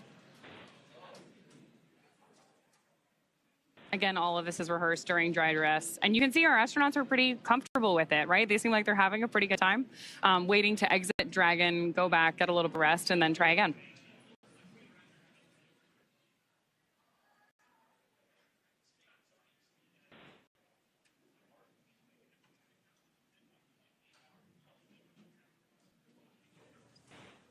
And to that point too, Ronnie, it's great to see them with those smiles too. This has been a crew that we heard in earlier portions of the broadcast today that they've all been coming from different missions and different assignments, and to have that flexibility and to be a team player is a crucial component of becoming an astronaut and a cosmonaut, and seeing those smiles for them and knowing their journey and their path and their history as a NASA astronaut or a JAXA astronaut or Roscosmos cosmonaut. You know, this is just another step in that path and that journey that they've had along the way. So it's great to see them with all smiles. They're a crew that is very emotional, very thankful, very supportive of each other and of the mission, but also very happy. And I hear a lot about each crew member has a very unique sense of humor. So during that 39-hour of phasing, I can only imagine what the jokes were going to be like exchanged, the stories that were going to be told, and for two of them as first-time flyers experiencing it for the very first time, and Oleg Platonov of Roscosmos and Zena Cardman, the commander of NASA. So to see them sharing smiles, telling stories, and just knowing that another opportunity awaits them around the corner. Again, tomorrow's next opportunity at 11:43 a.m. Eastern certainly has them in bright spirits, it seems.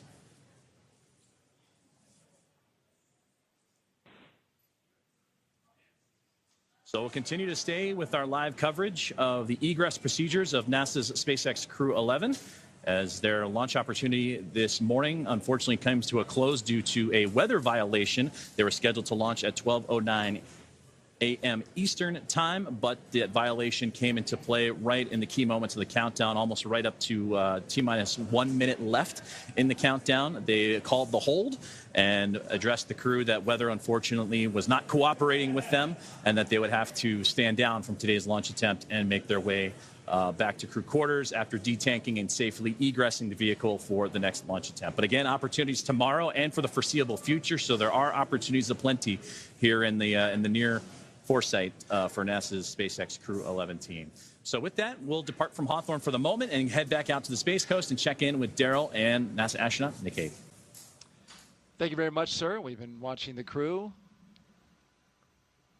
I'm here with Nick Hague, NASA astronaut. And in a moment like this, when I look at the crew biding their time, waiting patiently for the moment to egress out of this capsule and get back to the astronaut crew quarters, I see Mike Fincke talking a lot. In a moment like that, it's pretty good to have somebody who's, you know, a jovial, talkable fellow like Mike Fincke who likes to crack jokes. And yeah.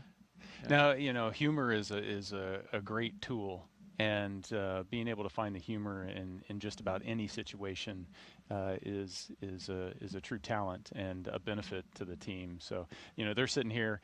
You saw the gantry arm is back up to the capsule. Pad teams getting access. They're going to pop open the side hatch here and get them out of the capsule.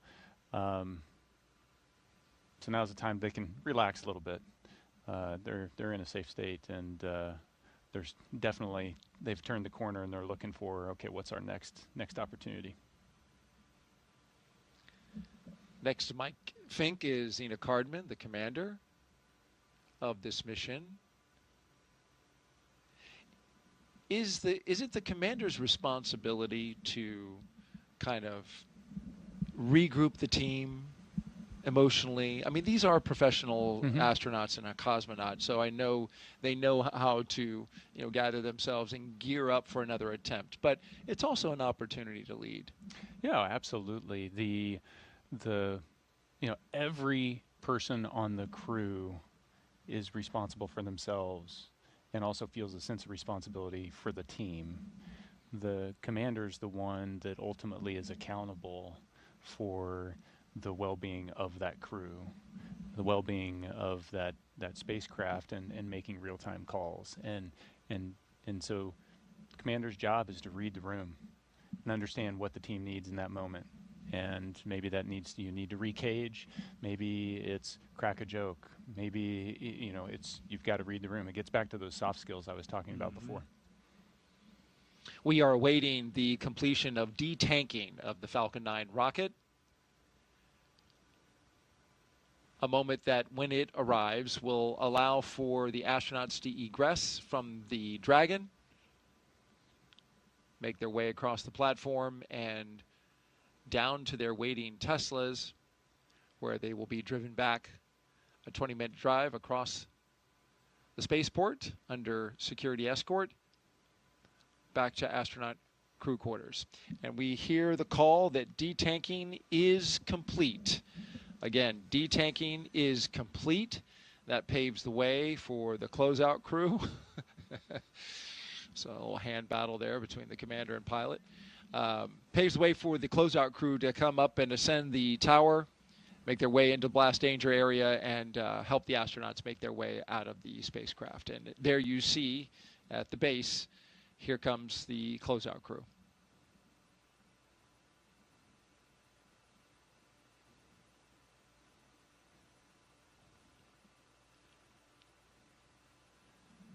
Have the first member of the closeout crew making their way across the access tower. And this is actually the final steps up to the 275-foot level, where they go into the crew access arm. At this point, Nick, you can say that the rocket has been safed. Yes. You've detanked the rocket, the launch escape system is off. As soon as those two things were complete, then they were able to rotate the seats and pop visors and essentially sit there and wait for the pad crew to show up. We saw pad crew walking down the arm. They'll put some safety restraints in place to secure the gap between the arm and the capsule, and pop open that side hatch. Dragon SpaceX, the team has reached the White Room. We're now beginning preparations for configuring the White Room and side hatch opening. Dragon copies.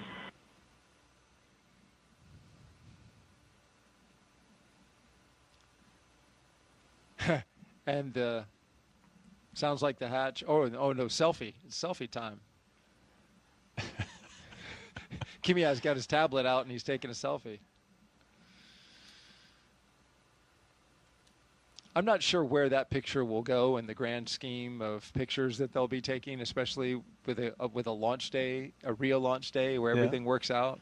Yeah, but on a real launch day, you don't have time for something like this, right? Yeah, and you wouldn't risk taking the tablet out and potentially dropping it, and then having the launch, the pad crew having to come back in and dig that out. So this is a unique opportunity to get some photos you might not otherwise get.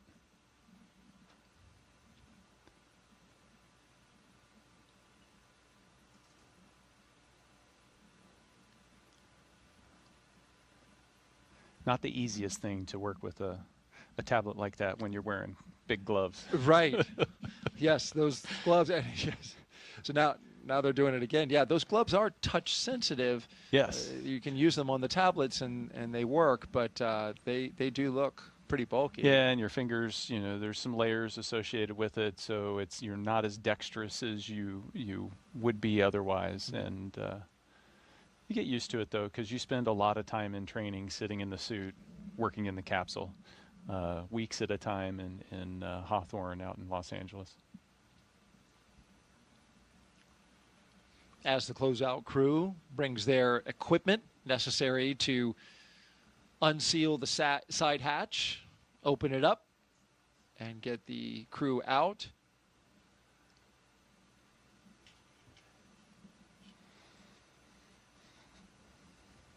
The astronauts have plenty of time for conversation, talk about the next launch attempt, take selfies.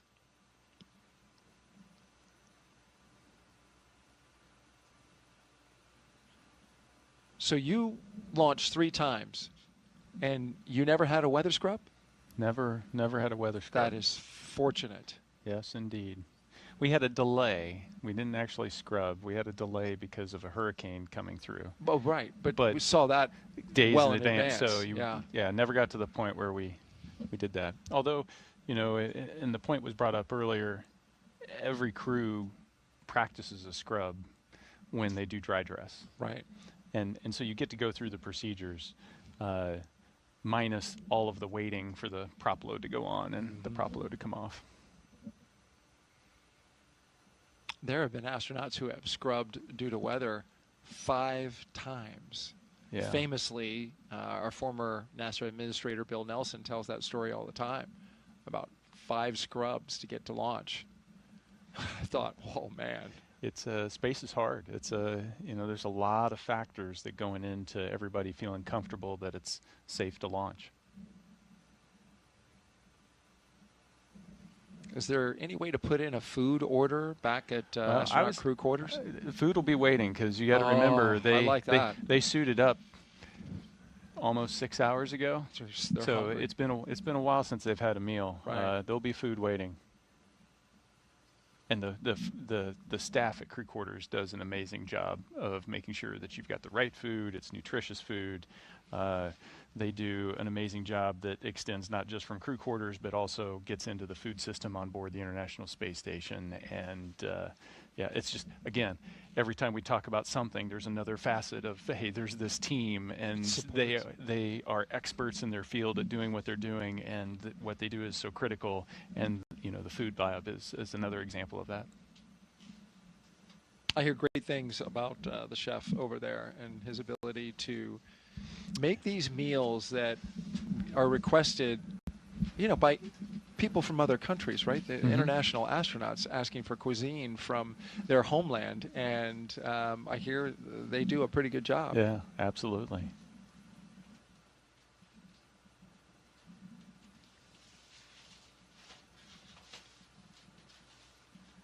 You see the closeout crew on the left. They are securing the white room to the capsule, and then they'll begin unbolting the fasteners that hold that side hatch in.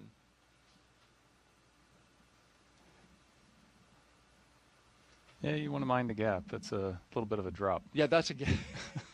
Just 275 feet straight down.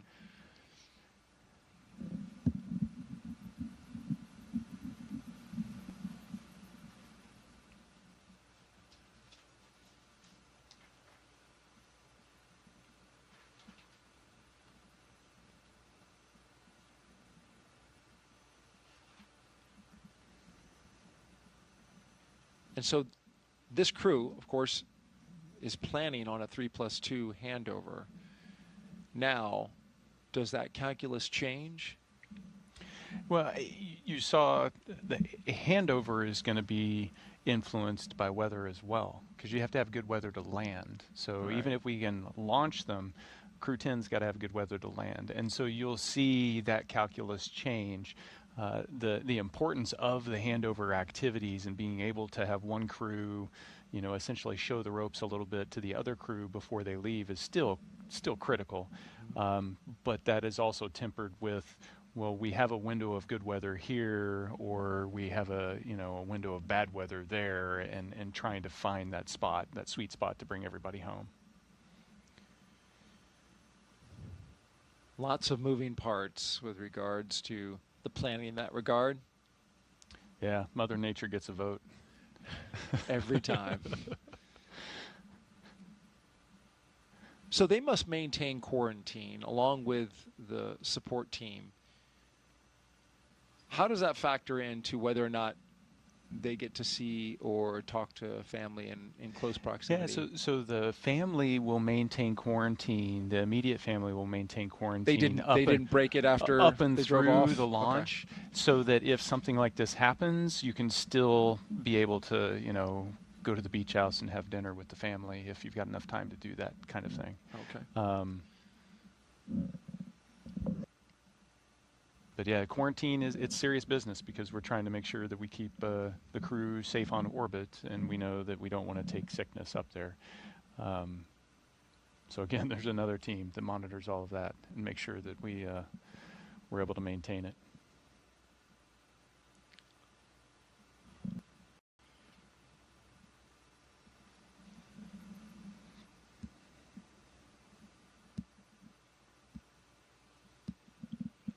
For pilot Mike Fincke, it's been 14 years since he last flew to space, doing so aboard STS-134 in 2011, the second to last flight, the penultimate flight of the Space Shuttle program. And he said that he's looking forward to getting back after all these years to the International Space Station. It will have to wait another day.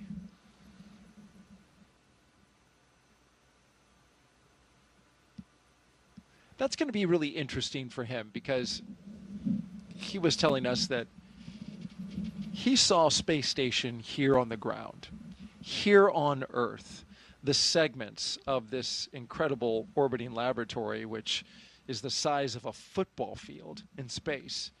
He saw all those parts and modules on the ground, helped assemble it, but did not see them, I think, living in it continuously at that point, right? No, we would have been continuous at that point, but the configuration has changed a lot since his last visit. I see. And we've added new modules. For example, the beam module has been added recently, or the NanoRacks airlock is another feature that's been added recently. The modern modules that have been put in. Yes, modern facilities that have been experiments that they've been testing out, or commercial partners have been putting on board. The international commercial crew coming and going has dramatically changed the layout and just the way we live in the station from a Node 2 perspective, and so it'll be different than what he was familiar with the last time he was there. So as familiar as he is with it, the flow of life will be different on board. It was something that was interesting being on board with Don Pettit and Butch Wilmore and Sonny Williams. From a U.S. crew perspective, we all knew the station from previous flights, but we all knew it in different configurations and had different expectations. So it was interesting to see all of us adapt to the new way to live on the station. It's alive. Yeah, yeah.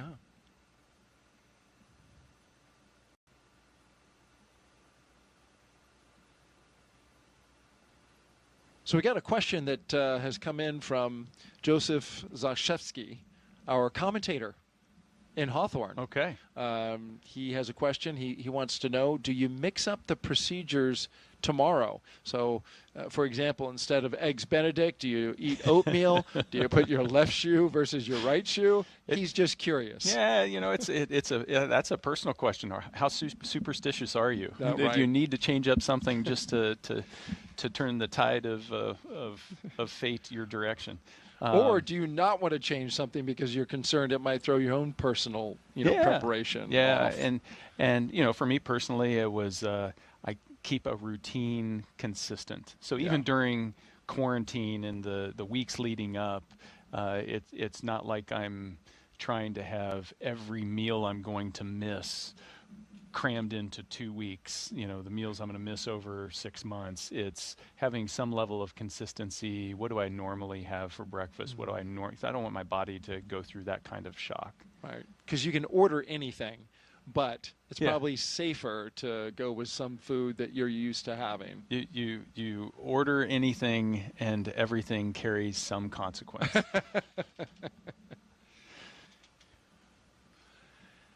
Thank you for your question, Joseph. And thank you for the job that you and Samya did today, and Ronnie as well. Yeah, it was outstanding. Joseph and Samya, I believe, are new to our crew launch broadcast. So we have a question coming in from the cameraman who's asking about the devices that are strapped to the knees of each of the astronauts. So it's called a satchel. You know, in the aviation world, you'd have a knee board so that you could pilot an aircraft, and then also have a place to draw, write down, take notes. This is a little beefed up version, so it has the knee pad feature where there's paper that you can take notes and write things down so you don't forget them. But then underneath it, there's that satchel that contains a headlamp. It's got a charging cord for the tablet. It's got a Valsalva device so that you can clear your nose, earplugs if you need them, headphones if you need them. So it has the personal equipment that you might need while you're launching or just operating inside of Dragon, both uphill and downhill. Thank you for your question.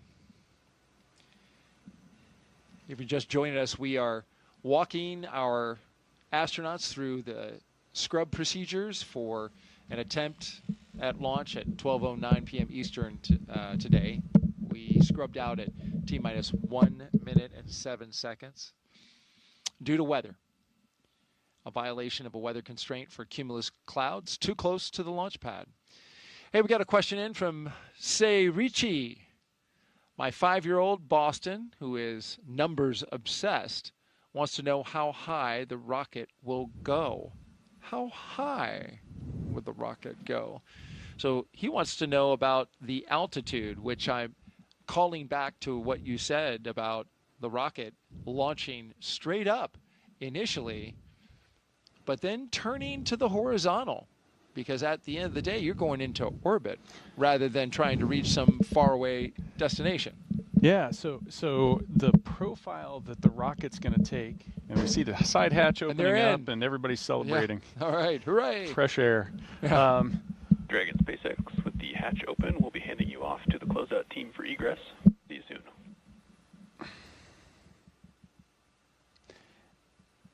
And so the rocket's going to initially go straight up to get some clearance from the ground, and then it turns horizontal.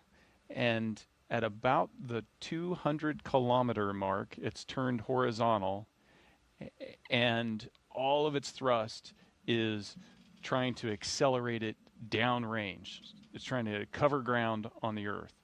And it essentially is coasting and slowly falling back down to the Earth until it's reached that 17,500 miles per hour, at which its arc of its fall matches the curvature of the Earth.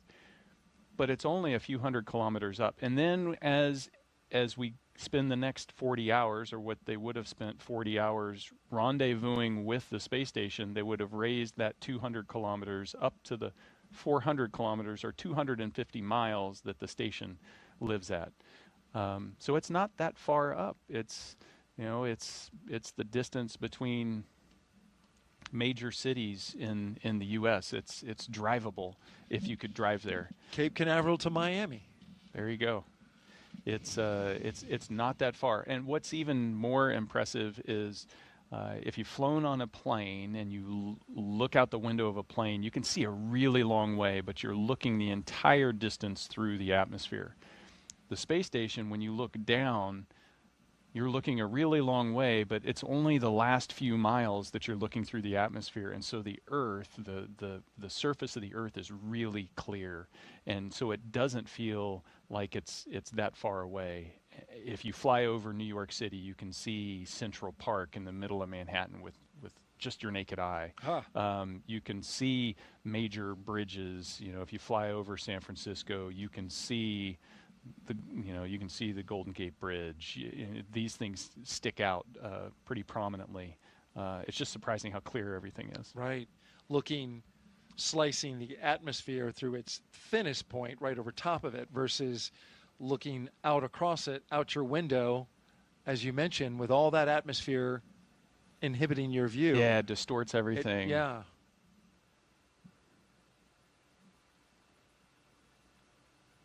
Which is also why you get a sunburn between 11 and 2 o'clock and not at 7 in the morning or 7 at night, right? Yes, Because the indeed. sun has to travel through all that atmosphere. Wear your sunscreen. That's right. All this public service announcement brought to you by NASA.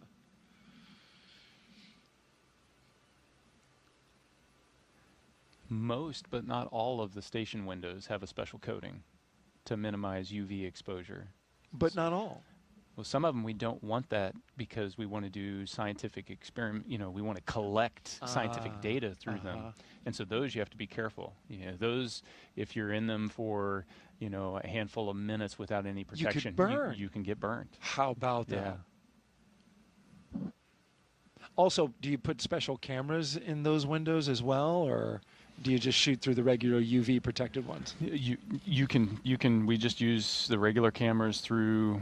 There may be other, more scientifically focused cameras, but I can take our standard camera and shoot out the ones without the UV filters as well. Right. The U.S. lab window wharf is not UV protected. That makes sense. It's interesting. Fortunately, the window that looks down doesn't necessarily take a lot of direct sunlight, right? Unless the station's in a weird orientation. And what about reflected light off the ocean? It's still bright. Yeah. And even with the UV coatings in the cupola, when the sun pops up, you can feel the heat of the sun on your face. I bet. Yeah, the sun's pretty powerful. Yeah, with no atmosphere to protect you at all. I mean, you're not that much farther away from the sun or closer to the sun than Earth is. But you feel it. Yeah. I see Oleg getting out. All right, we got one out. 3 to go.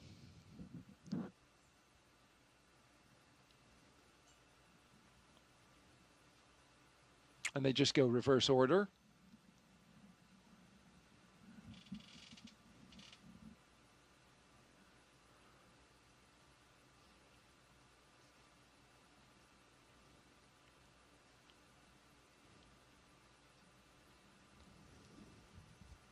The operation will look very similar tomorrow, as you mentioned, the Groundhog Day effect. But there are some things that they're not going to do, right? They're not going to sign the side of the White Room. Yeah, right? It's your signature's there already. It's already there. What else would you not do? I've stumped the astronaut, I think. Could be a trivia question. Yeah. Other than sign, most of the things that you would do are all scripted out. Yeah. Even the goodbyes, you're still going to take the opportunity to say goodbye. Right. Even though you said it a day before. And here come our astronauts down the crew access arm. Looks like they're putting on rain jackets. Ponchos. That's a new one for me. I did not get trained in the SpaceX rain poncho. Well, now these are spacesuits that don't like water. Indeed. They're not, not necessarily designed for that. And they also carry umbrellas with them. The closeout crew does, so that extra layer of protection. But this is a first for me. I've not seen this before.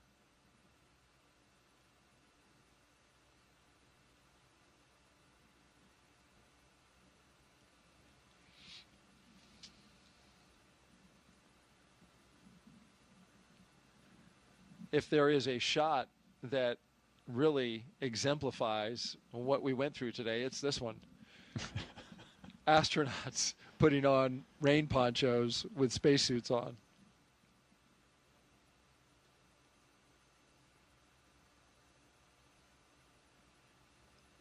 So they come out of the gantry. They have to walk down a flight of stairs over to the elevator.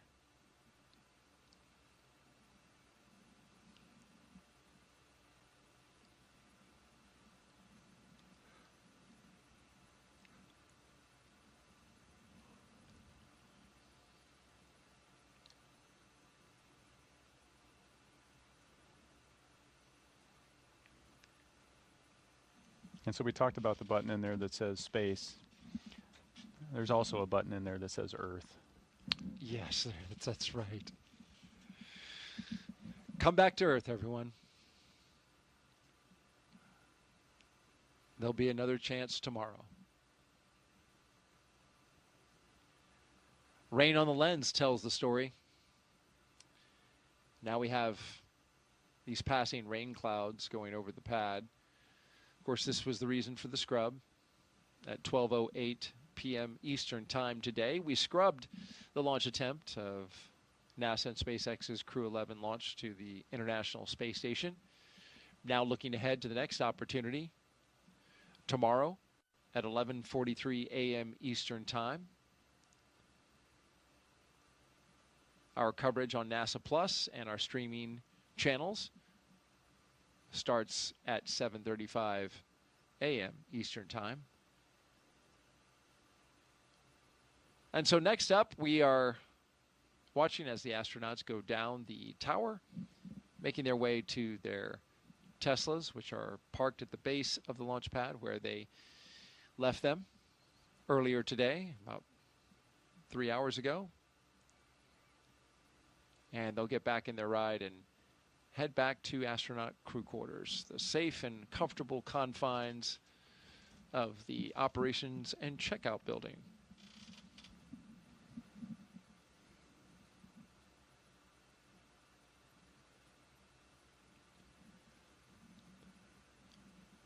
We talked about the next opportunity for a launch tomorrow. One thing that will be considered, teams from SpaceX and NASA and the Commercial Crew Program will take a close look at that weather in the ascent corridor to see if it is worth taking a shot. Yes, they have the opportunity to go to the space station, but they will want to see if that situation is going to work out, if the weather's not too difficult to extract the crew from the Dragon should they have an emergency abort, come off the top of the rocket and splash down in the Atlantic Ocean.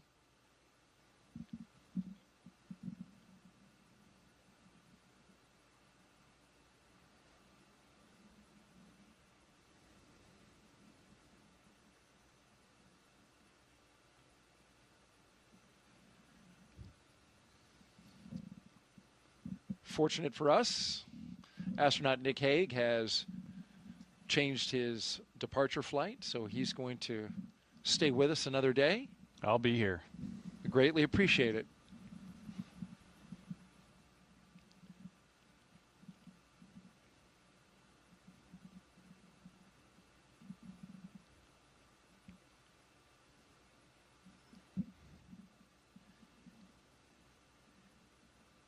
You talk about the support of the crew in throughout the operations, both getting ready for launch and, of course, in this capacity for a scrub procedure. But there are thousands of people who came to see this launch today in person.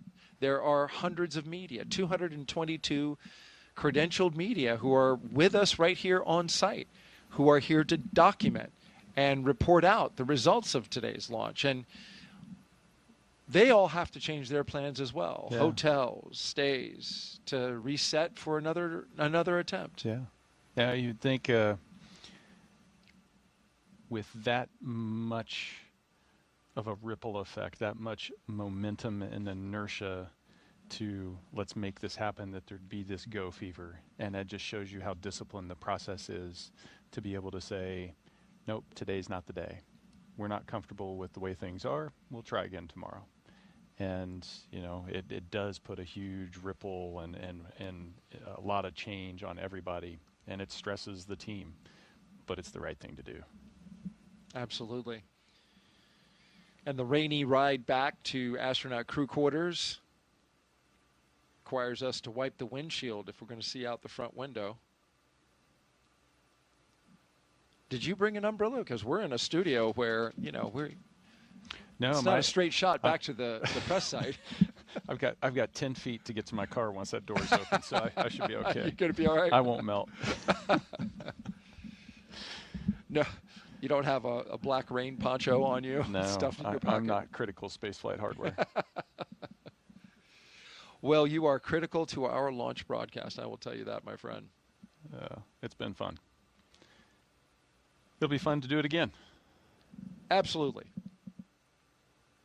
We'll need you to bring all new material tomorrow. My son would tell you it's just the same stories over and over.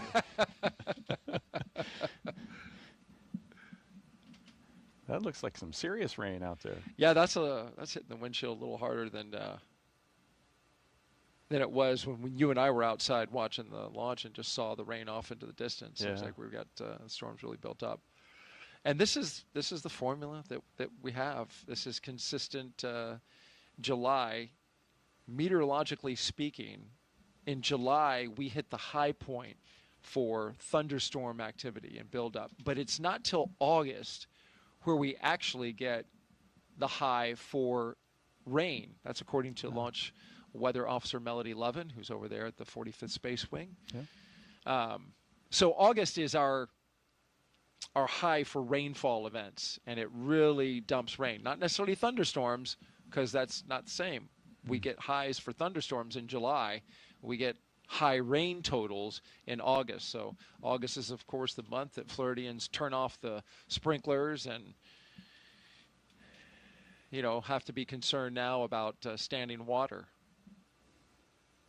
You saw the helicopter. Helicopter's still there with the team, with them on the security ride back to astronaut crew quarters. You know, they're not just there for TV purposes. They are there to keep an eye on everything and make sure that we don't have anybody who is somewhere they shouldn't be with regards to this crew. Yep, critical support, security.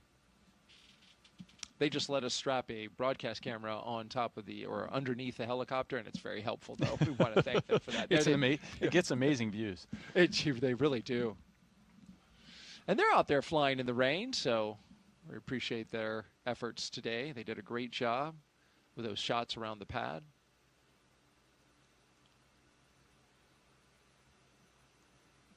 Another key aspect, you know, for those of you who are still with us, as few as you are, NASA is required to provide a level of transparency. And so when the astronauts are in motion, whether it's a scrub or it's a path to the pad, we are required to let the American public and taxpayers know how we did it that day.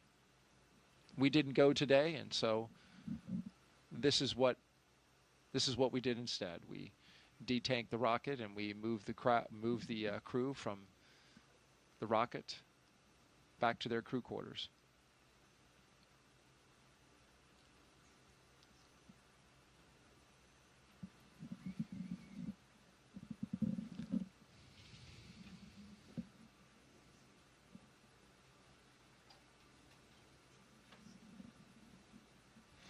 You know it's coming down when you can't see the VAB. Yeah, you just see the shadow of it, just the outline of it right there, right? Yeah, you know you're in a good downpour.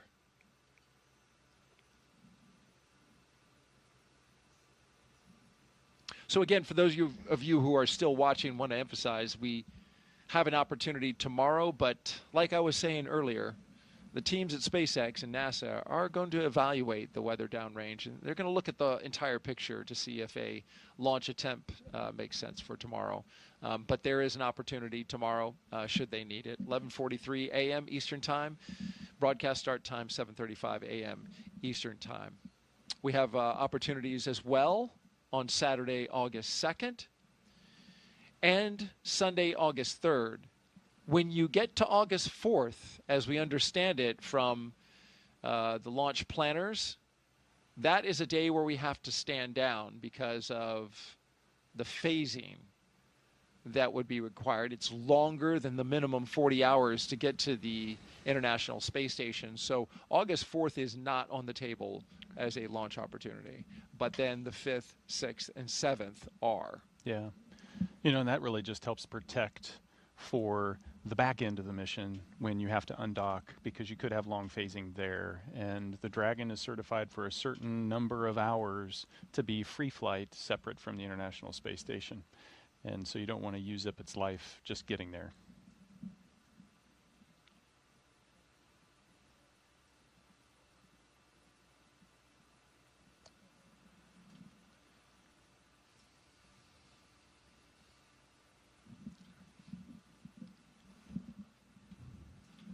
Making the left-hand turn now from Saturn Causeway onto NASA Causeway. Halfway home to astronaut crew quarters.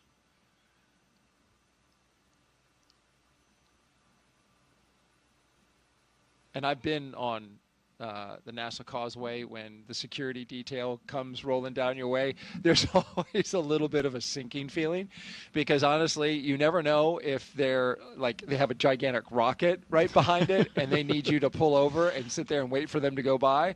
Or if it's, in this case, you know, not as often, but you've got an astronaut crew coming by, which is cool nonetheless, but they clear the roads and you have to move over when you see that security car coming. Yeah. It's fun to drive around KSC and Cape Canaveral Space Force Station, because you just don't know what you're going to see on the road. That's right. And how often do you get stuck behind a rocket? You know? It only happens here, right? Only here. And places where you launch, but it literally. And I can't help. I got to roll down the window, and I just have to gaze at this giant rocket booster moving down the road. And it's and many times it's flown to space. Yeah. So you're looking at, you know, flown space hardware going right by you on the middle of the road. Yeah, this is a special place. Right through the red light, as it should be.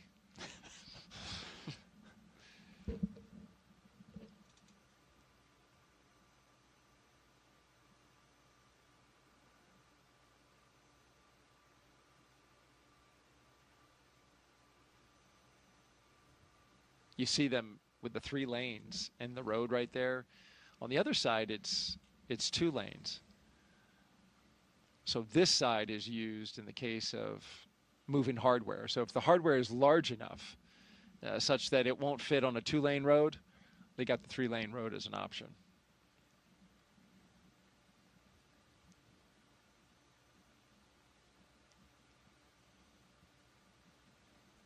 That's when you're talking big rockets. Oh, you're talking real big stuff right there, yeah. And, you know, some of the hardware that is required to work on the rockets, right? That stuff is pretty large as well.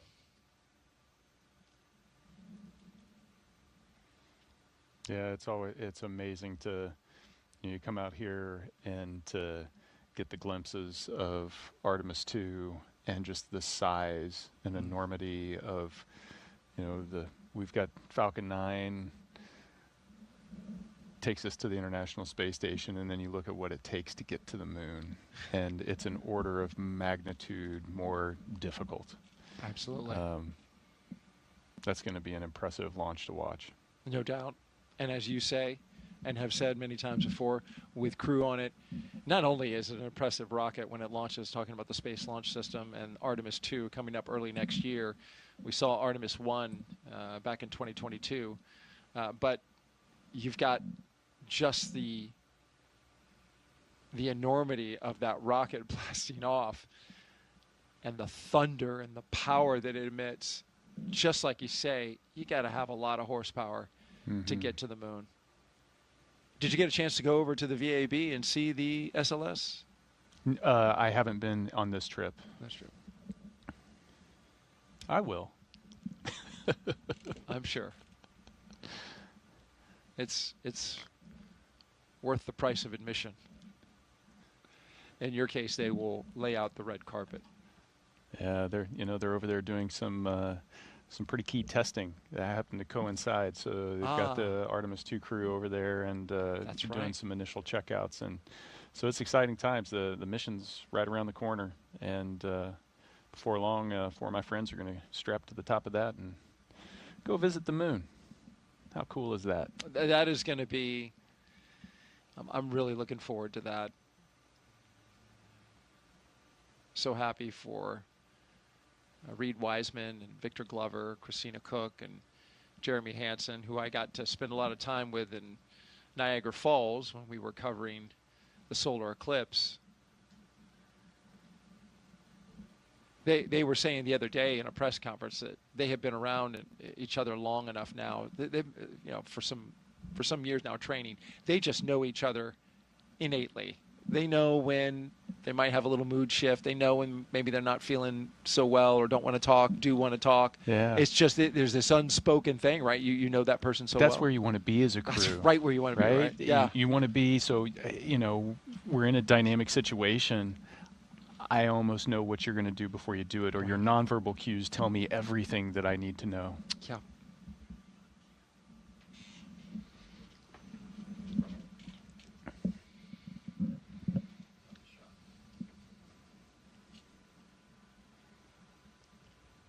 That's why we train the way we train. That's a great way to put that. Period into that sentence there, because that is exactly where you want to be. Sometimes I look at the training, I'm like, wow, that's a long time training. But the better integrated you are, the more you know your crew member, your fellow crew members. That just, like you just said. That has to lend itself to a higher level of mission success. Well, it's the last leg here as we make our way. You can see the operations and checkout building on the left in view. Getting ready to wrap up our coverage here. The astronauts, they're up on the 3rd floor of that building.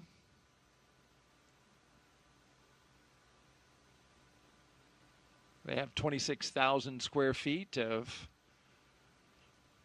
bedrooms, workout facilities, medical checkouts, cafeteria. Everything. You don't have to leave. Don't have to go anywhere.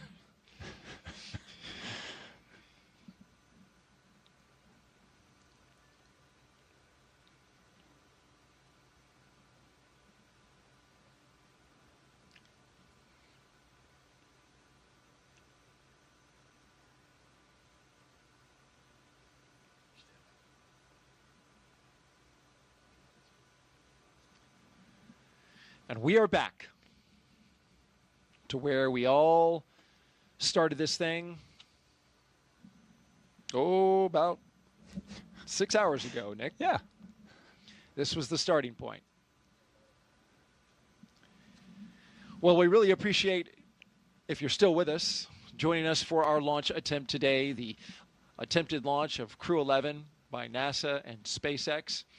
We were scheduled to launch at 12:09 p.m. Eastern Time, but scrubbed out our attempt at 12:08, just about 1 minute and 7 seconds before we were set to lift off. We had a weather violation on the range inside the 10-mile radius area, had a cumulus cloud that just swooped on in and fouled the launch, the weather criteria. And so that's the way it goes. In the interest of safety, as we've said for the past hour or two, this is the reason that we have so much safety surrounding the astronauts and so many launch commit criteria. These criteria, when violated, we don't take any chances. We follow through and pull the crew out and reset for another time. Yeah, absolutely. Safety is paramount. Today's an example of that. Want to thank all of our guests who were with us today. I want to thank SpaceX, of course, and the team over at Johnson Space Center for joining us on this launch attempt. And thank you, sir, Brigadier General. My pleasure. You'll be back tomorrow? Absolutely. Happy about that. We hope to see you there.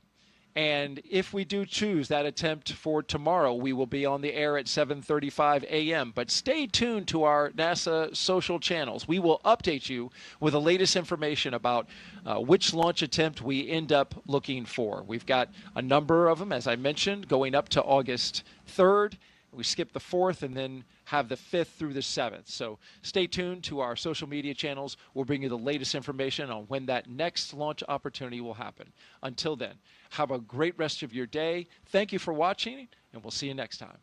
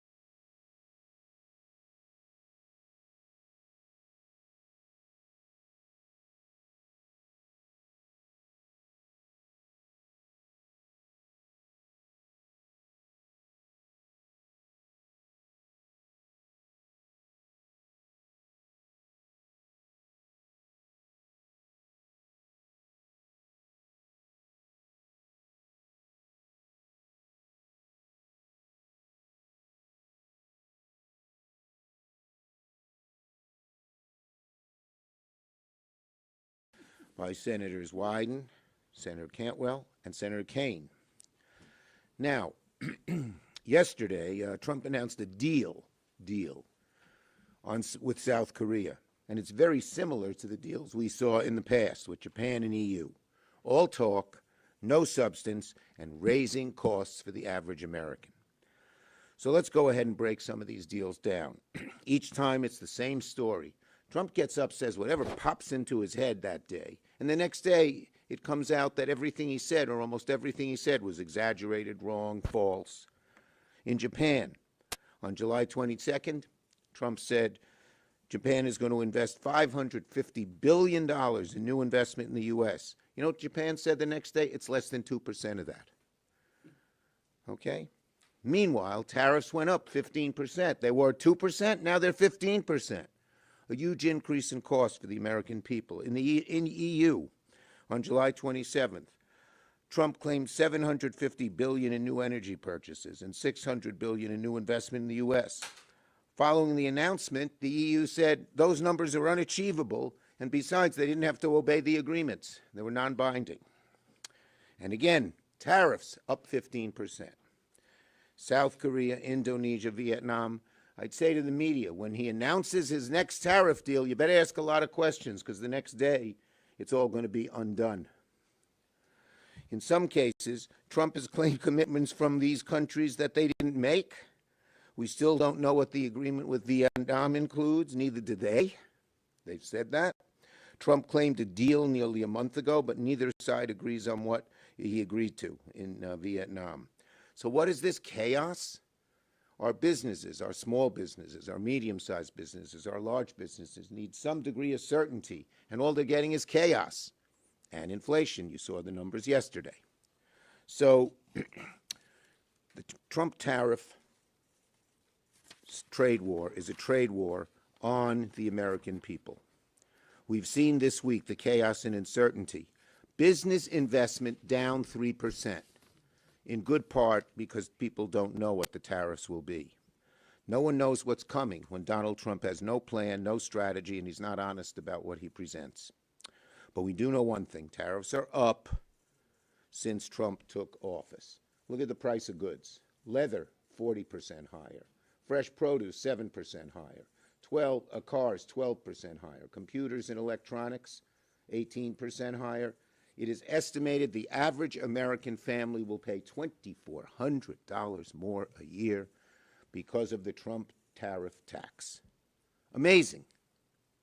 That's a lot of money for a lot of people. It's often more than raises people get for the whole year. Okay, when Trump came into office, the EU tariff was 2%. Now it's 15%. Don't look at what number Trump shot out there before. The real change is what it was and what it is. And in almost every case, it's gone up significantly. When Trump came into office, the tariff on South Korea was 1%. Now it's 15%. When Trump came into office, the tariff on Japan was 1.5%. Now it's 10 times that. It's going to cost 500,000 jobs. Meanwhile, if there's one country that's benefited from all this chaos, it's China. Over the past few weeks, Trump has granted the Chinese government greater access to our advanced AI chips. A number of us worked to prevent those chips from being sold to China when Biden was president. They're vital to our national security. Trump's hitting the brakes on new restrictions on other sensitive tech exports to Chinese companies. We had restrictions. So, you know, our kids, our grandkids, and even us, we're going to suffer when China starts catching up and getting ahead of us on key industries like AI, where they can dominate many parts of the global economy and even the way of global thinking. So our national security should never be a bargaining chip, least of all when we're dealing with Beijing. The deals he's made lack transparency, accountability, means of enforcement, what trade barriers are being reduced, who's making sure the investments are real, and if there are investments flowing in, how are we ensuring the money's going to benefit the American people, not one of Trump's billionaire friends, which seems to be the MO of this administration. So this is a deal, all right. It's a raw deal for the American people. Senator Wyden. Thank you very much, Mr. Leader. And folks, because the leader has hit so many of the key issues, I've just got a couple of points that I want to make to supplement his good arguments. First of all, the reason your mortgage rates are high, the reason your grocery prices are high, Donald Trump is pretending to do something productive. That's what this is really all about. And with these agreements, and some of them I can tell you are not much more than a napkin with a few lines squiggled on it, are not opening up markets for our farmers and manufacturers. And on the Finance Committee, we take a special interest in following the money. And this Trump trade recipe is a recipe for corruption. All the details about these so-called agreements are hidden. Nobody knows about them. And in fact, often they get denounced by a so-called signer before they even get in the news media. This is a recipe for corruption. And I can tell you, on the Finance Committee, we're going to put a special focus in the days ahead on how Donald Trump and people around him could be personally profiting from some of these negotiations and some of these agreements. And we'll save that for another day. Thank you, Leader. Thank you, Senator Wyden. Senator Cantwell. Well, thank you, Leader Schumer, for bringing us together on this critical topic. First, the United States Senate should not be hearing about trade or tariff policies and developments by watching cable TV. The administration officials should be telling the Congress exactly what these proposals are. This is serious business with broad economic consequences and affecting all our constituents. The Congress needs to see the fine print on what these deals really mean. The Trump tariffs will increase prices on the American consumers, as we see here. The increased price overall for 2025 tariffs on average are expected to be $2,400 in reduced income for Americans. The Seattle Times had an article this morning that ground beef was selling for $14.49 a pound. The cost of a basic T-shirt has risen from $10 to $25, and Procter & Gamble, the maker of household staples like Tide and Charmin toilet paper, said because of the tariffs, they are hiking prices next month about 25% on their products in order to offset a $1 billion hit they are going to take because of the tariffs. The president is also threatening tariffs on pharmaceuticals. We cannot afford any higher prices on drugs. At a time when American people are already struggling to afford life-saving drugs, the administration is trying to make them more expensive.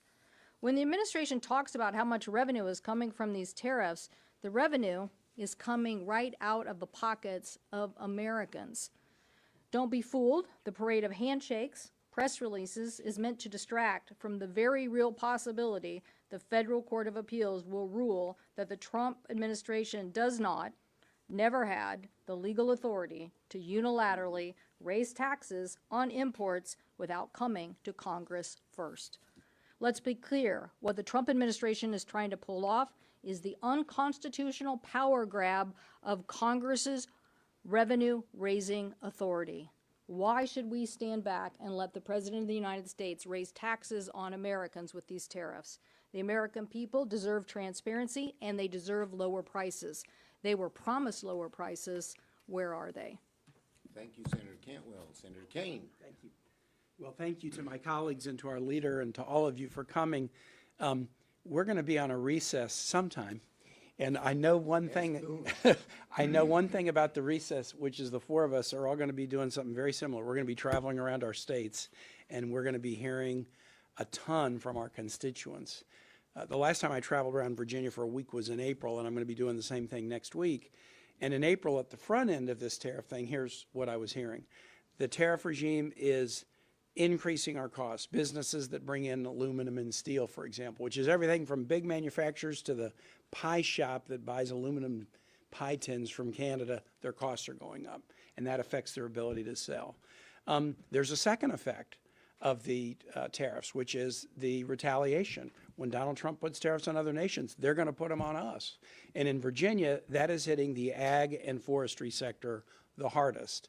a sector that's already been hit pretty hard by low commodity prices in the last few years, that's being hit pretty hard by some of the deportation policies. So the retaliatory tariffs are like the second punch. And then the third punch is the reputational effect. We've got businesses now, or consumers in Canada, for example, they will not buy American products. They will not travel to the U.S. because they're so mad about the disrespect that is being visited upon them by Trump. So there's a triple level effect of raising the costs of imports, leading to retaliatory effects, and then a reputational effect that's really socking our people. And what you're seeing, and this is a good one, there is like a stair step of costs that are going up. Back to school this year is going to cost a lot more than back to school last year. And then Thanksgiving shopping this year, it's going to cost an awful lot more than last year. Then Christmas holiday shopping even more. The stair-step effect of it is really affecting folks. Chaos is next. The way Donald Trump does this, announce it, pause it, like Mexico. Well, why don't we wait another 60 or 90 days on Mexico? Offer an exception to you, but not to you. Nobody knows what to expect. And as I traveled around Virginia in April, I'm going to hear it again next week, I have a business. I want to invest more. I'm ready to invest, but I can't invest till I know what the rules are going to be. Or maybe I'm a multinational business. I could invest in the United States, or I could invest in Europe, or I could invest somewhere else. But I can't make an investment decision if I don't know what the rules are going to be. There's a lot of capital sitting on the sidelines now that should be invested in the American economy that isn't being invested because of the chaos. And then finally, the last point I'll make is corruption. President Trump announced yesterday something among all the unprecedented, truly unprecedented. It is an emergency that Brazil has chosen to prosecute a friend of mine. And therefore, as a president, I'm declaring under emergency powers a 50% tariff on all goods from Brazil, a nation where the U.S. has a trade surplus, not a trade deficit, because his friend is being prosecuted. That is not an emergency under IEPA. That is an unprecedented use of that power, and we need to take steps, and my colleagues here and I will take steps to challenge the president's use of the emergency powers in this most unusual way. Glad to be together with a team that is battling these chaotic, consequential, and corrupt tariffs that are hurting Americans. Thank you, Tim. And before we get to questions, Tim mentioned you couldn't believe he would do something he did yesterday. Here's even something more confounding, some breaking news. Just now, the White House announced construction of a $200 million White House ballroom that will begin in September. A $200 million ballroom. Where'd this money come from? Did Congress appropriate it? I don't think so. It's almost like DOGE was never about waste at all. It was about cutting services to help Trump and his billionaire buddies. So it seems that DOGE was all about making cuts on Americans to fund their ballroom? Was that what DOGE was all about? So let's recap Trump's week in terms of its economic effect on American people and in terms of corruption. This week, he opposed stock trading bans for members of Congress and the president, something we support. He's now spending $900 million to refit his corrupt plane from gutter. He announced plans to build himself a new White House ballroom so he can eat his cheeseburgers in there in luxury. And he's imposing a new double tax on American families through his tariffs. As was said, costs, chaos, corruption, all embodied this week as typical on this subject. I promise I have a question on this subject, but aesthetically, on the White House construction, it will be almost 2 times the size of the main White House building. Yes. What are your thoughts on that? You're a New Yorker. Listen, I'm happy to eat my cheeseburger at my desk. I don't need a $200 million ballroom to eat it in. Understood. Okay, entree. Senator King touched on this a bit, but the president makes it sound like trading partners are very eager to come and negotiate and that they're happy when all is said and done, but you all travel internationally, you all talk to ambassadors. Reputationally, what is this doing to the United States? It's making Trump's tariff negotiations, tariff threats, tariff chaos, is making, first, a fool of the United States in the eyes of the nations of the world. And second, the worst thing is, because we care about the average American, $2,400 more in costs? Look at that. It's crazy. And since you mentioned Tim, I was just going to bring Tim over. Yeah, but what was the question? I was Okay, listening to you. I wasn't On the world stage, what, Yeah. you know. Well, And Ron can. you were just Ron is. about your visit. Ron Wyden is on the world stage. He knows. All of us have been interested in this, but I took a bipartisan delegation to Canada, and one of the principal questions just a few days ago was who they were going to make alliances with other than the United States, because it was clear that they didn't know what was going to happen. They didn't know if whether they heard that a deal was going to be on this particular approach, and then it was kind of taken in a completely different direction. So there's no question that the relationships that we have forged over the years, in some cases for decades, particularly in terms of having these alliances, we've got people we can count on, based on what we saw in Canada, are taking a big toll, and we really have no better friend than Canada. So if they're walking and not interested in some of these deals, that's a message. And on a strategic, I was just going to say, on a strategic basis, instead of him allying with our allies against China when China does all kinds of trade imbalances with us and doesn't treat us fairly, he's having them join with China against us. How profoundly stupid and unthought out. Can I give I'm going to give an example. I was in Germany in April to talk to Germany about aid to Ukraine. So I went to Kyiv, Berlin, and Warsaw, and it was all focused on Ukraine. But everywhere I got, before I could talk about my issue, they were like, well, wait, what about tariffs? So here would be the German example. They rewrite their constitution to enable them to put more into defense. They elect a new government that's probably the most pro-U.S. government that they've had in Germany for a very long while. And the government that's elected, the new chancellor, has a mandate, and that's jumpstart the German economy that's been in the doldrums since 2019. So you're meeting with the new government. It's like, we are your friends. We are together with you in Ukraine. We want to put in more. We're pro-U.S. We just got elected with a mandate. You are the biggest obstacle standing in the way of us and the mandate we just got from the German people, because the tariffs are going to hurt this German export economy so badly. So as Chuck said, these are punishing our allies more than our adversaries, and sometimes they're even punishing Americans more than our allies. The president cuts a deal to put a 15% tariff on Japanese products. Toyota stock goes up by 8%. Why? Because even at 15%, it is now cheaper to buy a Japanese vehicle in the United States than one made in America with a lot of content from Canada and Mexico. So we're hurting allies for adversaries, and we're hurting ourselves to the advantage of others. It makes no sense. We're hurting our own countries. Ford announced a $2 billion loss in good part because of the tariffs. Yes. My question is related to what you just said, which is you've had two IEPA votes. One passed, one probably would have passed if White House and McConnell had been. Would have passed. But at any rate, my question is, given these earnings reports that we're having, and given that the deals have resulted in substantially higher tariffs, do you think that there could be movement among Republicans so that you could get a veto-proof majority, which of course you would need to actually end the IEPA tariffs if the courts do not? Well, I'll call on Maria for a minute, because she had a bill to put it back in Congress where it was, and I think 7 Republicans joined it. Yeah. Maria. Well, and also if you could touch on Section 338 and 122 in case IEPA is overturned in the courts, is there something Congress should do about these other archaic?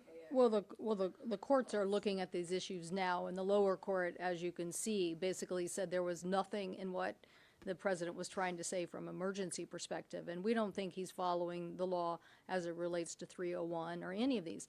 When you do tariffs like this, you have to have detailed economic analysis of the damage and the cause, and then make a point, because trade is about world trade rules and order, not about just making something up, whoever's president.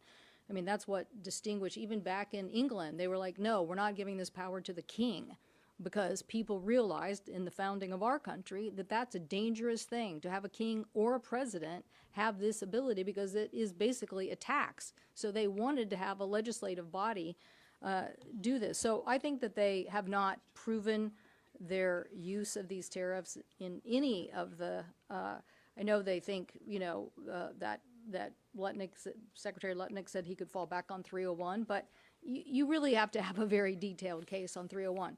So listen, I represent two big companies in the state of Washington, Boeing and Microsoft, who just had great earnings reports. Why did they have great earnings reports? Because they're investing in next generation technology and they're selling into a global market. Okay, the president is proposing a contraction of us doing that. He's not proposing, he's cutting all the science and R&D. He's cutting all the things that said come to the United States and make these things.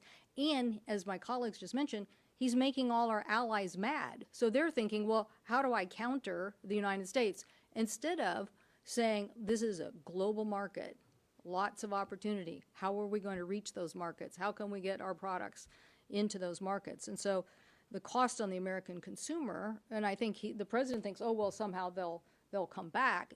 You might force some elements to come back, but at what cost?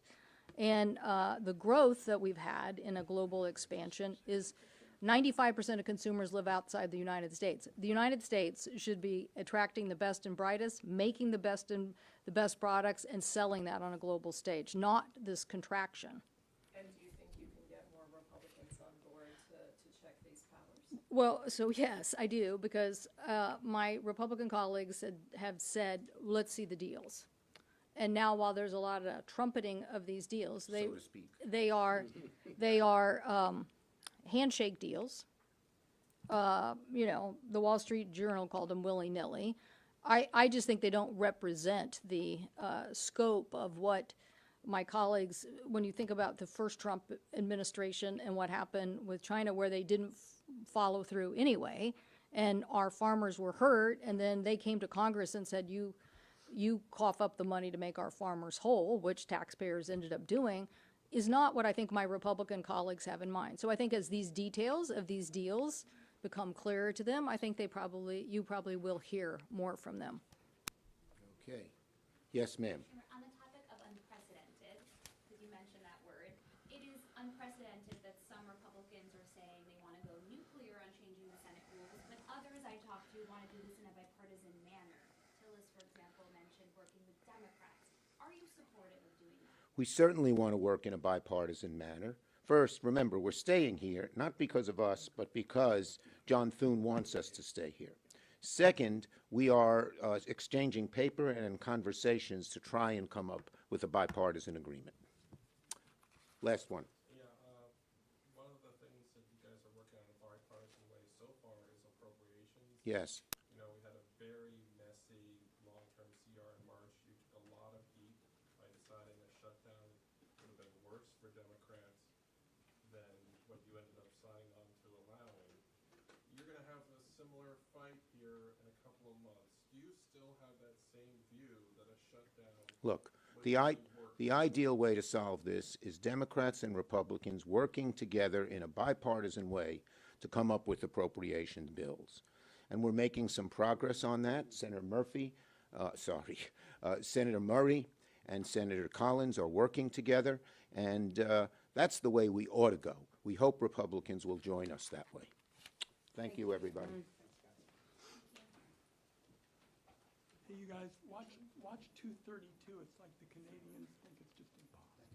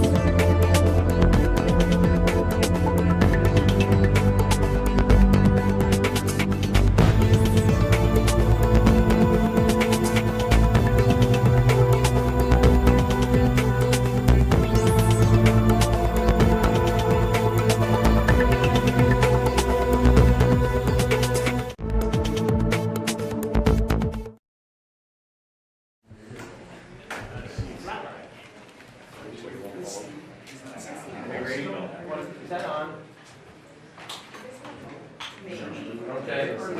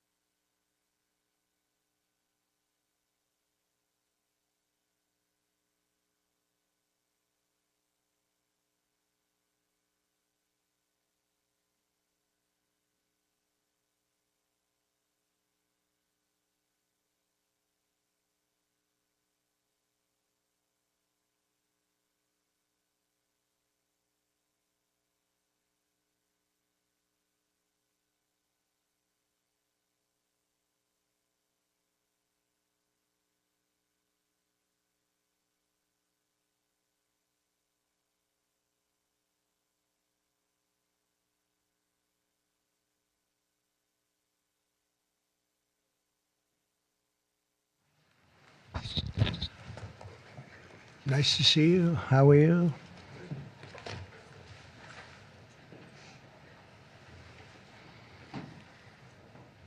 We have a lot of athletic talent and great people behind me.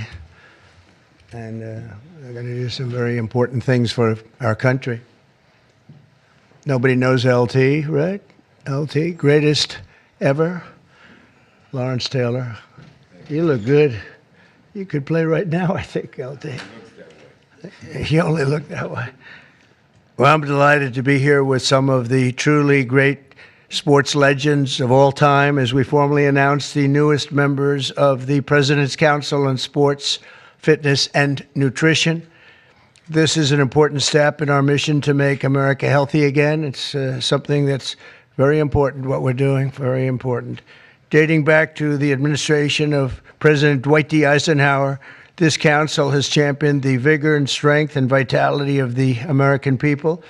Today, we continue that very proud tradition. This group is led by two-time major champion and one of the greatest players in the world, one of the highest ranked, and he just had a phenomenal Open Championship, as you probably saw, shooting one round that wasn't so good, and then he came back with about a 65 or something. He was getting a birdie on every hole. They were worried he might not make the cut, and he made the cut by about 200 strokes. It was pretty amazing, and he had a great week, actually. And he's also the longest hitter of a golf ball, I think ever, but, you know, they say ever. I would say ever. And the longest in the world today, and it's Bryson DeChambeau. He's a great guy, been my friend for a long time. And from his storied amateur career, where he won the U.S. Amateur, I think once or twice. Did you win it? It was once, and then the Once? NCAAs as well. Okay, you won a lot of other championships, but U.S. Amateur champion. And then, as you know, he won at Wingfoot, won the U.S. Open and Pinehurst. And Bryson has always been a phenomenal ambassador to sports and to golf, but generally to life, in my opinion. He's a smart guy and a good guy, great guy, loves our country. We're also pleased to be joined by Secretary of Health and Human Services, Robert F. Kennedy, Jr. Bobby, you do a great job. He's got some big things happening, and he's got some big statements to be made very shortly in terms of, over the next few months, in terms of what they've been doing and finding answers to some very, very important questions. Secretary of Education, Linda McMahon, who's phenomenal wherever you may be, Linda. Hi, Linda. What are you doing back there? And look, you've been reading about her exploits and the job that she's been doing, and we're very proud of her. Council Executive Director, Catherine Granito. Thank you very much. Thank you. Great job. And several other new members of the council, including J.D. is here, our fantastic vice president, and Scott Bessent, and we're making a lot of deals. We're making deals for trillions and trillions. Nobody's ever seen anything quite like it. We just made a couple of others a little while ago. I don't know if you'd be interested right now. I won't even bother telling you. This is about sports and about health. One of the best defensive players ever, I think probably acknowledged to be the greatest defensive player in the history of the NFL, a friend of mine for a long time. Too long, right, Lawrence? Lawrence Taylor, he's an incredible guy. And just been my friend a long time, haven't we? Huh? Knew him forever. One of the most accurate kickers in NFL history, a young guy still. He can kick it long. I think I guess he's considered the best there is in the business, Harrison Butker. So, Harrison, where are you, Harrison? He's a handsome guy, by the way. It's usually not my thing, but he is a good-looking sucker. One of the truly greatest golfers ever to play on the LPGA Tour. A lot of people say the greatest female player ever, and a lot of people would say just one of the best players ever. She's phenomenal. I've played a lot of golf with Annika Sorenstam, and she's amazing. Just had an really storied career. Hall of Famer, easily a Hall of Famer, by the way, right at the top of the list. So it's great to have you with us, Annika, and say hello to the family.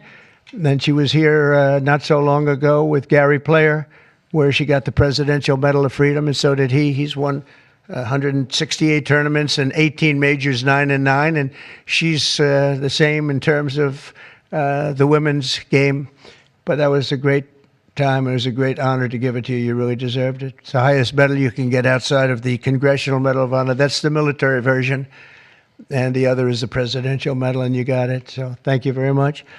14-time WWE World Champion, and he's a man who you're not going to mess around with. Even Bryson said, I think I'll take a pass on him, right? You're going to take. And he's another one that's been my friend for a long time. He's really an amazing athlete. Triple H. Here he is. Oh, that's still very strong. He's a strong guy.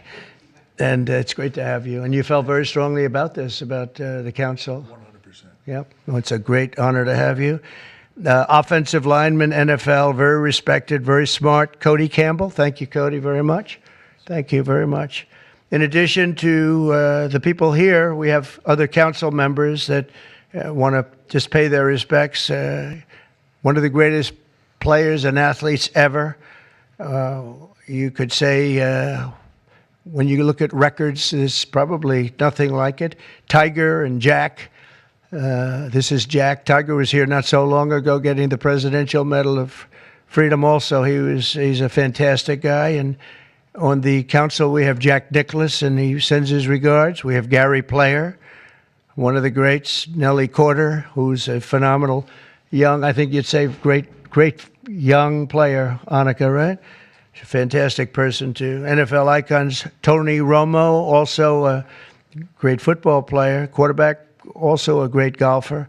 Nick Bosa, who's, you know him, he's a modern-day version of Lawrence. What do you think? He's pretty good, right, Lawrence? Pretty good. He is. Saquon Barkley was on the council.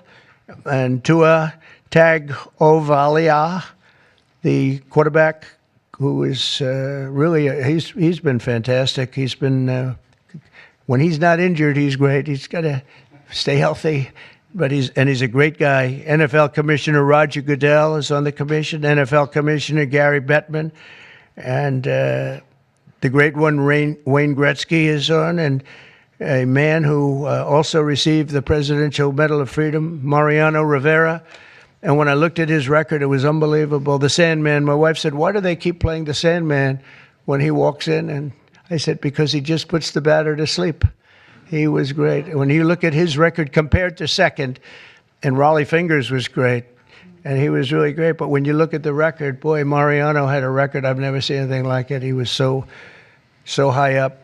The order that I'll sign today in a few moments directs the council to develop strategies to improve America's physical fitness and renew the American spirit, excellence, competitiveness, and sportsmanship.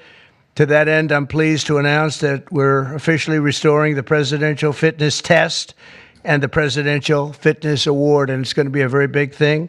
From the late 1950s until the 2013, graduate scholars all across our country competed against each other in the Presidential Fitness Test, and it was a big deal. This was a wonderful tradition, and we're bringing it back. I think Bryson and everybody here wanted to see if we could bring that back, and it's turned out to be very popular to do. My administration's also pressing forward with the important reforms in sports and athletics, and the group behind me and the others that I mentioned and others that have asked to join. We have many great athletes have asked to join the council, and we're going to let some of them come in, but they're going to also be working on college football in terms of what happened. It's a mess. What happened? It's what they're doing with college football, and the fans are upset about it, and players are being taken from team after team and being traded around like playing cards, and a lot of money's passing, and nobody knows what's happening.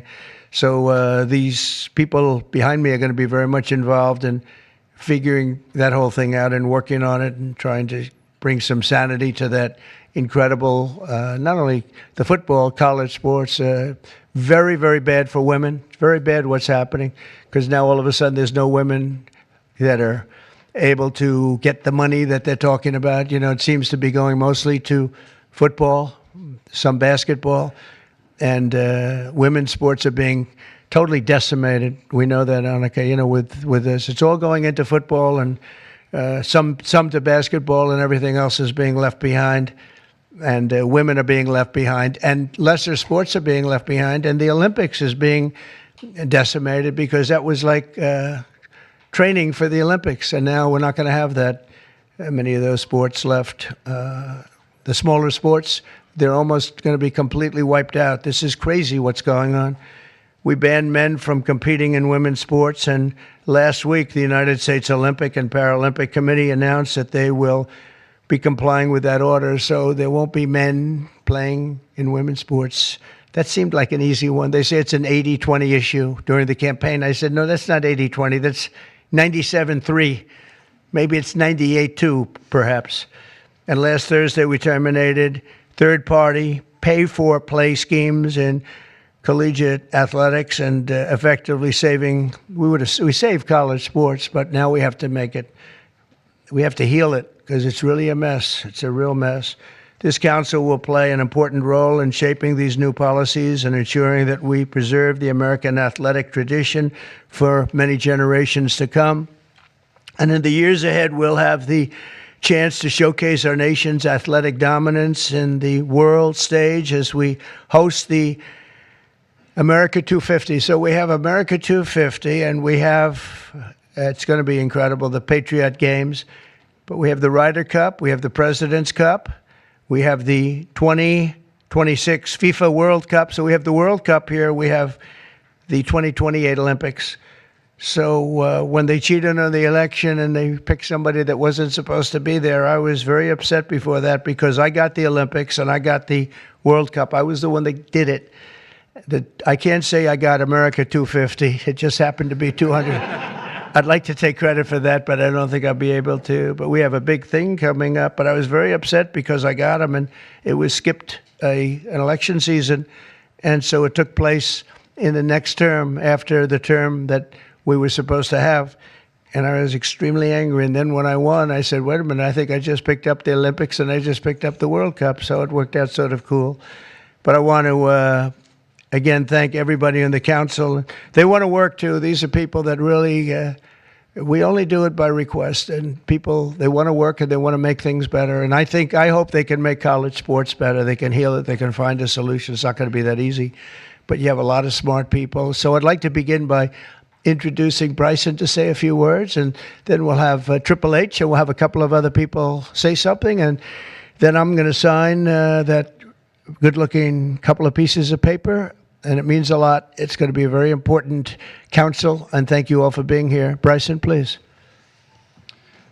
Thank you, everybody, for being here. And first off, I'd like to say thank you to President Trump and Vice President Vance for your support and this initiative and council. And to be honest, I never would have thought that this opportunity would have been here right at our doorstep.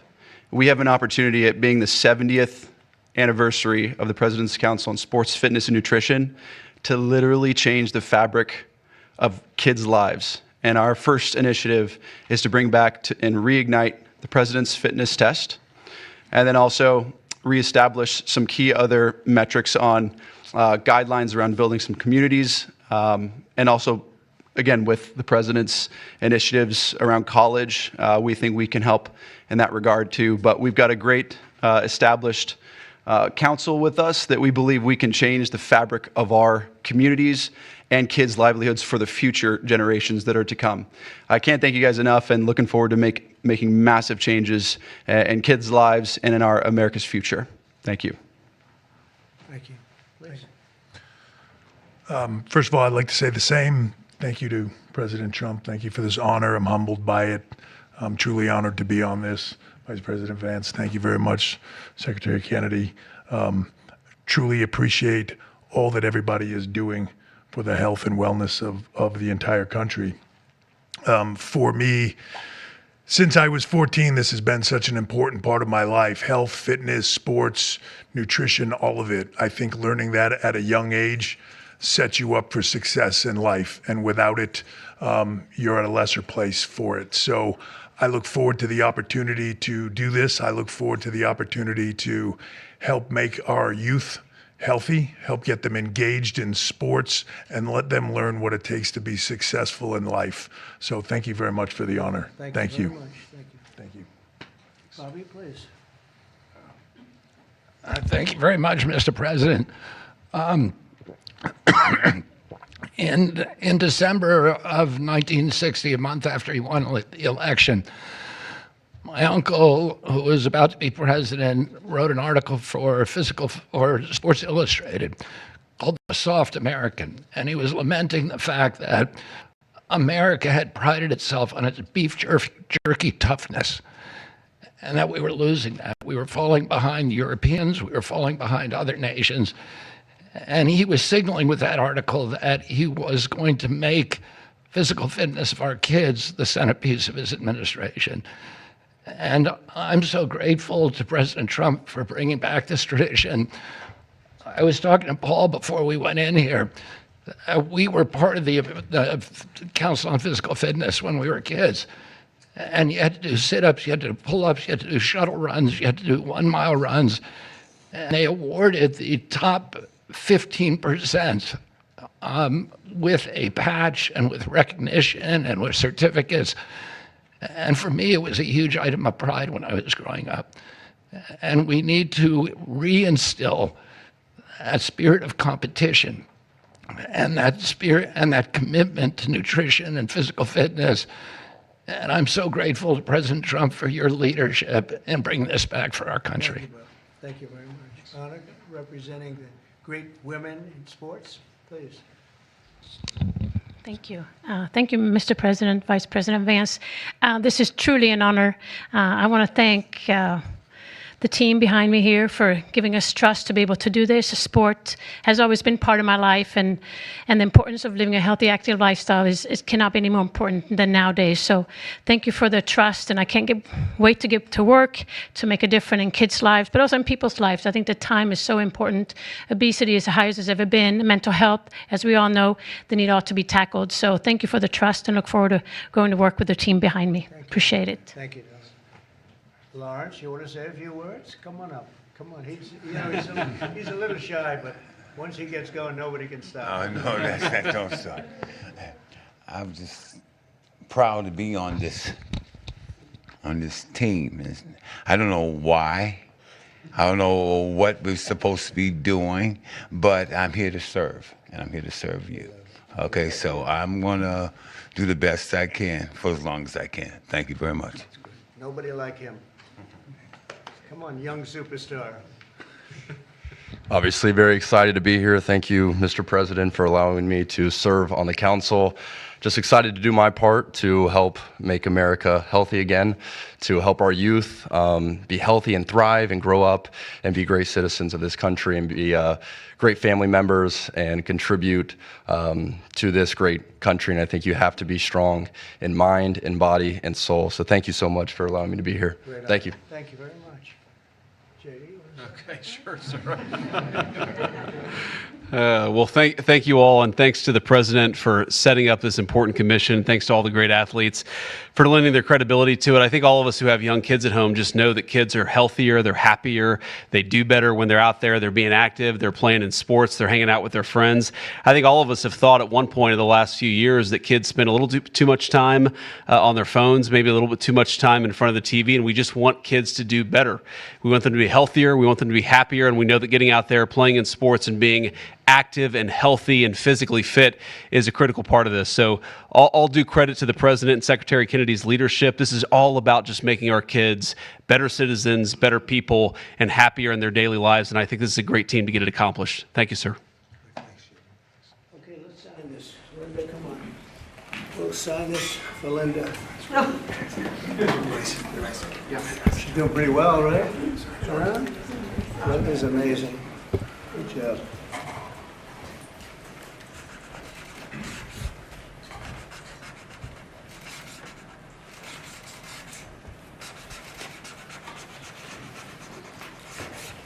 Okay, we got it. I think we're getting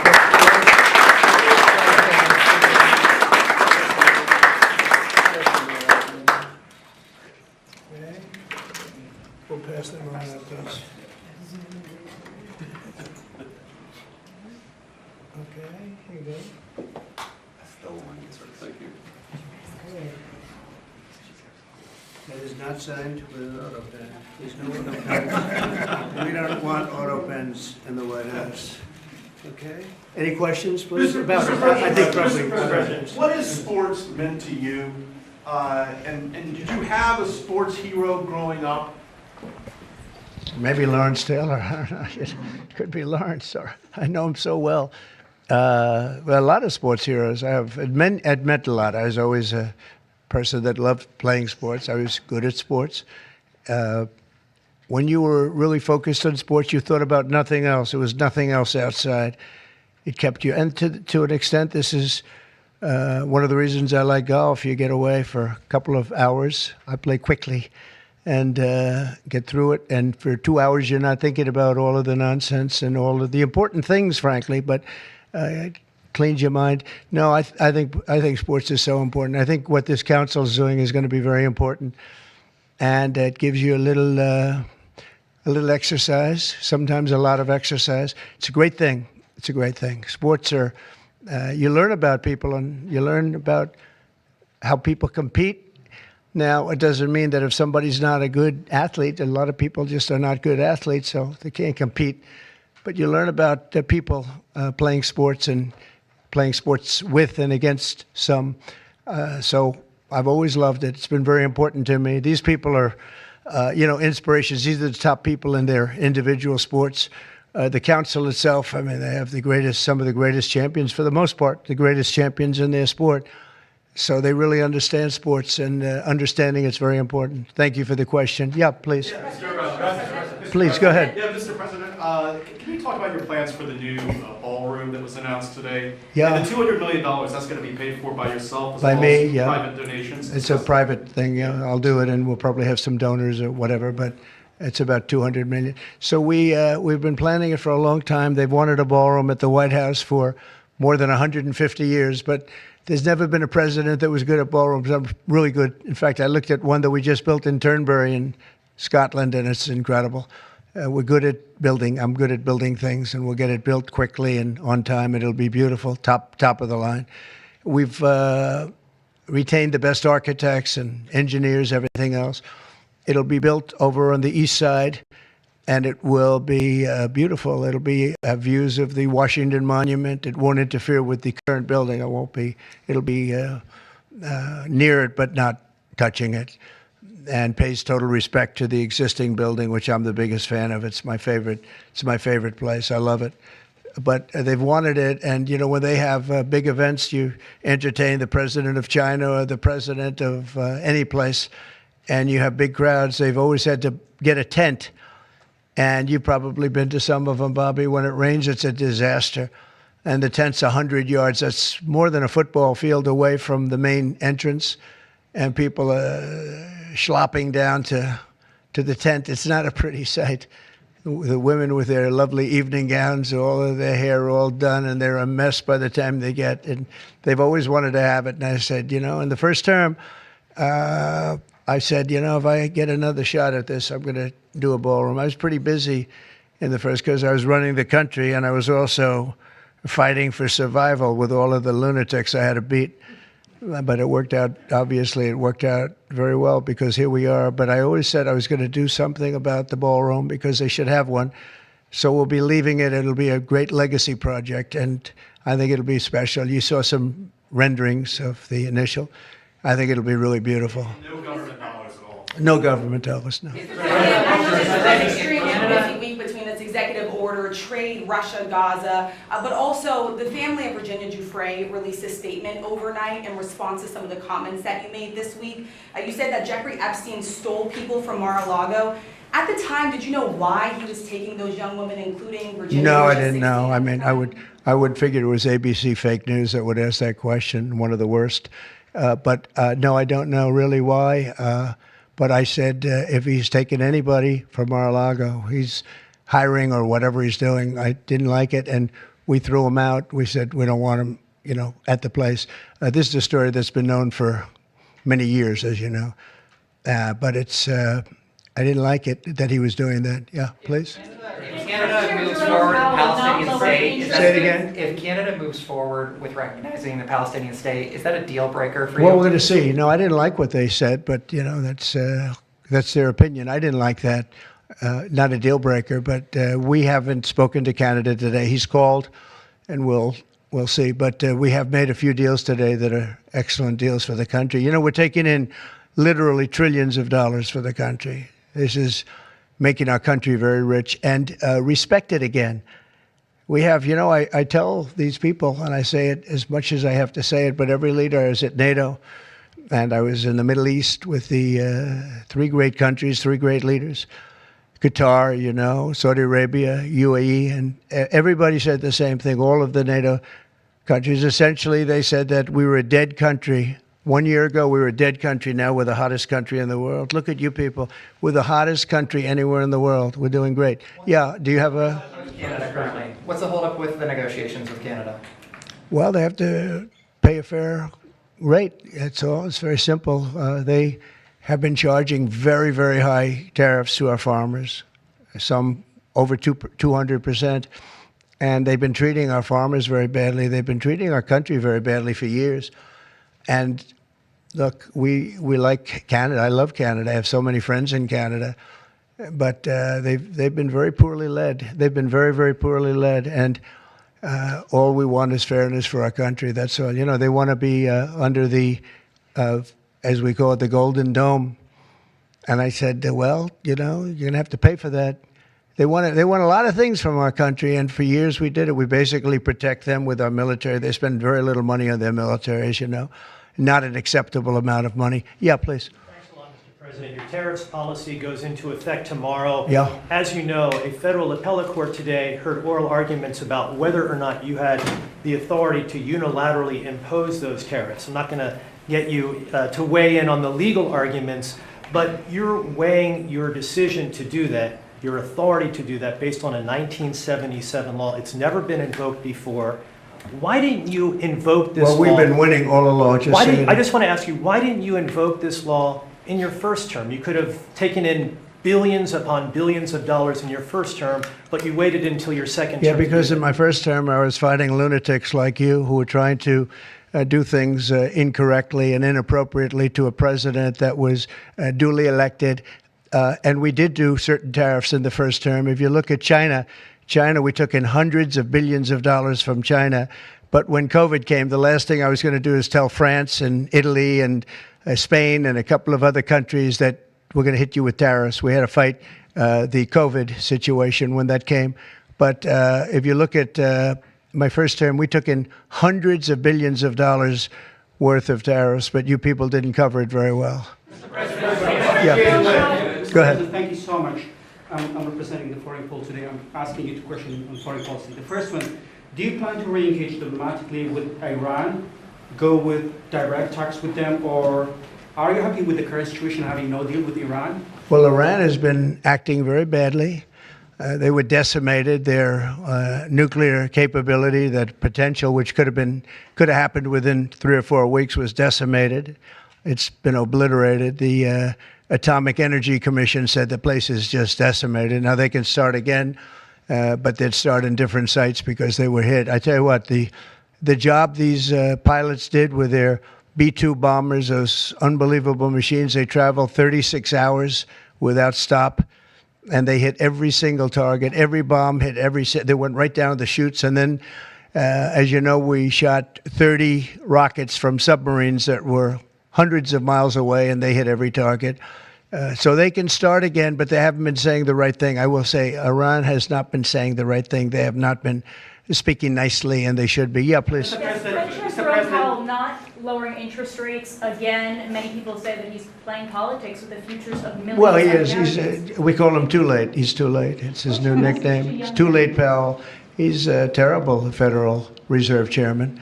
Not only that, he's building a building. He's at $2.9 billion. It's actually 3.1 if you include other areas that are essentially the same thing. Way over budget, has no idea what he's doing. And I would say he's probably good at that compared to what he does with interest rates. But, you know, we have him there. And It was a mistake. I put him in, and then Biden extended him. And Biden only extended him because he knew I couldn't stand him. And that turned out to be not a good thing for Biden. Although he did lower interest rates just prior to the election. Didn't work out too well for them. But he did lower them pretty substantially just prior to the election. No, he's a political hack. Not very good. He's not a smart guy, Brian. Mr. President, sports fans have been very supportive to go back to the original names of Cleveland Indians, the Washington Redskins. Oh, I love that. I love the sound of that. Well, I do the Washington Redskins. I think they should do it. I told the mayor and I told people that they should bring back the name. If they bring back the name, you'll have a lot of excitement. And, I mean, Cleveland Indians, how about that? That was an original franchise, 1903 or something, 1906, an original, the Cleveland Indians. And what do? They changed the name from Indians. What's wrong with the word Indian? You know who is upset about it? The Indians are upset about it. They're upset about Redskins, too. So Redskins, I guess you'd say it was a little bit lesser of a case, but people want to see the Redskins, and the Indians want to see the Redskins back. No, I recommend it. I was asked that question the other day. The Washington Redskins, it's a fabled franchise. And now, I don't even know what the hell their last name is. What are they to Commanders or something? Is it Commanders? That's not a good name. About President Biden, sir. About President Biden, sir. May I ask you a question? Wait a minute. No, not you. You. Mr. President, Kamala Harris, as you know, is not running for governor of California. She's not going to do it. What do you see in her political future, sir? Well, she can't speak. She can't talk. She can't do an interview.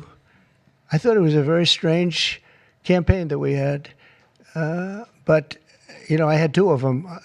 We were up by like this massive number of points on Biden, and they said, let's change to Kamala. Nobody knew who Kamala was. Nobody knew her last name, Harris. They said, we're going to get Vice President Harris. Everyone said, who the hell is Harris? They only knew her by the first name. But no, I thought she was a terrible candidate. Look, don't forget, she didn't really get the nomination. I mean, that whole nomination was strange. She was the first one out. You know, she took a good amount of points with her when she announced, but nobody knew her. And once they got to know her, she dropped out very shortly after she started. And she started with a pretty good, you know, she was like in second or third place. But I don't know. I mean, I wouldn't call her a skilled politician. Would you? She's also coming out with a book. Any plans to buy it? I don't know. I think I'm going to buy it. I'd love to see it. No. I'd find it. Look, I find everything in politics interesting. I sort of enjoy politics. She wasn't a skilled person. You know, you have skilled politicians, really skilled politicians, and then you have some that aren't.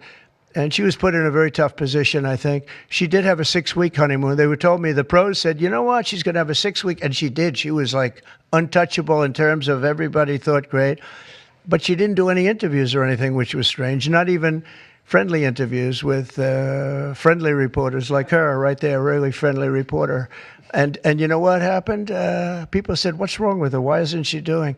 She made a mistake. She should have done interviews. She didn't run a great campaign, but we beat Biden, and then we had to beat, nobody's beaten two. I had to beat two. That's like Dana White, the great Dana White has a fight, and he has a fighter that's getting the hell knocked out of him. They say, well, let's take him out and put somebody else in. Didn't seem fair to me at the time, but where are we? We're in the White House. So, I mean, you know, so it worked out. Very serious question here. Russia today hit Kyiv with missiles and drones, more than 100 people, kids. I think it's disgusting. Russia, I think it's disgusting what they're doing. I think it's disgusting. This is Biden's war. It's not my war. But I said if I get in, I'll try and get the thing stopped. But I think what Russia's doing is very sad. A lot of Russians are dying. You have a lot of Russians. More Russians are dying. But Russians are dying. Ukrainians are dying.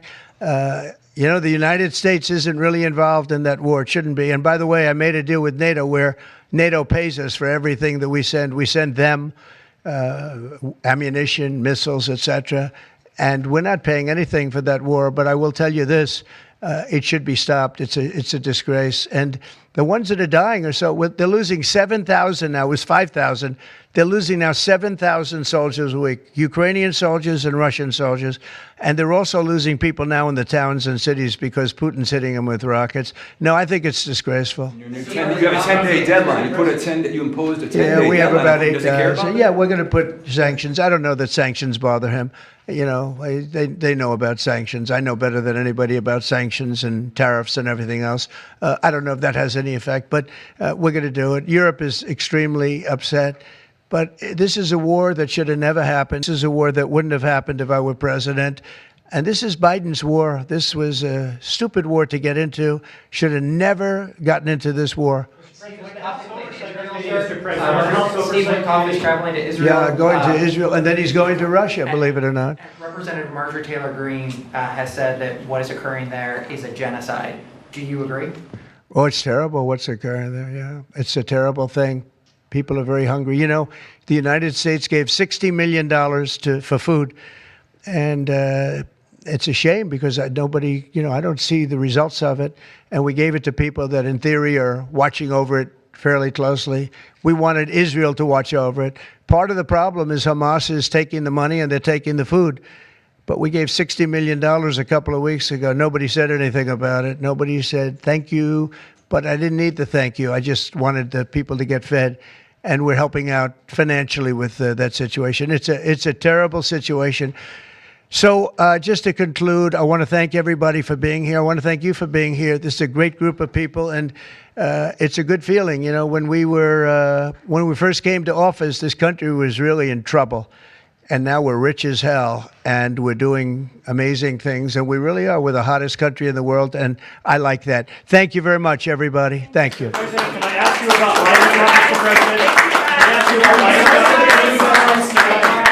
Will you take the president for witness test, Vice President?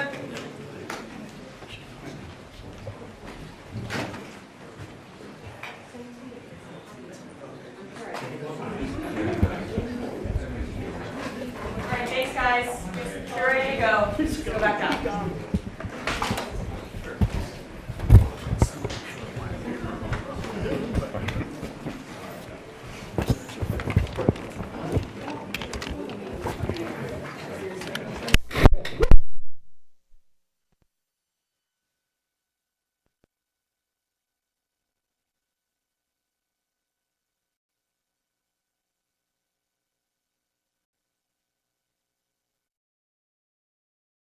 Thank you.